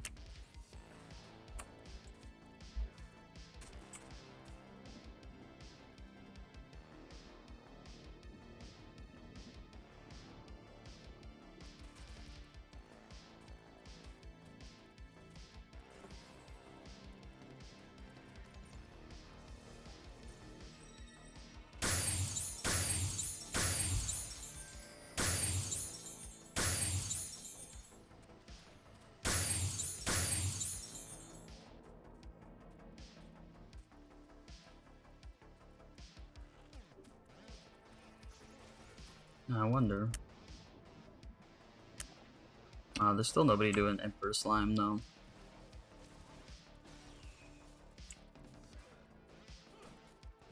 Oh man, anything but the lasers.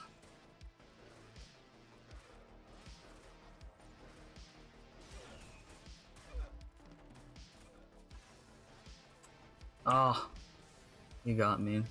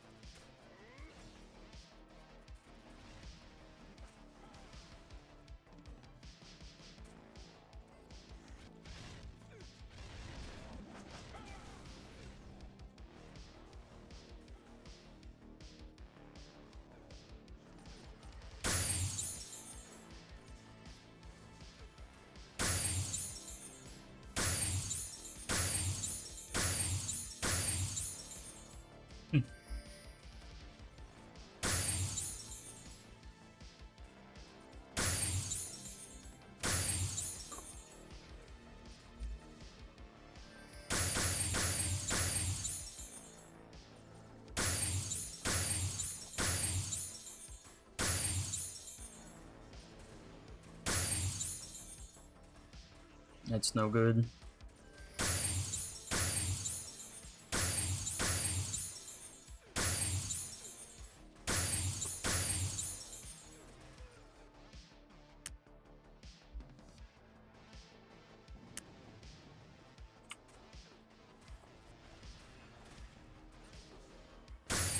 What the?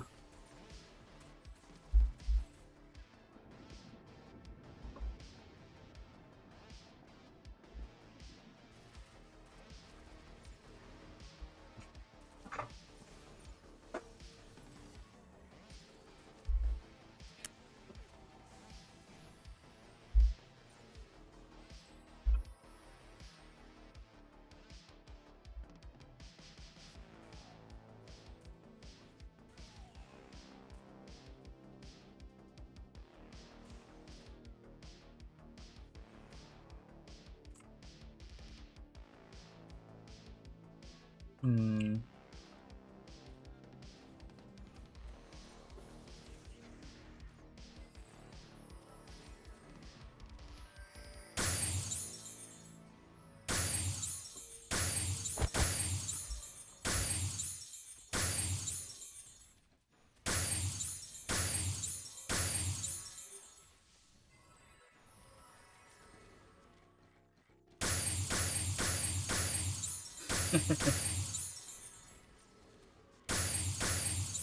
It's not as fast as the bow, but that's still quite a fast crossbow, ain't it?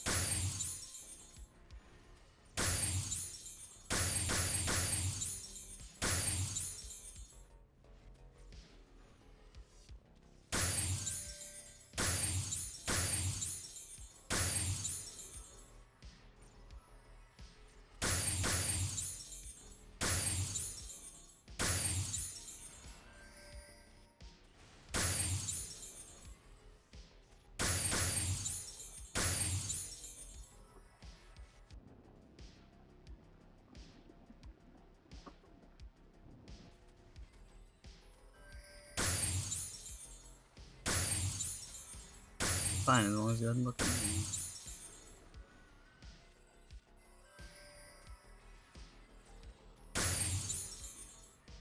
Weird.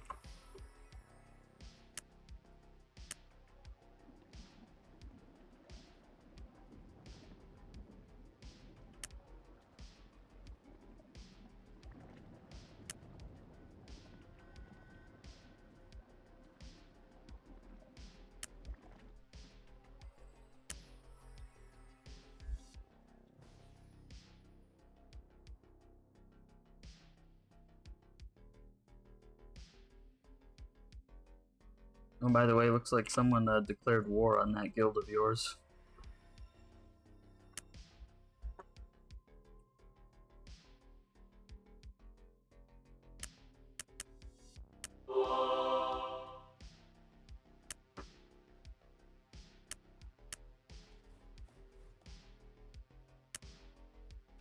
Yeah, I guess it doesn't show up in Kingdom Quest. It was called HK Slayers or something like that.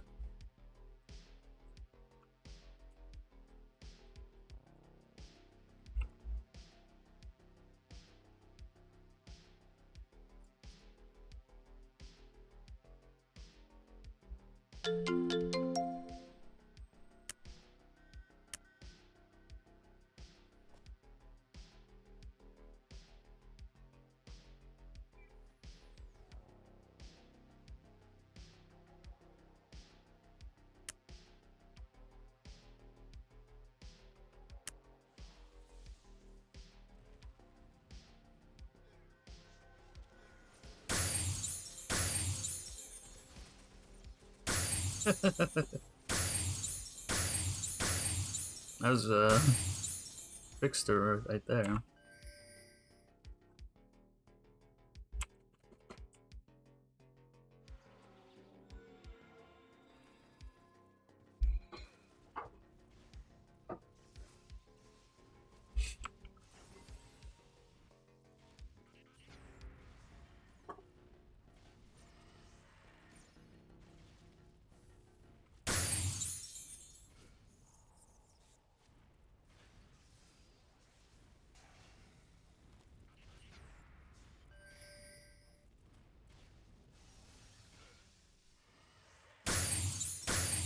Oh, no wonder.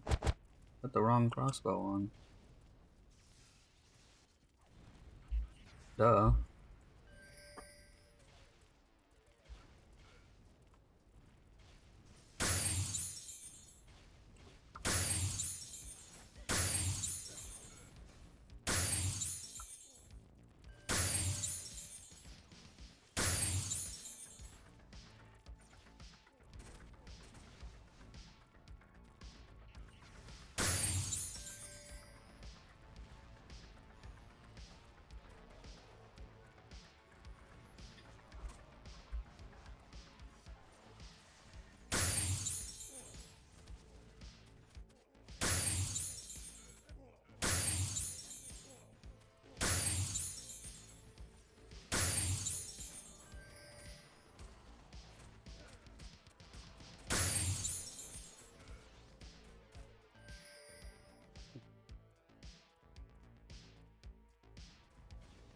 He used his Reaper skill. So Reapers are the ones that can do that.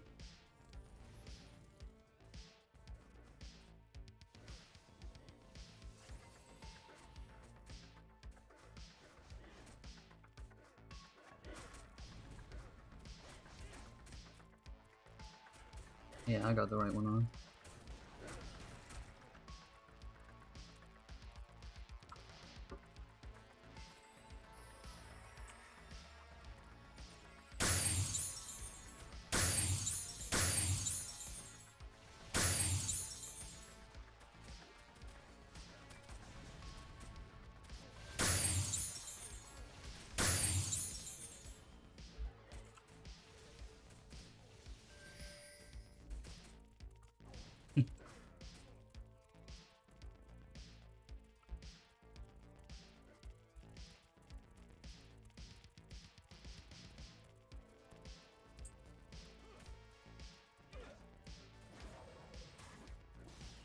I don't know why it's so funny to see NPCs fighting each other.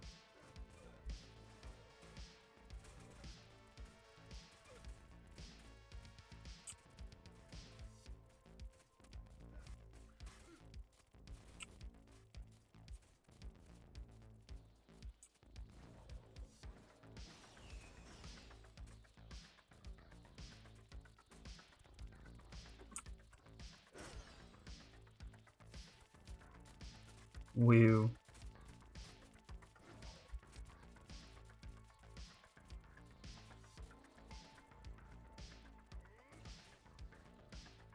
What?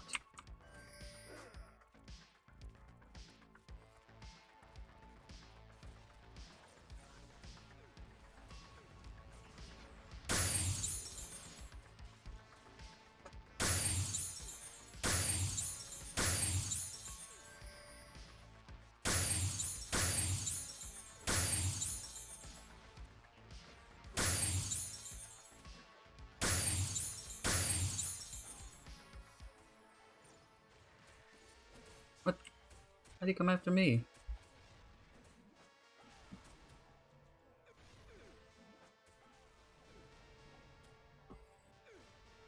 Maybe they were following someone else.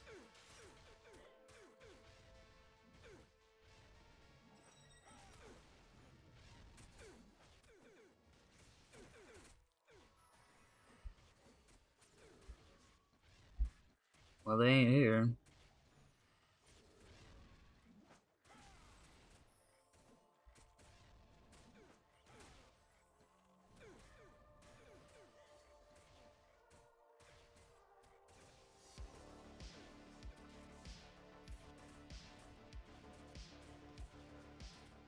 Oh, they slept him.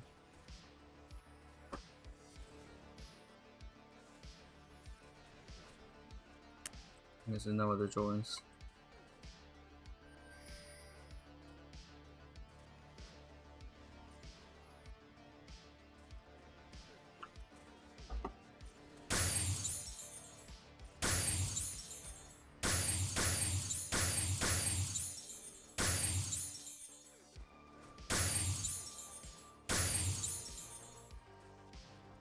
What more?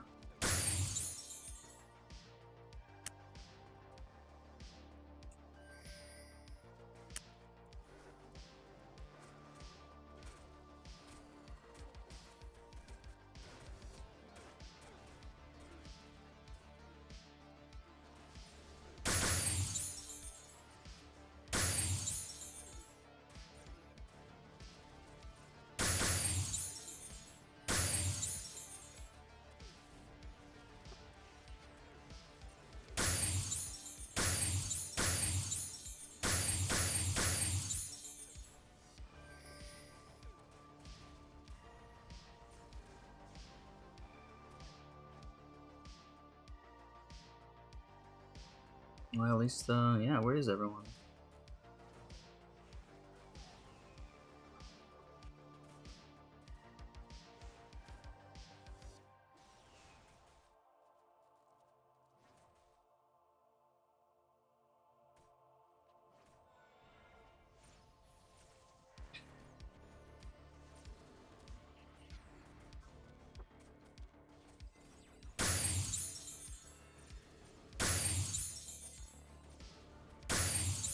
Alright, well, as long as he doesn't look at me, I'll be alright.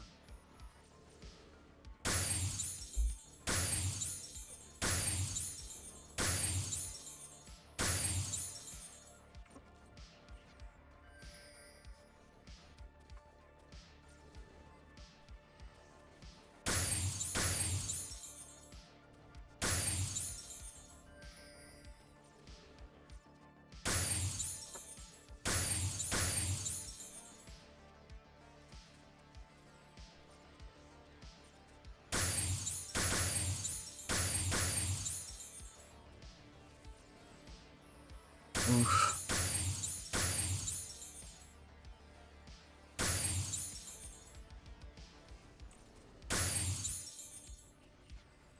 You guys ain't not me, please.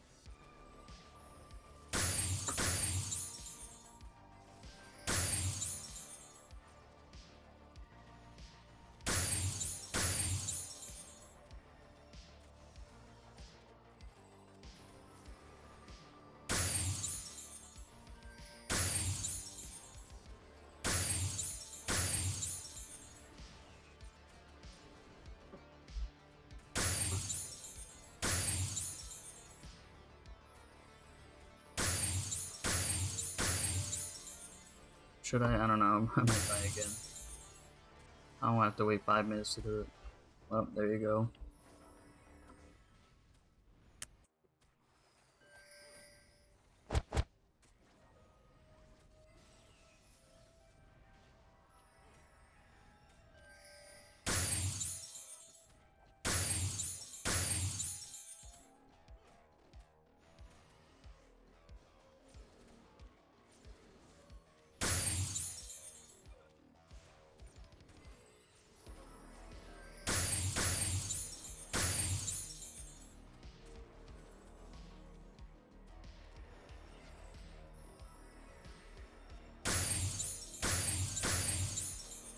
Oh!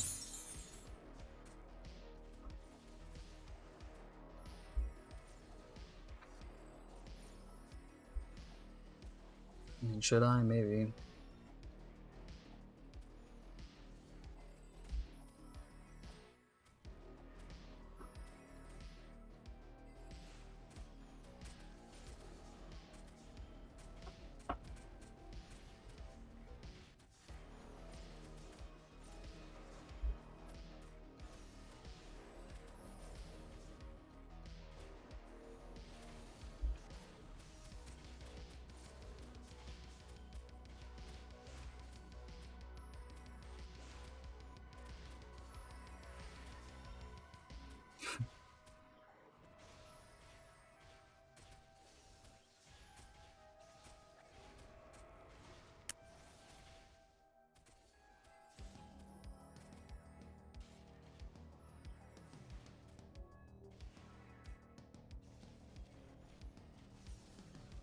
Oh man, he's invincible.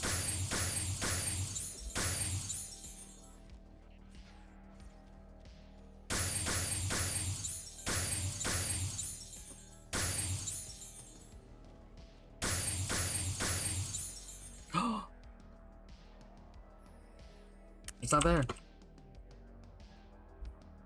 Yeah, I'll use it for that.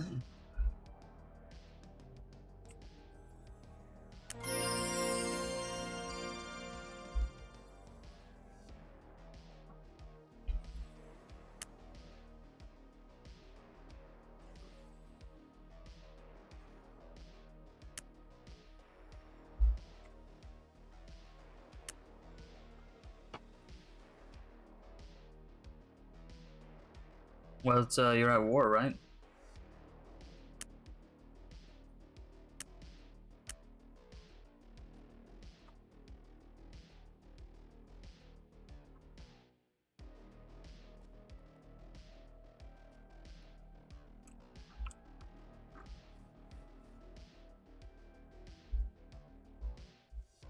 Maybe they saw it on stream somehow.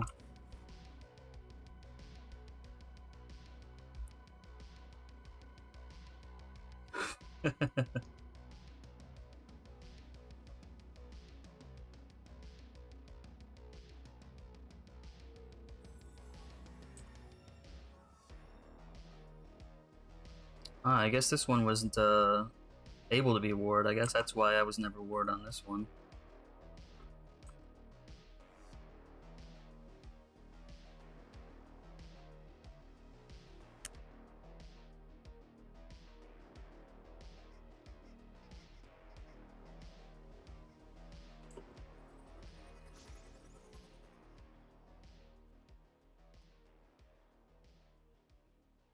Maybe it would have happened more often if I had been in a wardable guild.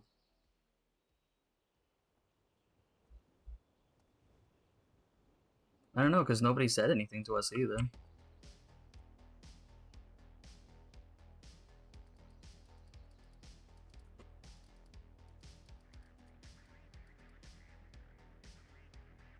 Oh well.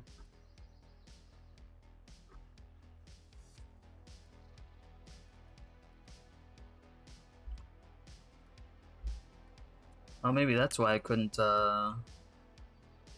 party invite. Yeah, it's like pre-battle zone. They're like, oh man, I can't win. I'm out of here.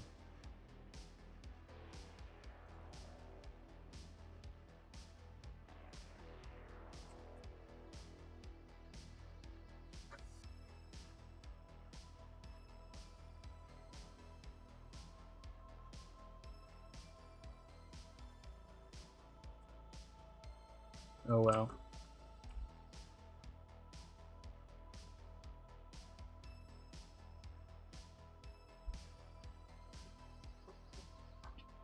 I think it's about time to call it a day anyways.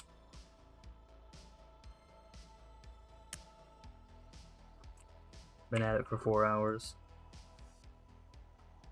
Can only handle so much of jewel trees.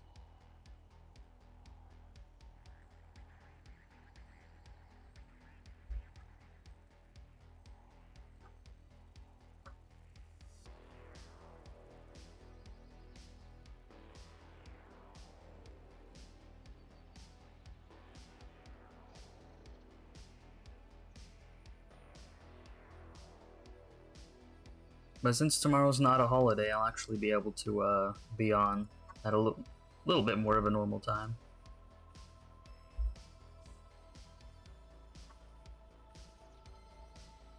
I should be on at I think the UK prime time, at like 11 or something our time.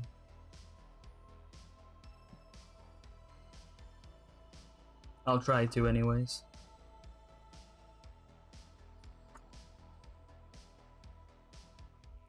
Sweet.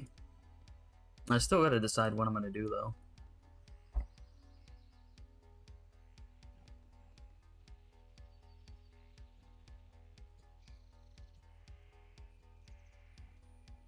Hmm. Oh well.